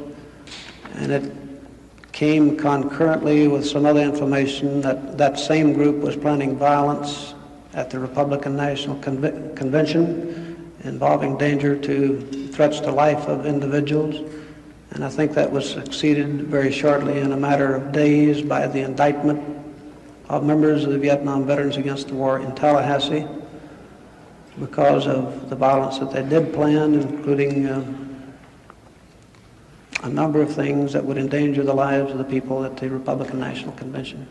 I want to be most careful in the ground that we're covering. And Mr. Chairman, let me say this, that I'd like to proceed for a few more minutes, if I might, with the idea that the committee, I think, should pay very close attention to what obviously is a very serious matter. It certainly is the first time that I think I've ever known the Internal Security Division of the Justice Department and the FBI participating rather actively in a campaign. And I think that the facts should be laid out most carefully. Now, can you tell me precisely as to what the dates were in which this type of activity took place? In other words, when you first made your contact with Mr. Martin and started to receive this type of material? My best recollection would have been within the last 2 weeks of May 1972. And the last 2 weeks of May 72, and you received this material between May of 72 and when you were caught at the Watergate, is that correct? June 17th, yes, sir. Of 72. 72. Have you ever been on the 4th floor of the Triangle building? I believe that's the offices of that evaluation section, sir, if my memory's correct. Well, the Triangle building is at 9th and D Street. Have you ever been on the 4th floor of that building? If that is the offices of the analysis and evaluation section, I have been there, yes, sir. And this, as you understood, you were with the Intelligence Evaluation Committee at that time, or with the officers of it? With the Internal Security Division, Mr. Martin's particular office there, yes, sir. And on how many different occasions did you get this material from Mr. Martin, and was he the only one that passed this information on to you? It would have been either Mr. Martin or Mr. Lisker. It was normally done in their offices when I would visit their offices. I recall a few occasions in which there were phone calls from these gentlemen, one of the two of the gentlemen, when we had 60 to 75,000 demonstrators in Washington, and there appeared to be some information of relevance affecting the possible physical security of our installation by demonstrators that were then in the city, and we would get a call. I would get a call in that connection from one of the two men saying, in effect, we think you ought to be aware of thus and so information. I recall specifically one such call dealing with the bombing of the Pentagon at that time. Can you, again, I just want to repeat my question. How many different occasions did you receive this material? Almost daily, sir. Almost daily? Yes, sir.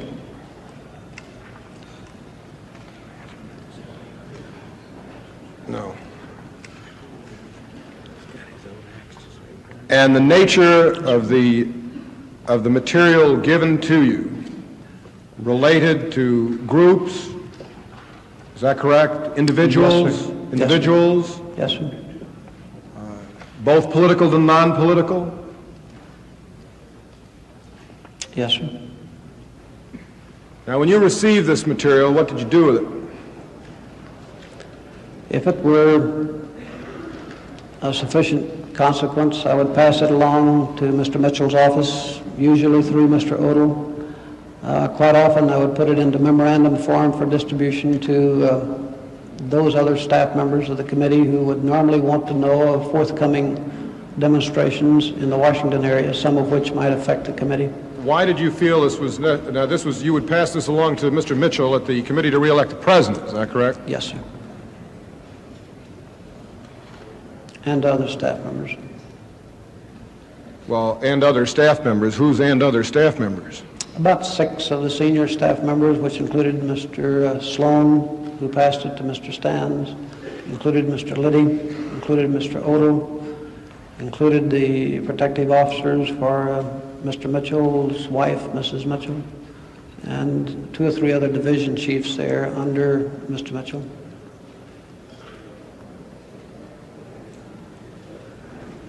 And this almost on a daily basis? Yes, sir.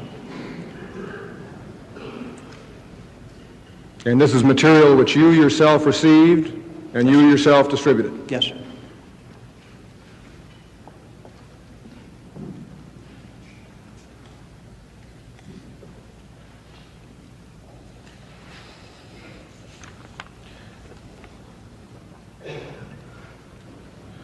Well, Mr. Chairman, I have a lot of other questions, but I'm afraid I'm going to have to digest that one for a few minutes, and what I'd like to go ahead and do is to have other questioning take place, and I would hope that... Connecticut Republican Laurel Weicker will obviously have a lot more questions for James McCord when the hearings resume on Tuesday. Weicker's been especially curious about the relationship between the Committee to Re-elect the President and the Justice Department. Our continuing primetime coverage of all the questions and all the answers is the kind of programming that allows you, the viewer, to be the editor. We'd like to know what you think of it. So write to us at NPACT, P.O. Box 300, Washington, D.C. 20044. NPACT's coverage of the hearings continues after station identification. Unabridged coverage of these hearings is provided as a public service by the member stations of PBS, the Public Broadcasting Service.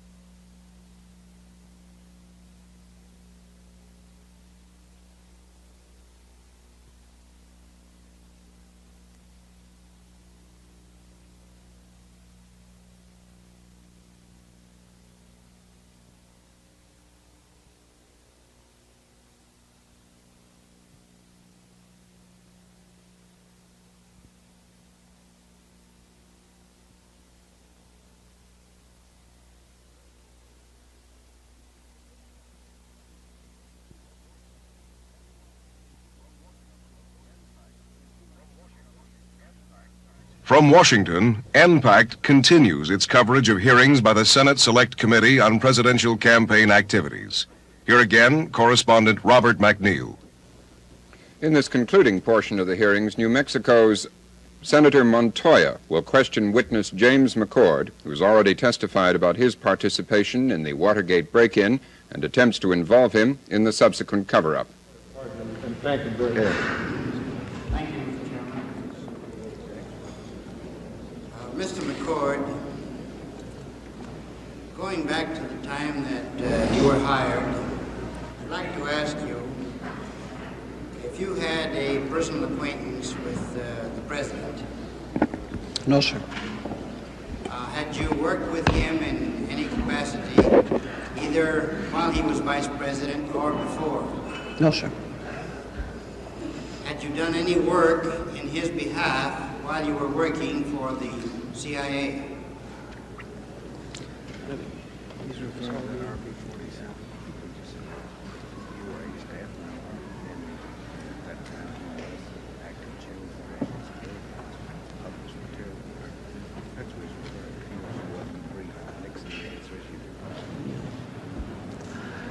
I was a staff member of CIA while he was Vice President.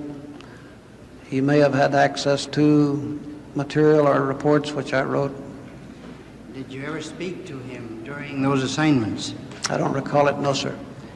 Who was the person who recommended you for this particular job assignment? Mr. John Caulfield. And where did you meet him? At the Executive Office Building in Washington, D.C. And where is that Executive Office Building with respect to the White House? It adjoins it. It's on the White House grounds.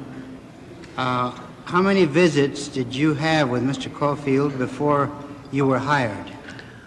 I believe it was 3 or 4, sir. And why did you have 3 or 4 visits? Were they extensive interviews, and did you go into the details of your assignment? Yes, sir. There were twofold purposes. They were an opportunity for Mr. Caulfield to interview me personally and learn more about me and my background and campaign. Did Mr. Caulfield at that time discuss with you the clandestine nature of your assignment? No, sir. When did you and Mr. Caulfield, if you did, engage in such a conversation? I believe it followed the June 17th break-in. That's when he was discussing with you the possibility of clemency? Yes, sir. Or shortly after the June 17th break-in and before the trial? Which was it? My first conversation with him was shortly after June 17th, sometime in July or August. And was he an employee of the White House at that time? No, sir. Where was he employed? He was either employed or due to be employed at the Treasury Department in the position I mentioned earlier. And what was that conversation about? This was a conversation about which I referred this morning, a telephone call in which he stated that he was making a trip overseas and that if I needed to reach him, to call his home and leave word, and he would call me back. Now, after you had the 3 interviews with him, who else did you see prior to being hired on a part-time basis in October of 1971? Mr. Robert Odell at the Committee for the Re-election of the President, who made an initial interview with me, with Mr. Caulfield present.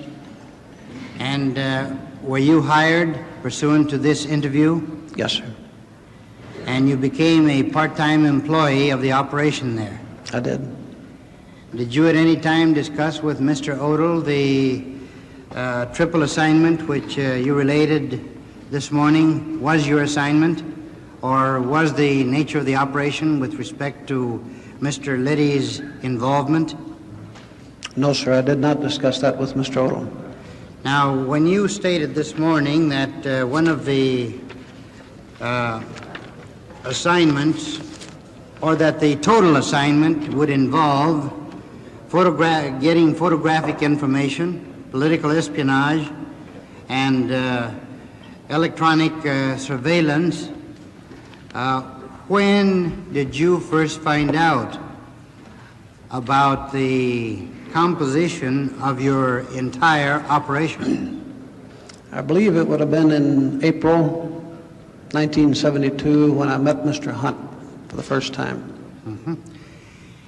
And I believe you have previously stated that during the course of February you were in touch with Mr. Liddy and other individuals with respect to planning for the clandestine operation which later turned out to be Watergate.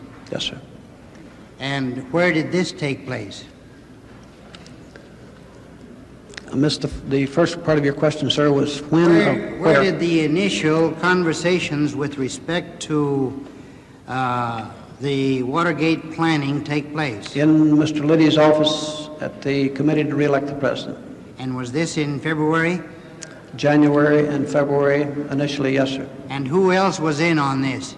No one else, sir. And were you aware that a plan was being formulated? Yes, sir.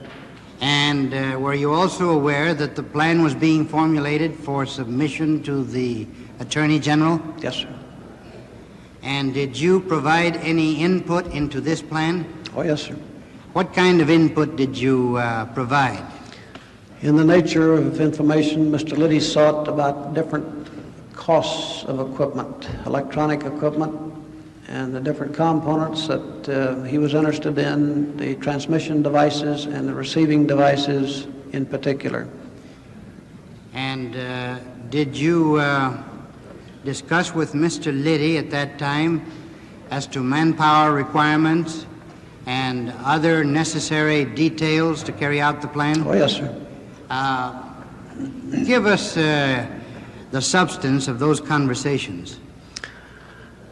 He was interested in the overall cost, first of all, of these types of operations, specifically referring to electronic operations, what the pieces of equipment would cost, what it took to receive them, what types of receivers were best. He was interested in the best type of equipment in this sense for this operation. He wanted to know how many pieces of equipment it would take for the Democratic National Committee, for example, to transmit and to receive transmissions from the Democratic National Committee headquarters. Secondly, in connection with the McGovern Committee headquarters. And thirdly, in connection with the Democratic National Convention site in Miami, Florida. What was the value of the equipment which you used at the Democratic National Committee?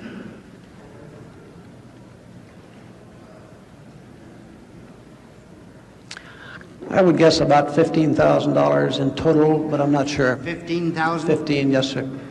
And what was the value of the equipment which you used in Miami? I did not use any there, sir. Were you contemplating using the same equipment from the National Committee at the Miami Convention later? No, sir. No, sir, that was separate equipment. And where else were you going to use equipment? Those three places that I've stated, the McGovern Committee headquarters, Democratic National Committee, and the convention site for the Democratic Party in Miami, Florida. Well, doesn't it stand to reason that for the expenditure of $65,000 that you were going to launch quite a few operations? There were three separate locations, and it would take... Well, at the rate of $15,000 apiece, you'd have some equipment left for other operations. Now, why was the budget so high? Well, I think, to answer your question, sir, there was planned, for example, for the Democratic National Committee, two separate operations there, not just the one that was initially planned. Mr. Liddy budgeted for what he felt was adequate equipment for all three locations, and it would not simply take you asked the question of how much was the value of the equipment that was installed, and I gave the figure of about $15,000. The additional equipment that was taken in was an additional cost factor there. Does that answer your question, or have I not? Well, let me ask you this. Did you assume when you purchased this equipment for an approximate sum of $65,000, that it would be used solely for the three operations about which you testified, or did you assume that this equipment would be used for other operations to which you would not be related in involvement? Oh, yes, sir. This was a part of it. Sir?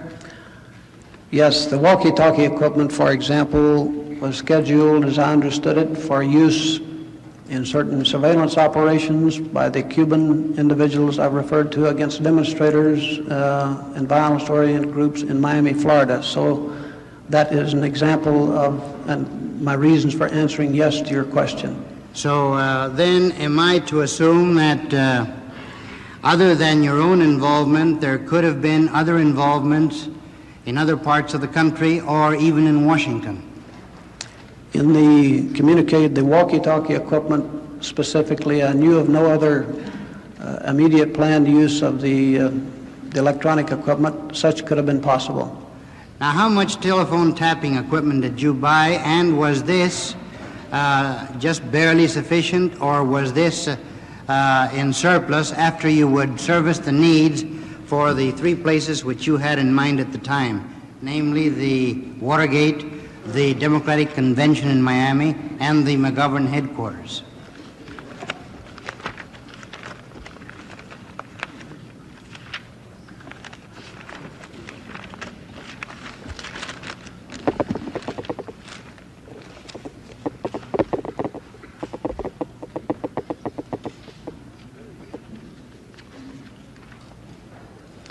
In the neighborhood of $45,000 worth of equipment planned for those three locations and possible other use against demonstrators in Miami. So you had $20,000 left in equipment, would you say? Perhaps more than that, sir. Or how much more? You're referring to I mentioned the $15,000. And then it stands to reason that you could reuse some of this equipment that you were using at Watergate and that you intended to use at Miami and also at McGovern headquarters. Isn't that correct? No, sir. I believe it was planned to be used concurrently. Sir? I think it was planned to be used in three separate operations concurrently, at least three. All right. Now, did you have any other employees under you or under your direction who were performing any of the activities within the master plan that you worked on initially? Just Mr. Baldwin. And you stated that one of the purposes or objectives was to gather photographic information. Now, who was in charge of this division? Mr. Hunt. And who was in charge of political espionage? Mr. Liddy, as I understand it, and Mr. Hunt were jointly involved in the two. I understood Mr. Liddy was in charge. All right, and who was involved in electronic surveillance? I was. All right. Did you employ anyone to help you in this endeavor? Mr. Baldwin, only at that point in time. Now, who employed the Cubans? Mr. Hunt, to my understanding. Now, do you know whether Mr. Hunt recruited them in Florida? I do not know, sir. How were the Cubans recruited? That I don't know, sir. Mm-hmm.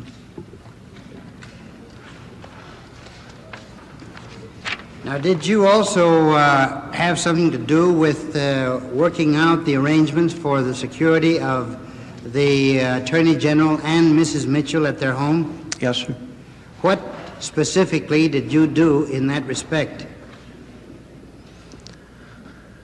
My job was to secure, at Mr. Mitchell's request, a security officer for Mrs. Mitchell beginning in April 1972, and to generally oversee the security of their apartment at the Watergate Hotel, Watergate Apartments, and to ensure that there was security protection for their daughter who was attending school, a young daughter, teenager in Washington, and in particular to see that there was a security officer accompanying her when she traveled. How many times did you visit the apartment? Numerous times. Did you converse with Mrs. Mitchell or the Attorney General during those visits? Yes, sir. What did you converse about? Mainly matters relating to those functions, the security functions, and in particular, a security officer to travel with her and the security of her apartment, their apartment. So you were very well acquainted with Mr. Mitchell? Yes, sir. Now, were you aware of what happened to Mrs. Mitchell in California? No, sir. Did you manifest any concern in view of the fact that you had hired these people to guard her? In connection with the California matter you're referring to? Yes. I was in jail at the time. You were concerned about yourself only at that No, time? sir. Now, you wrote a letter, Mr. McCord, to Judge Sirica, in which you indicated a belief that retaliatory measures would be taken against you, your family, and your friends if you should disclose facts relating to the affair. And you stated in your letter such retaliation could destroy careers, income, reputations of persons who are innocent of any guilt whatever. Now, can you give us the basis or the foundation for this particular belief which you communicated to Judge Sirica? I believe I've testified previously that it was primarily family concerns that were expressed to my wife, that such could happen physically if I decided to talk. They were not concerns trying to deter me, but simply a natural family concern for myself and for my family, which she in turn conveyed to me. Were any of these communications made by known individuals, or were they just relayed to your wife more or less secondhand? They were relayed to me second-handed. I think the other half of the story, the other half of the answer has to do with the statement I read this morning. I don't think it concerned me greatly, but I know that it had some effect upon my wife. Now, when Mr. Liddy unfolded this plan to you, did he indicate to you how you would be taken care of in case anything happened? No, sir. Did you have any concern that something could happen, and then what would they do in that case? Perhaps I don't understand the question, sir. Did you, at that time, when the plan unfolded before your very eyes by before your very eyes by Mr. Liddy, did you feel any concern for what might happen and who would take care of the situation if it did happen? Yes. Now, what kind of concern did you have? I think concerns that what did happen might happen. Well, now, when you were arrested at the Watergate and taken to jail, two attorneys apparently appeared there the next morning. Who were those attorneys? A Mr. Rafferty and a Mr. Douglas Caddy, C-A-D-D-Y. Who sent them there? I did not know at the time. I've since understood that Mr. Hunt had a part in arranging for their appearance. Was anything said to you by these attorneys to keep quiet or not divulge anything, or even the source of your employment?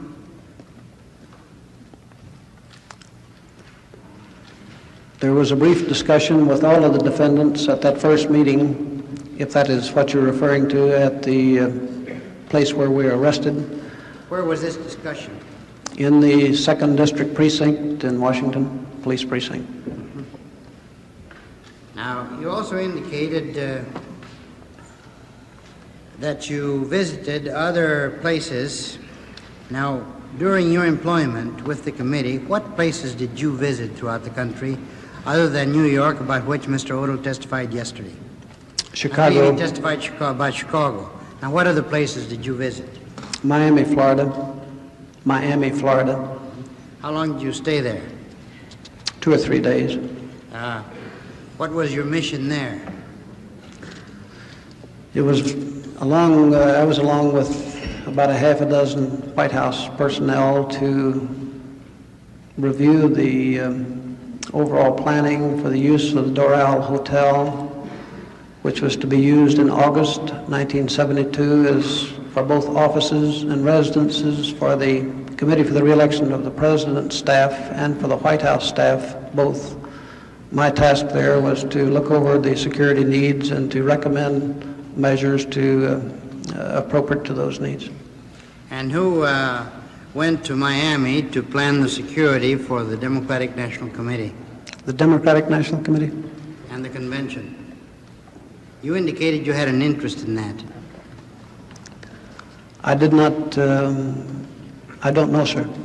I did not.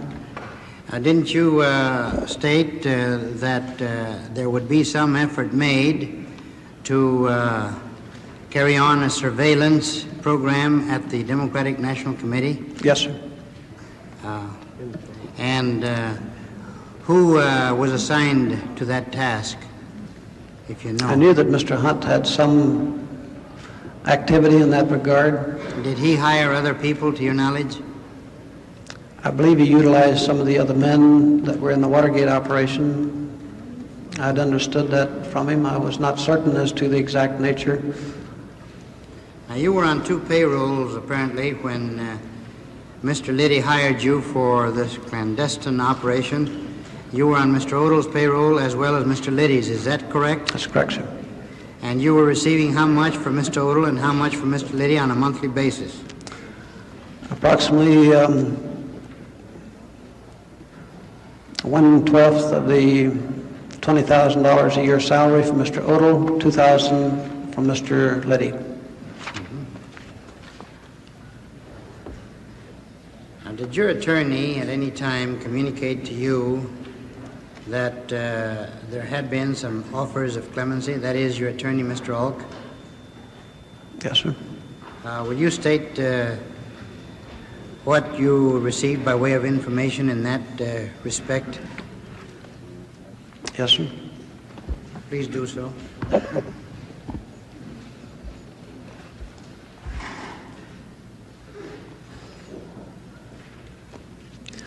My recollection was that the date was in late September or early October 1972 when Mr. Alch, who was in town, came from a meeting, he said, with Mr. Bittman, and stated that executive clemency and financial support and rehabilitation would be made available to the defendants in the case, including me.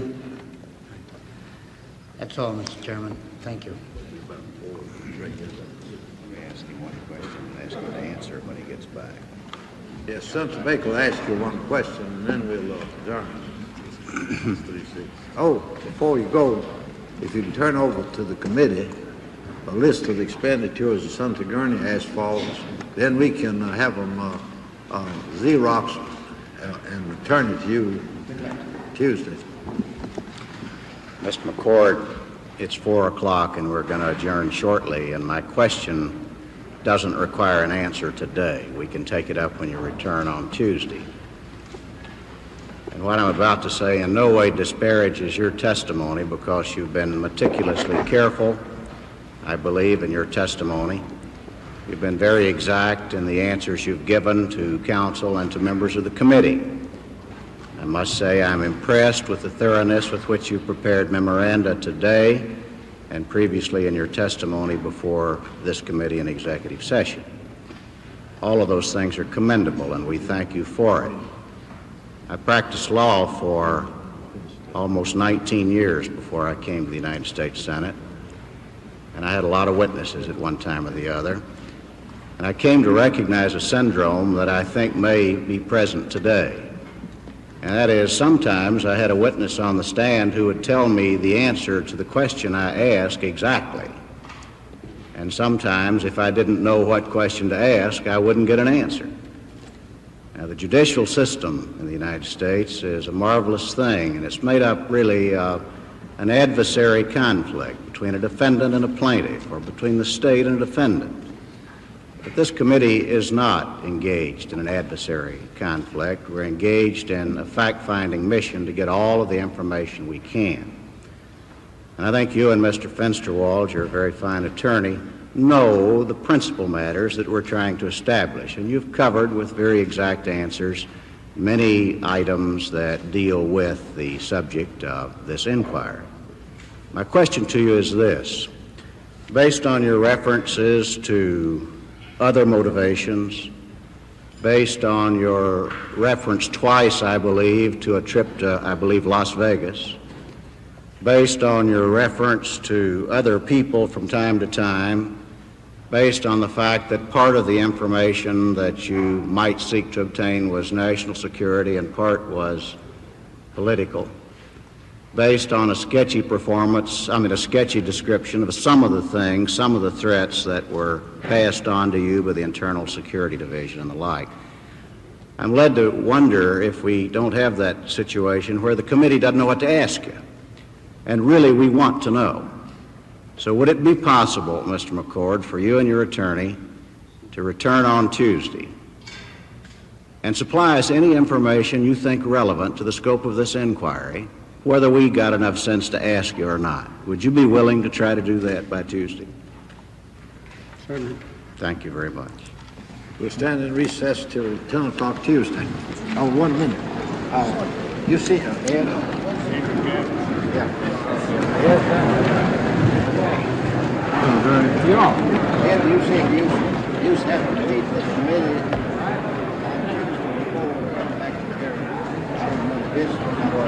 I don't think so, sir.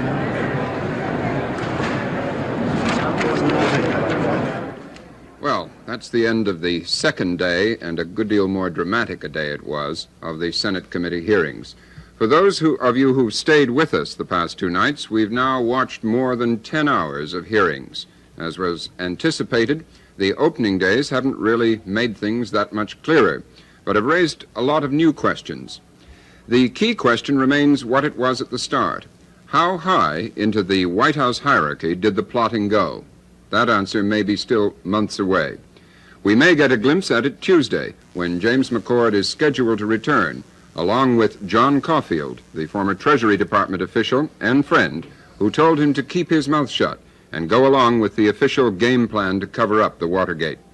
Caulfield says much of what McCord said today is correct in an interview on CBS, and he confirmed that he had, on behalf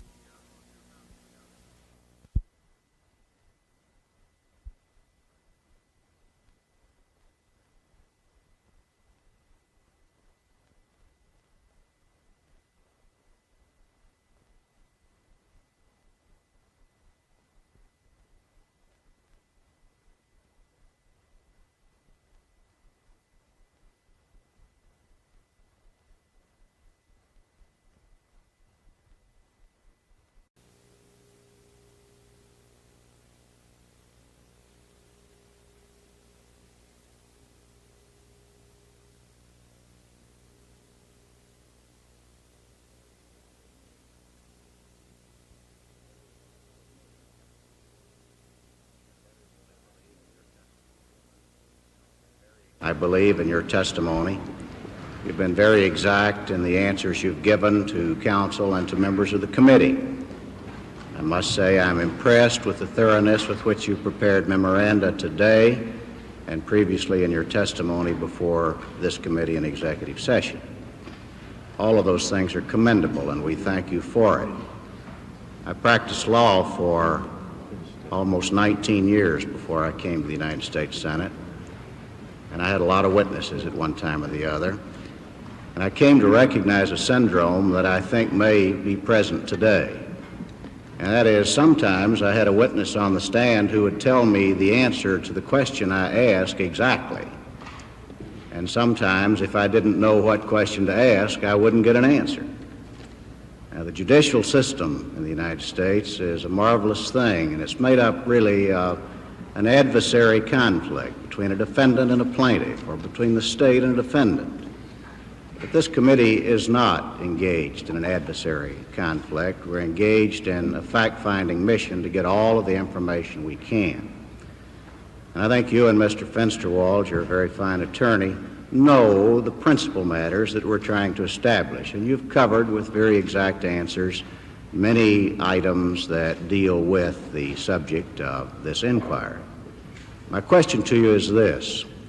Based on your references to other motivations, based on your reference twice, I believe, to a trip to, I believe, Las Vegas, based on your reference to other people from time to time, based on the fact that part of the information that you might seek to obtain was national security and part was political, based on a sketchy a sketchy description of some of the things, some of the threats that were passed on to you by the Internal Security Division and the like. I'm led to wonder if we don't have that situation where the committee doesn't know what to ask you. And really, we want to know. So would it be possible, Mr. McCord, for you and your attorney to return on Tuesday and supply us any information you think relevant to the scope of this inquiry, whether we got enough sense to ask you or not? Would you be willing to try to do that by Tuesday? Certainly. Thank you very much. We'll stand in recess till 10 o'clock Tuesday. Oh, 1 minute. You see her, Ed? Yeah. Ed, you see, you have to leave this committee.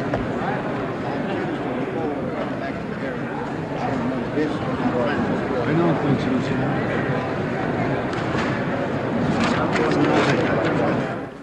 Well, that's the end of the second day, and a good deal more dramatic a day it was, of the Senate committee hearings. For those of you who've stayed with us the past 2 nights, we've now watched more than 10 hours of hearings. As was anticipated, the opening days haven't really made things that much clearer, but have raised a lot of new questions. The key question remains what it was at the start. How high into the White House hierarchy did the plotting go?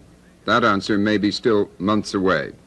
We may get a glimpse at it Tuesday, when James McCord is scheduled to return, along with John Caulfield, the former Treasury Department official and friend, who told him to keep his mouth shut and go along with the official game plan to cover up the Watergate. Caulfield says much of what McCord said today is correct in an interview on CBS, and he confirmed that he had, on behalf of the White House, had several meetings with McCord, a high official in the White House, he said, although he also added that their memories disagree on some details. And he's sure that any disagreements won't affect their ongoing friendship. But Caulfield didn't say who suggested in the White House that he arranged these clandestine meetings with McCord, and that question is sure to come up when he faces the committee on Tuesday.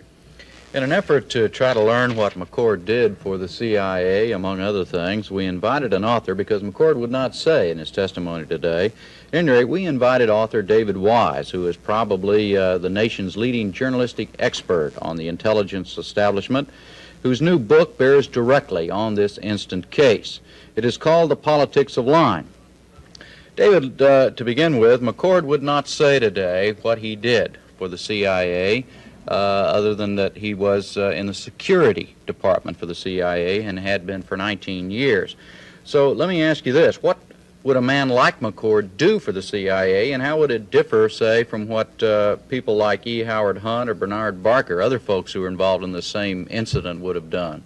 Well, because McCord is not talking about that subject, we can only speculate. But we do know that McCord is a security officer, and that therefore, in all probability, he was concerned with the physical security of the Central Intelligence Agency headquarters in Langley, Virginia.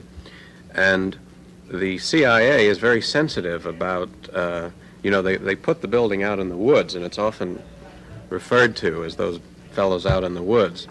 And they're very sensitive about the location, and they like the fact that, as one CIA official told me some time ago, that he said, it's well hidden. Well, of course, the difficulty is it's well hidden in the summer when the trees are in full leaf. But if you drive by the Parkway in the winter, why you can see CIA ablaze with lights during the winter months, and it isn't well hidden. So they are very concerned about the physical surroundings. Would this have conditioned in McCord a kind of super sensitivity about security, which would have reinforced the, I think not to use too strong a word, paranoia that the Republicans already had about security? I remember going to the committee to re-elect the president last year, and it was like trying to get into Fort Knox as compared with the average campaign headquarters. Yes, this concern does characterize people who are in charge of this kind of responsibility. Now, I remember some years ago when John McCone was the director of Central Intelligence, the DCI in the intelligence jargon. The security people like Jim McCord, went up on a hillside near the CIA building, and they positioned themselves there, and they took photographs of McCone's office, which is on the 7th floor. Then they blew up the photographs and enlarged them progressively until finally they were able to present them to McCone and prove to his great surprise that it was possible to actually read the documents on his desk by photographing through the window. Well, after that, I suppose that the Director of Central Intelligence turned his papers over or drew the curtains or something. But it was the security people who conducted this little experiment and told McCone about this lapse of security. Based on your knowledge of the CIA, do you think that it's possible that any president, whether it be President Nixon, President Johnson, President Kennedy, or any other high political type, could involve, through political pressure or pressure of any kind, the CIA in some kind of domestic operation which has been alleged in this overall Watergate case? Well, I think there's no question that the CIA has been involved, because the evidence so far, now not before the Irvin Committee, but the evidence so far that we've read and seen on television is that the CIA supplied the logistical support, the miniature camera in the tobacco pouch, a voice alteration device, which I must say is an intriguing idea, the red wig, I suppose, that Howard Hunt wore on various missions that is always described in the press as ill-fitting, and various other paraphernalia, and I think a false passport, a false Social Security card in the name of Edward Hamilton. All of this was provided by CIA. But is this a rare happenstance based on your knowledge of the CIA, or have there been similar things in prior administrations that there was no Watergate and as a consequence never became known publicly? I can't say whether there were burglaries. In this case, the CIA supplied logistical support to what became a burglary of the office of Dr. Fielding, which, as you know, was Dan Ellsberg's psychiatrist. In addition to that, with the approval of Richard Helms, who was then director of CIA, the agency's psychiatric division prepared what it called a psychiatric profile on an American citizen, Daniel Ellsberg. Now, I've heard of the CIA doing this in the past on world leaders. For example, they did one on Khrushchev.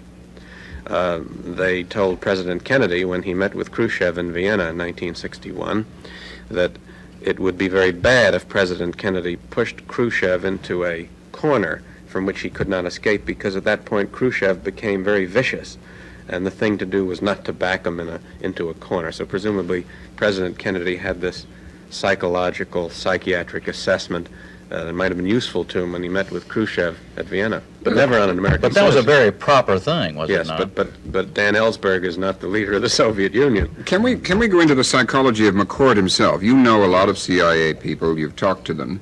I wonder what kind of conditioning would have occurred in McCord in 20 years in the CIA, that and then 9 years with the FBI before that, that would have affected his decision to go along with what he said today he knew was an illegal operation, but believed was approved by the then Attorney General. Well, to me, this was the most puzzling thing, was to hear McCord sit there and in that flat voice. I mean, he could be an official of a farmers' organization or a school teacher. He droned on, and what he said was that he would not have done what he did and break into the Watergate unless he was convinced that it was being done with the authorization of the chief law enforcement officer of the United States, the Attorney General. And this was hearsay, of course, which Senator Ervin pointed out. But to me, it boggles the mind that a man who spent 28 years in law enforcement security work would commit a crime only on the authorization of the chief law enforcement officer. Wouldn't he have developed such a respect for authority and hierarchical procedures that he would have gone along in anything like this? Well, obviously that must be the answer, but if you stop to think about it, it means it's a kind of black as white. If the chief cop tells me to break the law, I'll do it. What about, as you were watching the testimony of McCord, did you have any thoughts about how a man like McCord, and you just described him, and he's been described elsewhere as a very quiet-spoken man, and we've all seen that he is, and a man who's always operated in the background and the shadows of public life, suddenly to be on national television and threatening in some ways the basic foundation of a whole administration? Well, it did strike me watching Mr. McCord today that it occurred to me that power, great power, presidential power, while it is immense, is also very fragile at the same time. And I thought back to President Johnson, who was the most powerful man in the world, who, until he sent more than 500,000 Americans to fight in Vietnam, then public opinion turned against him. And I recall a few years ago he landed in New York City. He had to land in Central Park in a helicopter because it was not safe, or at least the Secret Service felt it wouldn't be safe to bring him in from LaGuardia Airport by the normal means. This is how beleaguered he was. How his power had been eroded. Well, in that case, it was the Vietnam War. Here, the Watergate is threatening to do the same thing. I think already, to a great extent, has done the same thing to President Nixon. And I found it, while I don't wish to make a heroic figure out of a convicted lawbreaker, I found it in a way reassuring that one individual, even a man like Jim McCord, who has lived his life in the shadows, can come forth and threaten the power of the presidency, that in this country this is still possible. All right, thank you very much, David. And so ends the first chapter in the revelations of the man who said he thought it was okay to break and enter the wiretap, break and enter and wiretap if the Attorney General endorsed the idea, as David Wise just said. Incidentally, the Justice Department, through spokesman Jack Hushin, has confirmed for us that McCord's remarks about receiving intelligence information from the Justice Department are basically correct. We'd also like to note, as everybody knows probably by now, that Archibald Cox, the 61-year-old Harvard law professor, former Solicitor General of the United States under Presidents Kennedy and Johnson, was today named by Attorney General designate Elliot Richardson to be the special prosecutor in the Watergate case if, in fact, Mr. Richardson is confirmed as Attorney General.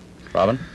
We're going to be back with more gavel-to-gavel coverage of these hearings when they resume on Tuesday. And we're doing this as a kind of experiment to find out how you, the viewers, like this. So if you have any observations, we'd appreciate it if you'd write to us at NPACT, Box 300, Washington, D.C. 20044. 3 more days of hearings are scheduled for next week, starting on Tuesday. We'll be here again Tuesday night with complete coverage and expert commentary. For NPACT and Jim Lehrer, I'm Robert McNeil. Good night. From Washington, you've been watching gavel-to-gavel videotape coverage of hearings by the Senate Select Committee on Presidential Campaign Activities, a production of NPACT, a division of the Greater Washington Educational Telecommunications Association.